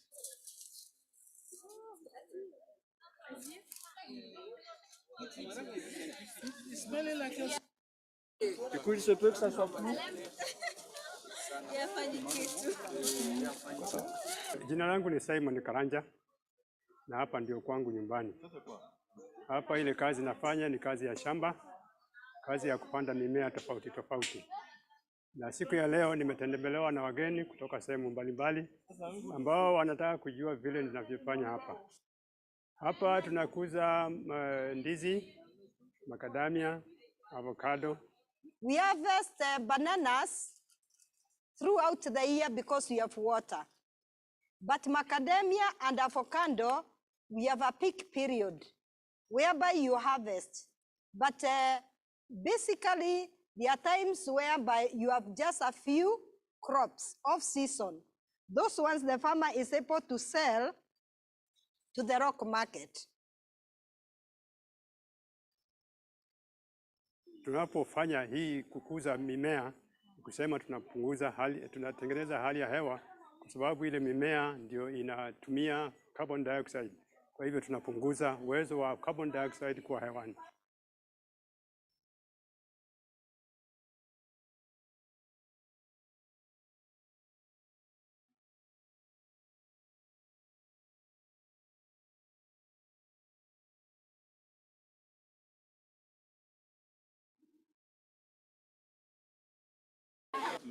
Doesn't have anything. So let's go.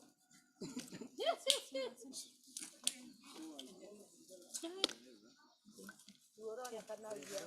To actually see what the community has done, from what we've learned is that this place was completely washed off, completely eroded.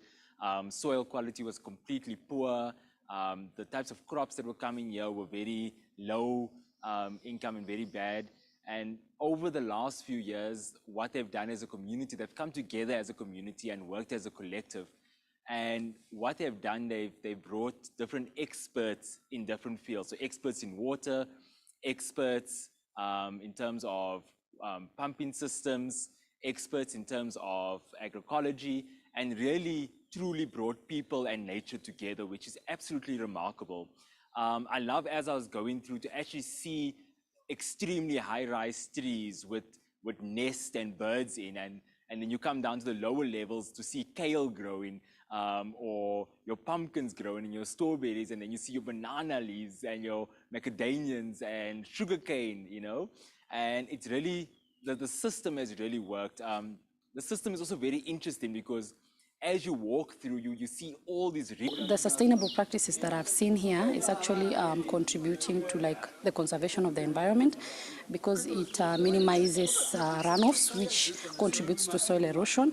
It also contributes to the recovery of land, because they're practicing intercropping, where they're also doing crop rotation. So I'd like to see such practices being introduced to our counties, our other counties, which are arid, considering 83% of Kenya is arid and semi-arid, and I'm actually much more in need of such practices to promote food security and give, mostly the people who are affected are women who have to tend to their children. So when they sleep hungry, it's not a good thing. And they're only dependent on livestock, which is affected by droughts and very vulnerable to droughts. The amazing thing is that what I've come to learn is that a lot of the youngsters that are in this area are coming out from the Nairobi and in the city where they're finding themselves in trouble, and they're actually finding places where they can actually learn to harvest, and they can actually just rest and find their purpose within community. And I think that's the most important when we look at adaptation and mitigation, is that are we really transforming communities, and is it really changing? Change to each person is different. One person might just need serenity and need the ability to walk through a forest. That is change to that person, And I'm sure if we came here a few years back, there wouldn't have been what's here. And I think the contribution of what's happening here towards climate change is really amazing, because the forestation is increasing and increasing, and it's not just increasing in terms of dead space, but it's increasing in terms of economic viable system. Yeah, this coming week, I'm actually very excited for what our Nairobi Summer School will bring and what Paja has really put together, seeing us come together as Pan-Africanists.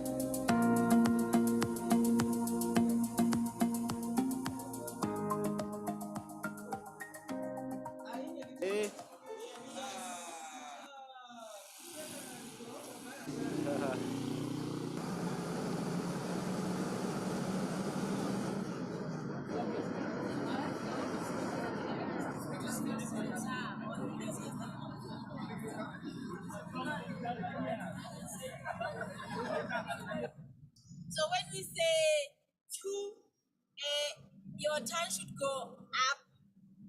Like, so two is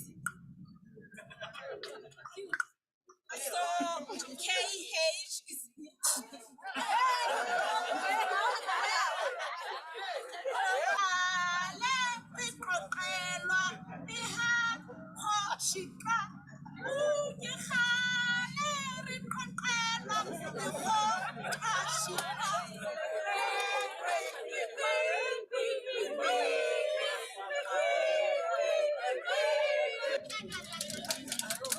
Mbuga wanyama Tanzania ya kwanza ni Serengeti, Ngorongoro, Manyara na Mikumi. Oh Tanzania, oe oe. Serengeti, Ngorongoro, Manyara na Mikumi. Oh Tanzania, oe.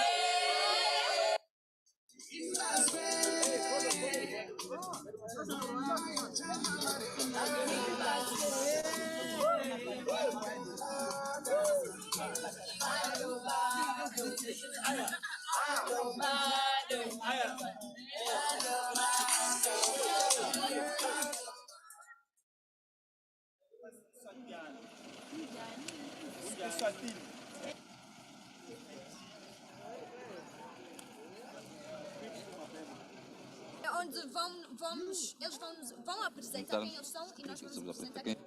C'est un des principaux exemples qu'on a au Kenya aujourd'hui dans la conservation.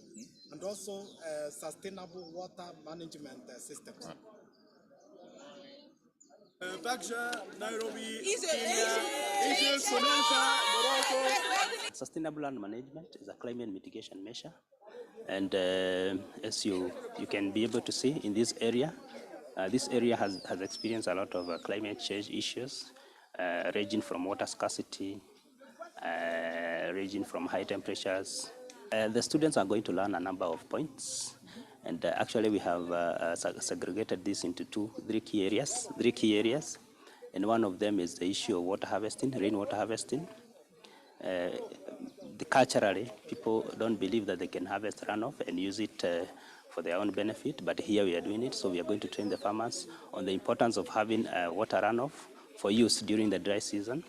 The students are also going to learn about soil and water conservation structures, which are very, very useful. What I can call, and especially upon the government of Kenya, to upscale such technologies. You don't have to build the mega dams to bring changes to the people of Kenya. You can still do small projects like these ones and empower very many people in other parts of Kenya. Then at the same time empowering our youths, especially through Kazi kwa Vijana. This is an activity which is generating a lot of labor days for the youths, and they can be able to work in. My names are Joseph Waithaka Kemani, and this is my farm. And the farm is situated in Ng'enda Ward, Katudu South Sub-County, Kiambu County. I'm doing some vegetable farming, and this is through some sponsorship by the government, whereby the government helped the farmers in this village, 20 farmers, to harvest road runoff. So here today, we have got some visitors. I can see some young men, and they have come to learn and to see whatever we are doing by harvesting the road runoff and the way we are using the road runoff. For the climate purposes, the government has introduced us to grow some trees and to do agroforestry. Number two, even the way we are using sunlight or the sun rays just to get the water out of the pan. That means it is a climate smart method, because even the pump itself does not make even any noise.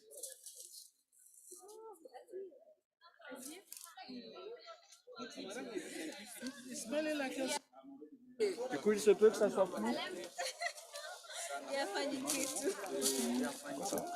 Jina langu ni Simon Karanja na hapa ndio kwangu nyumbani. Hapa ile kazi nafanya ni kazi ya shamba, kazi ya kupanda mimea tofauti tofauti. Na siku ya leo nimetembelewa na wageni kutoka sehemu mbalimbali ambao wanataka kujua vile ninavyofanya hapa. Hapa tunakuza ndizi, macadamia, avocado. We harvest bananas throughout the year because we have water. But macadamia and avocado, we have a peak period whereby you harvest. But basically, there are times whereby you have just a few crops off season. Those ones the farmer is able to sell to the rock market. Tunapofanya hii kukuza mimea, kusema tunatengeneza hali ya hewa, kwa sababu ile mimea ndio inatumia carbon dioxide. Kwa hivyo tunapunguza uwezo wa carbon dioxide kwa hewani.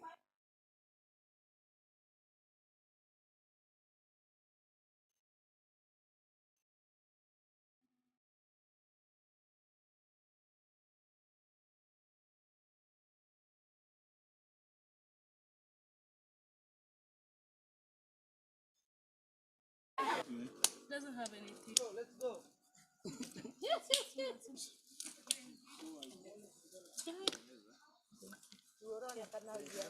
To actually see what the community has done, from what we've learned is that this place was completely washed off, completely eroded. Soil quality was completely poor. The types of crops that were coming here were very low income and very bad.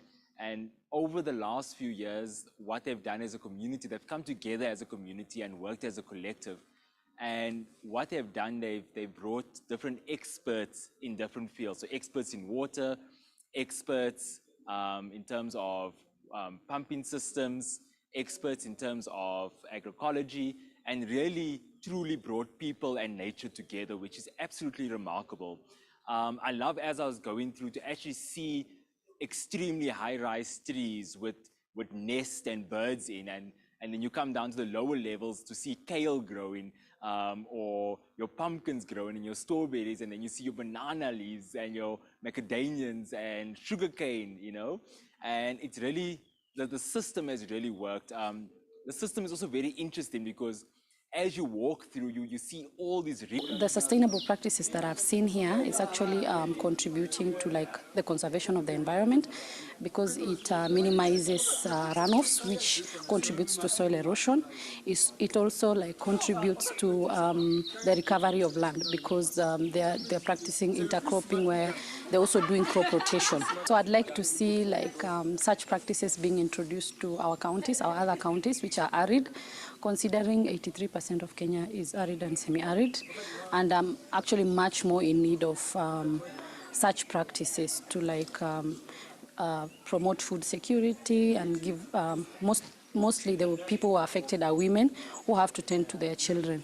So when they sleep hungry, it's not a good thing.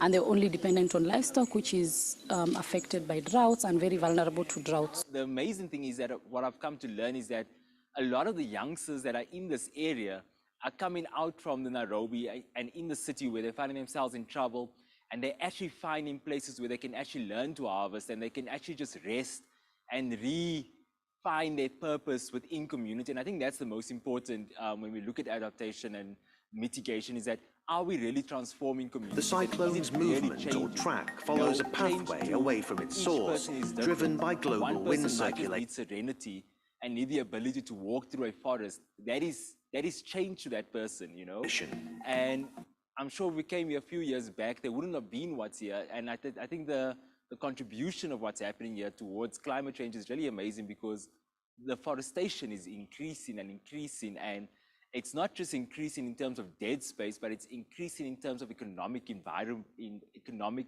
viable system. This coming week, I'm actually very excited for what our Nairobi Summer School will bring and what Paja has really put together, seeing us come together as Pan-Africanists.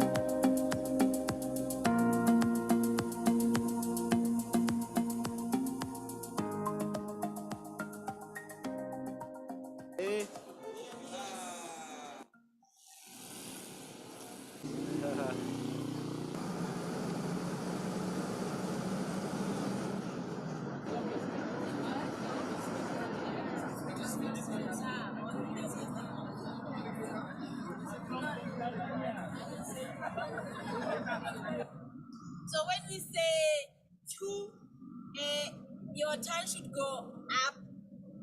Like, so two is Q. So KH is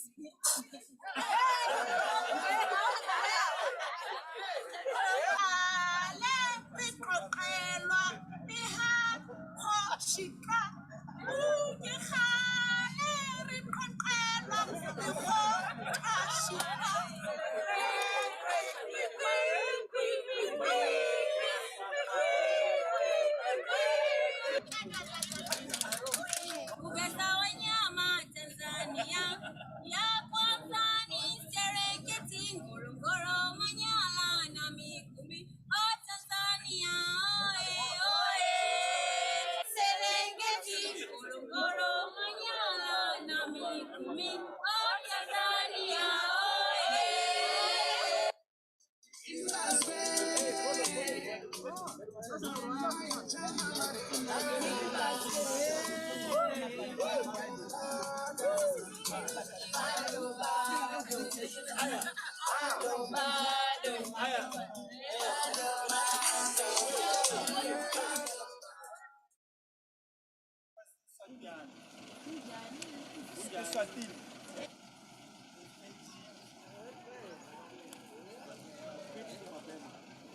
Onde eles vão apresentar quem eles são e nós vamos apresentar quem. C'est un des principaux exemples qu'on a au Kenya aujourd'hui dans la conservation. And also sustainable water management systems.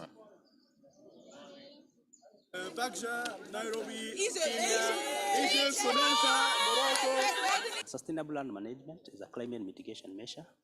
And as you can be able to see in this area has experienced a lot of climate change issues, ranging from water scarcity, ranging from high temperatures. The students are going to learn a number of points.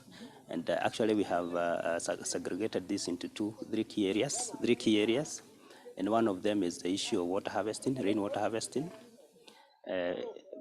Culturally, people don't believe that they can harvest runoff and use it for their own benefit, but here we are doing it. So we are going to train the farmers on the importance of having water runoff for use during the dry season. The students are also going to learn about soil and water conservation structures, which are very, very useful. What I can call, and especially upon the government of Kenya, to upscale such technologies. You don't have to build the mega dams to bring changes to the people of Kenya. You can still do small projects like these ones and empower very many people in other parts of Kenya. Then at the same time empowering our youths, especially through Kazi kwa Vijana. This is an activity which is generating a lot of labor days for the youths, and they can be able to work in. My names are Joseph Waithaka Kimani, and this is my farm. And the farm is situated in Ng'enda Ward, Gatudu South Sub-County, Kiambu County. I'm doing some vegetable farming, and this is through some sponsorship by the government, whereby the government helped the farmers in this village, 20 farmers, to harvest road runoff. So here today, we have got some visitors. I can see some young men, and they have come to learn and to see whatever we are doing by harvesting the road runoff and the way we are using the road runoff. For the climate purposes, the government has introduced us to grow some trees and to do agroforestry. Number two, even the way we are using sunlight or the sun rays just to get the water out of the pan. That means it is a climate smart method, because even the pump itself does not make even any noise.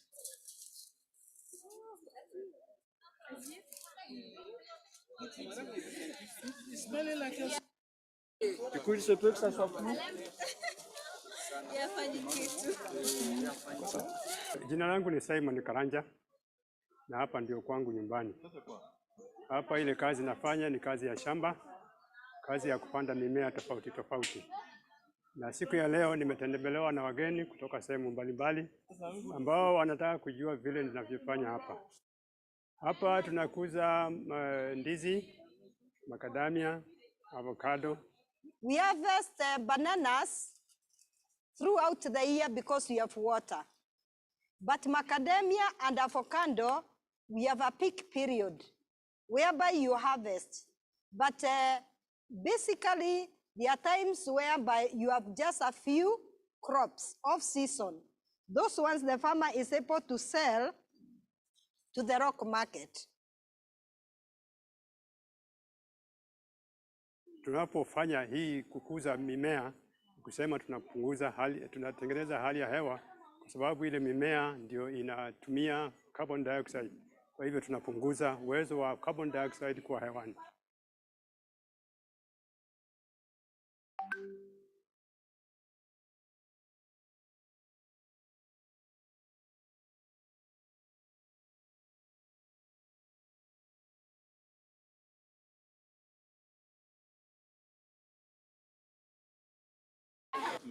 Doesn't have anything. No, let's go.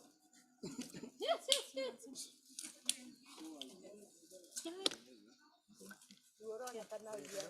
To actually see what the community has done, from what we've learned is that this place was completely washed off, completely eroded. Soil quality was completely poor. The types of crops that were coming here were very low income and very bad. And over the last few years, what they've done as a community, they've come together as a community and worked as a collective.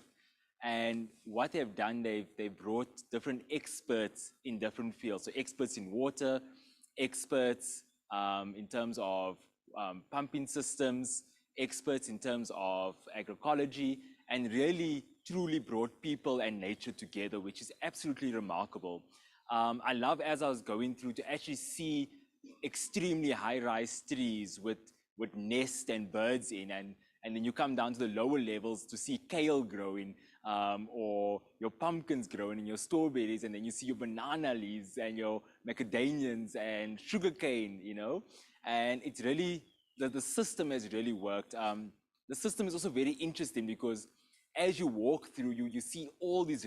The sustainable practices that I've seen here is actually contributing to the conservation of the environment, because it minimizes runoffs, which contributes to soil erosion.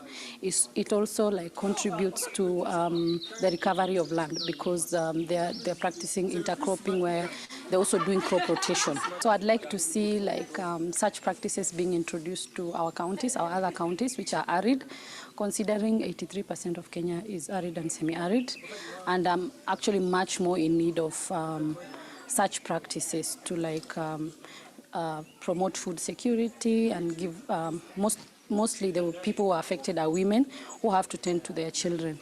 So when they sleep hungry, it's not a good thing.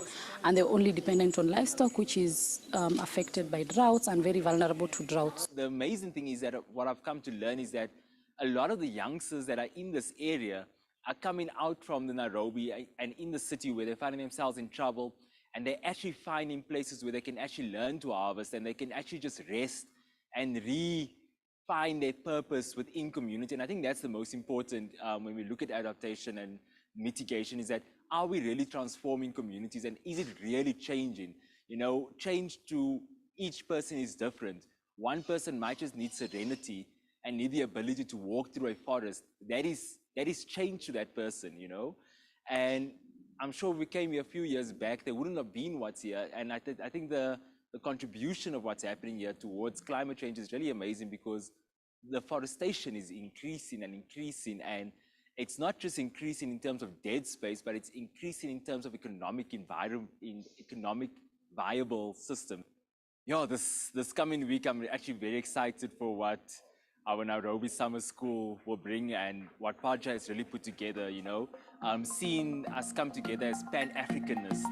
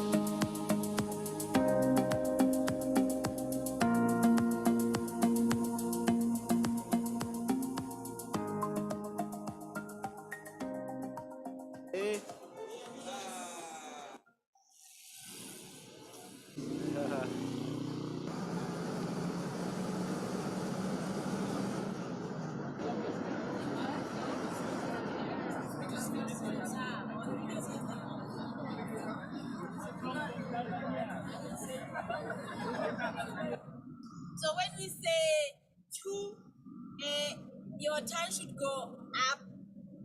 Like, so two is so KH is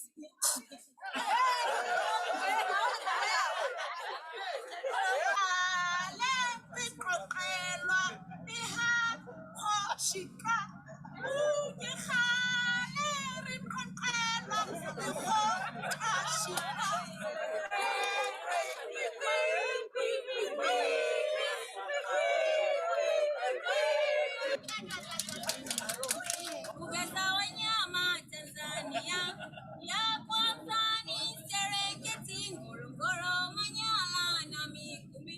Oh Tanzania, oe oe. Serengeti, Ngorongoro, Manyara na Mikumi. Oh Tanzania, oe.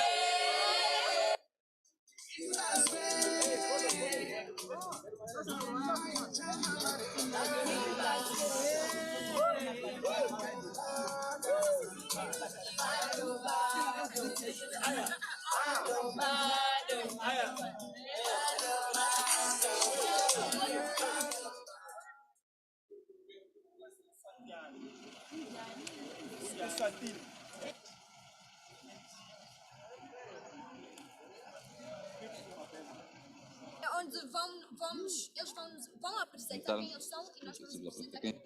C'est un des principaux exemples qu'on a au Kenya aujourd'hui dans la conservation. And also sustainable water management systems. Nairobi,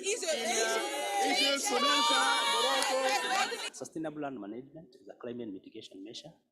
And as you can be able to see in this area has experienced a lot of climate change issues, ranging from water scarcity, ranging from high temperatures. The students are going to learn a number of points. And actually we have segregated this into three key areas. And one of them is the issue of water harvesting, rainwater harvesting. Culturally, people don't believe that they can harvest runoff and use it.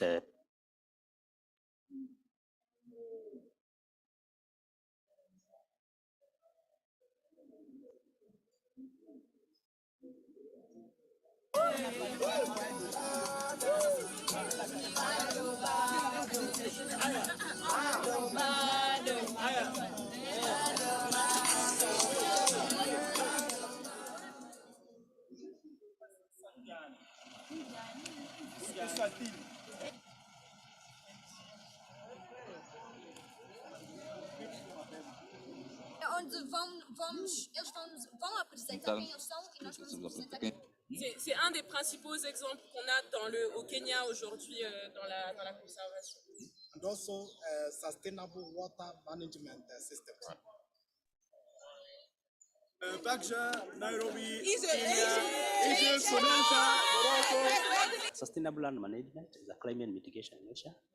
And as you can be able to see in this area has experienced a lot of climate change issues, ranging from water scarcity, ranging from high temperatures.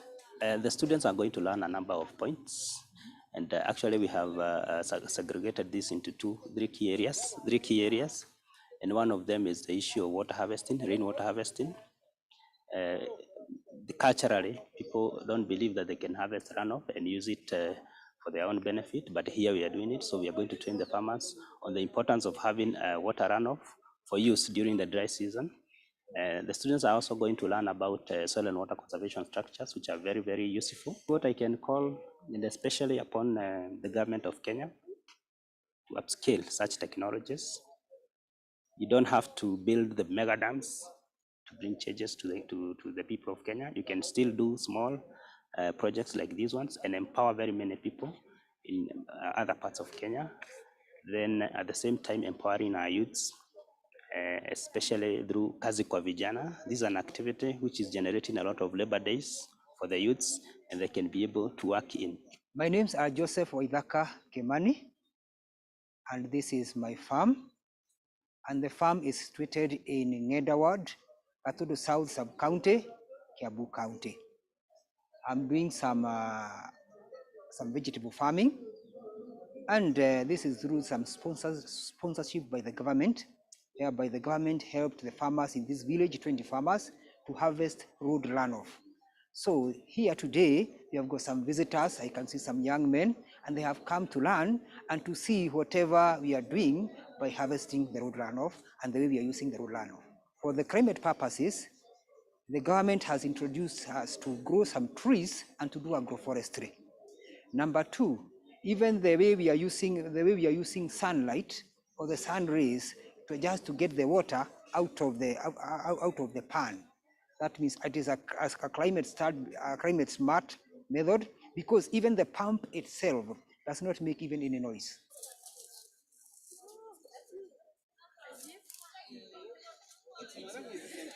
It's smelling like a...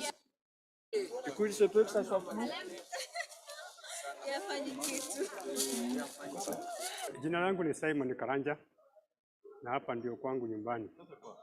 Hapa ile kazi nafanya ni kazi ya shamba, kazi ya kupanda mimea tofauti tofauti. Na siku ya leo nimetembelewa na wageni kutoka sehemu mbalimbali ambao wanataka kujua vile ninavyofanya hapa. Hapa tunakuza ndizi, makadamia,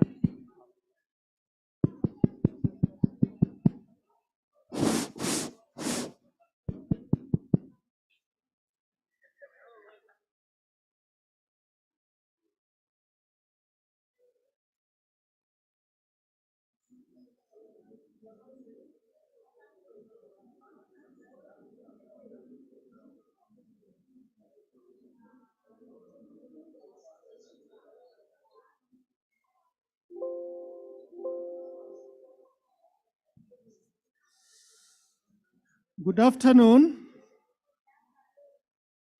Good afternoon. If you're not lifting your head, I cannot see you. Please, let's wave and check whether your neighbor is asleep. You know, some people took some very heavy meals, eh? Yes. Very good. Welcome back. We have 2 sessions in one. We'll have a small presentation by engineer here. And then after that, we'll go to the field to be able to see things in a very practical way. That is where we'll continue with the discussion. I know there were questions that were not answered. Let's have one meeting. Sorry. Let's have one meeting. Let us have one meeting. I'm saying we'll have a presentation for about 15 minutes, and then we'll not have questions. We'll have questions on the site where there's the solar plant. So we'll continue the discussion, the questions that were not answered or they did have an opportunity to ask in the morning. So that's how we plan to do it, and maybe Omwami will give us direction after the presentation. Professor Chinedum, can you wave to the people? Some people didn't see you. Yes, say hi to them. Thank you very much.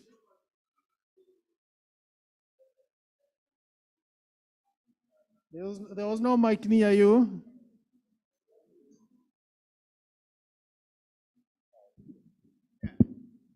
Thank you so much, everyone. It's good to be here again this year. I meet this collection of very young, vibrant, articulate, intelligent young Africans on whom the future of Africa depends. I've been told that this group is very, very brilliant, very, very intelligent. Thank you so much. And please make very good use of the opportunity. Thank you, Pancha. Thank you so much. Thank you very much. ICT people, I think you have the presentation for engineer, or you doing it from your computer? Oh, they have it, eh?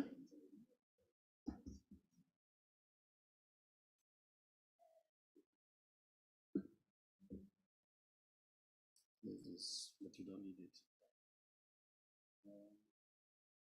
Okay, you can start.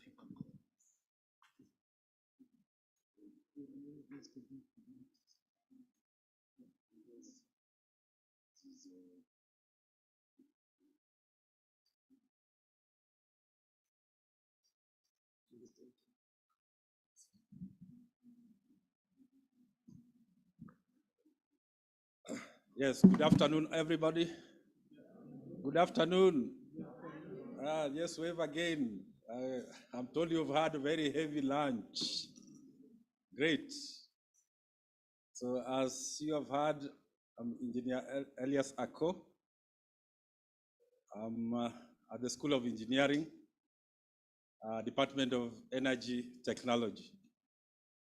So engineering is one of the schools in this university. Yeah, so I hope our visitors, you've had a great time in the institution. Though you have not probably had the time to walk. Engineering is across the railway, the other end. So I don't know how many have had some walk after maybe the sessions. Yeah, we cross the railway towards the other. It's the farthest. In fact, from the main gate to our school is normally it's over 2 kilometers. So yeah, for those who walk, they do quite some good exercise. Yeah, so thank you. So I was asked to just take you to the plant, our 100 kilowatts solar plant. We are calling it pilot because we intend to have a big plant. So we are in the process, the management has approved, we're in the process of doing a 2 megawatt plant to supply solar energy to the university. As you're all aware, you know, there's global commitment. The world is moving towards renewable energy. Energy with low carbon footprints, energy that is sustainable, energy that is friendly to the environment. So as a university, we don't want to be left behind in this, because the global commitment that by the year 2050, we should not use fossil fuels. So 2050 is not a long way. So we are taking small steps as we move towards that direction. So I'll just share with you this very short presentation, and then we move to the plant that we have at the other end of the university. So this plant, 100 kilowatts plant, this was started, the idea came from the department, as you have heard from the Department of Energy Technology, where we do undergraduate programs in energy technology, and we have a master's or an MSc program in renewable energy technology.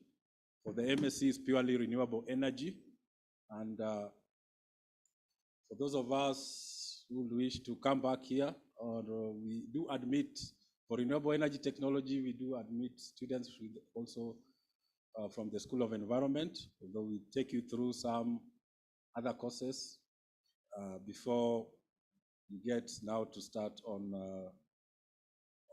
the energy aspect, so that you get at least some basics in the engineering aspects of energy.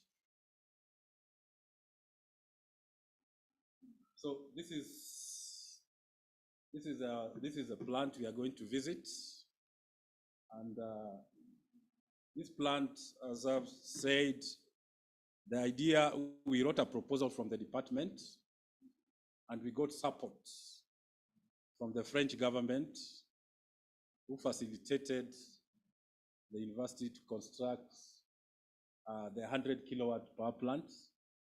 So it's a small plant. It's only serving a very small percentage of the university. Our consumption is over 4 megawatts. So you can see 100 kilowatts is something very small. But the 100 kilowatt power plant, it is producing, we are getting about 500 kilowatt hours of energy daily, which is saving the university about 10,000 shillings, Kenya shillings. I don't know, in dollars, 10,000? Yes? $100. Yes, $100 daily. So you can see in a year, in 365, how many dollars? $36,000. Yeah, so you can see this for such a small plant. Now we are going to do a big plant. As our university is expansive, we have enough land. There's already land allocated for that. And we are looking forward to now do one which is 20 times this one which you are going to see in a short while. So as we are all aware, solar PV has rapidly emerged as one of the viable energy source for both industrial and commercial entities. So earlier, solar PV in the country was mainly for domestic, but with the advancement in technology, we have much more efficient modules, inverters, charge controllers, and all those equipments that go with solar. So we find in our country, we go to the industry or in our industrial area, we have what we call the grid connected type, where daytime they get much of the energy from solar, and if in the evening or when the solar goes down, it picks up from the grid. So our plant also is a grid type where priority is given to solar energy. So when solar is there, it takes up everything, and when it goes down, we get more from the grid. So it's a hybrid system of the grid and solar. So this is one of the reasons why we're going solar. We have reductions on savings. As you can see, electricity in Kenya is very expensive. I'm told you're from different countries. I don't know how much electricity is being charged, but in our country here, we charge about 0.2 kilowatt hours, 0.2 USD. Or that's about 20 cents, US cents. Yeah, about 0.20, yeah? 20 cents, yes. So this is, and solar generation, you can see it's been dropping so fast because of the technological advancements and the mass production of this. The demand is there, and therefore the cost is dropping down. So between the year 2010 to 2020, the global prices of solar modules have dropped by almost 80%. So it's become very attractive, and solar has also become very competitive with the conventional electricity that we get from conventional sources.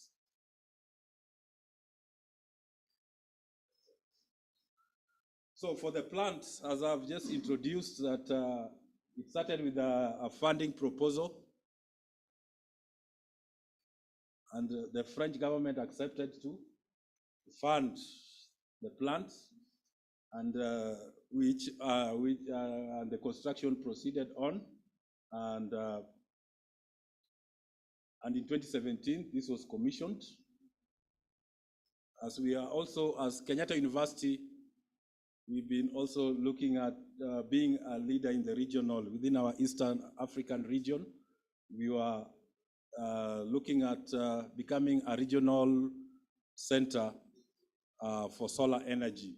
So this is this was part of the proposal that we put across and was one of the justifications that we had when submitting this, that this being a solar technology center to serve our region in terms of research, training, and innovation.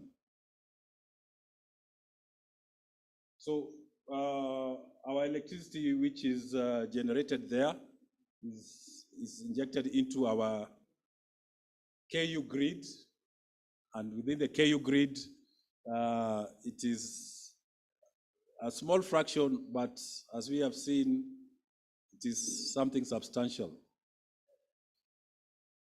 when you look at it in the long run. So the technology that we have there is very innovative in that the plant that we have is one-axis tracking, okay? So it's able to track the sun east-west direction. So we have two-axis tracking, which can also do north-south, but because Kenya and Nairobi, we are 1.5 degrees south of the equator. So, so two-axis tracking doesn't make much sense for us. One-axis is sufficient because we don't have those extreme variation in the sun north-south because they're almost equator.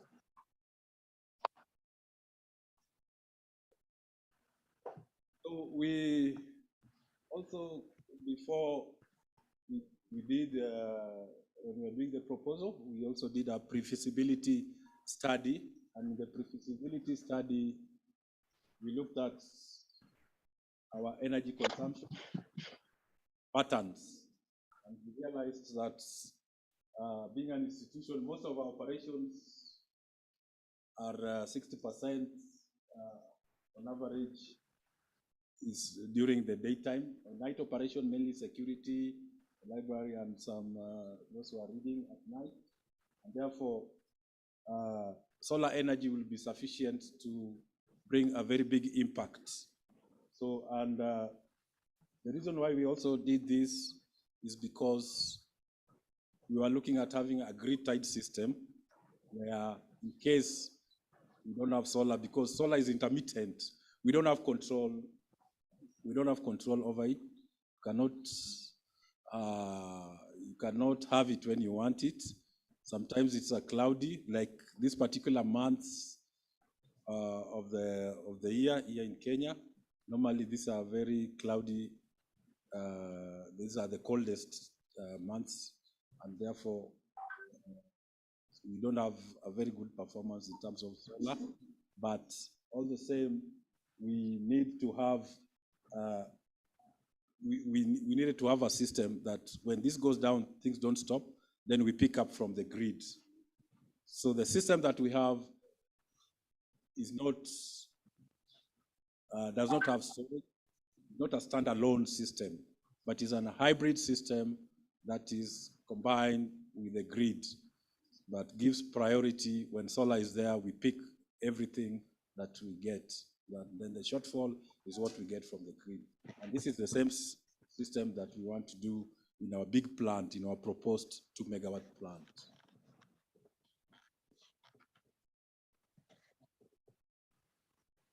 So the pilot plant that it consists of 400 polycrystalline panels, each rated at 265 watt peak.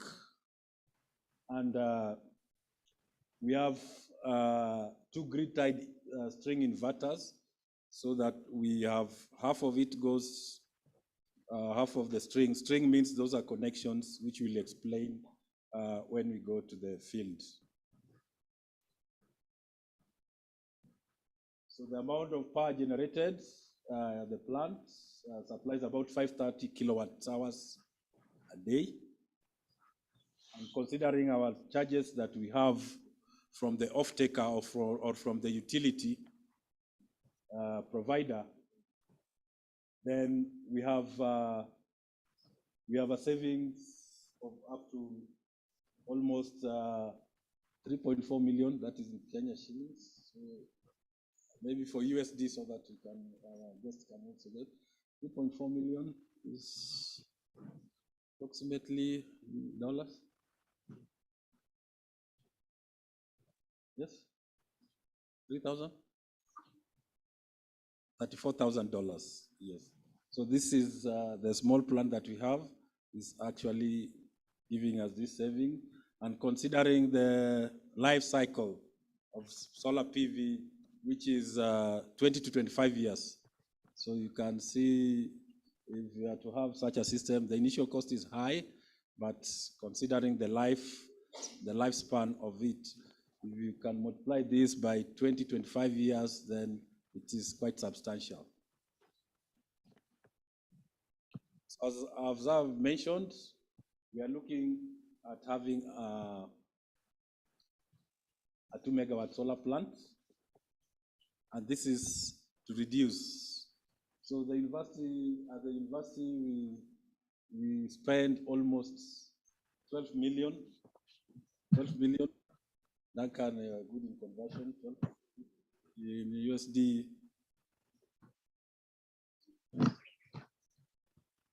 yes, 120,000. Yeah. So this is the amount we spend on electricity bills, which is quite substantial. So we are looking at now if we can be able to do a big plant, then there'll be a lot of savings from the university, and therefore also supply the green energy and be part of the energy transition. As a university, we want to take lead in the energy transition as we also move towards the low carbon footprint, energy from low carbon footprint. So we're also looking at about 45% will be supplied. Of course, we cannot supply 100% because we are not having a standalone. So with the battery costs increases the cost of a PV plant by almost 45%. So we are seeing that having storage is going to increase the costs beyond the budget that the university can afford. Yeah, so this is just another, you can see our solar energy data. So these are the months, these are the very low months, June, July, when the solar energy is very low in Nairobi, especially.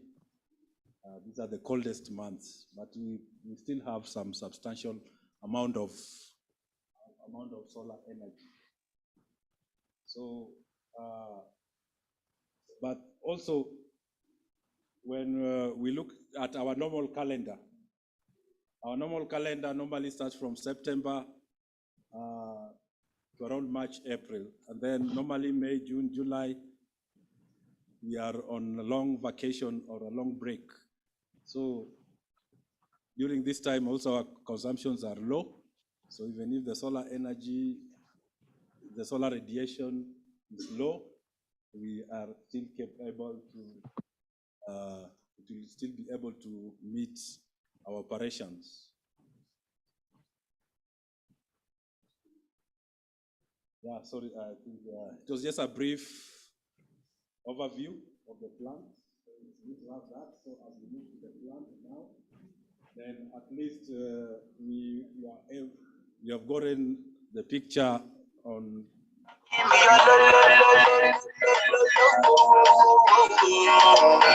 I see this fine girl from my party, she wear yellow. Thank you very much. Yes. For now, thank you very much. I've been told you last questions the other side. Unless there's a very burning one, then which you can take one or two, then most of it we can go to the plant. Let me allow Prof. To. Thank you very much for giving me the floor. I just want to say that this smells like financing from carbon offset. I am sure, because as we started saying that if you don't bring up investment programs and you hope that Europe will go and dip their hand into some cartoon and give money, you will never get it. But if you come out with a project like this, maybe the French government knows where to get it. I'm saying so. I was director of infrastructure for the University of Chang and also heading a renewable energy laboratory.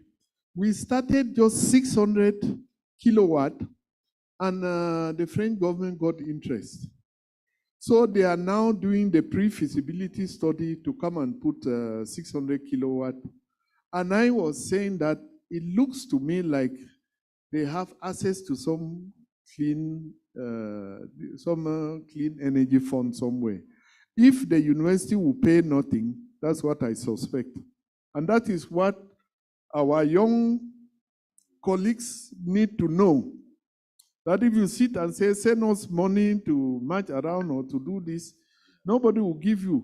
But if you do an investment project, we were told that it's Électricité de France that will do it, but the French government will pay Électricité de France. They are paying their company that is coming to do it. So it looks to us like it's some carbon credit, but where you cannot really see the part that is coming from. So I think it's a very good lesson for this, our workshop here. And we would like really to know much about this project. Thank you very much. Thank you very much for the compliments. Thank you. Thank you. So, Omomi, are we walking there? Or Okay, thank you. I'm following up with the technical team that is helping out there. I'm told the buses are there. What we're going to do is, there are a few of us who have cars here. We are going to help our profs who don't. Then as the other team members are here, we're going to board our buses as normal. Then we're going to go to the site. Engineer, we're going to take about an hour or some minutes too. And then once we finish, we will come back and we will get tea ready out here. We serve and then we call it a day. So we are advised as we move out, be prepared for a small field trip and then ask questions at the site. Then when we come back, we're only coming to take tea and leave the day. Okay, thank you.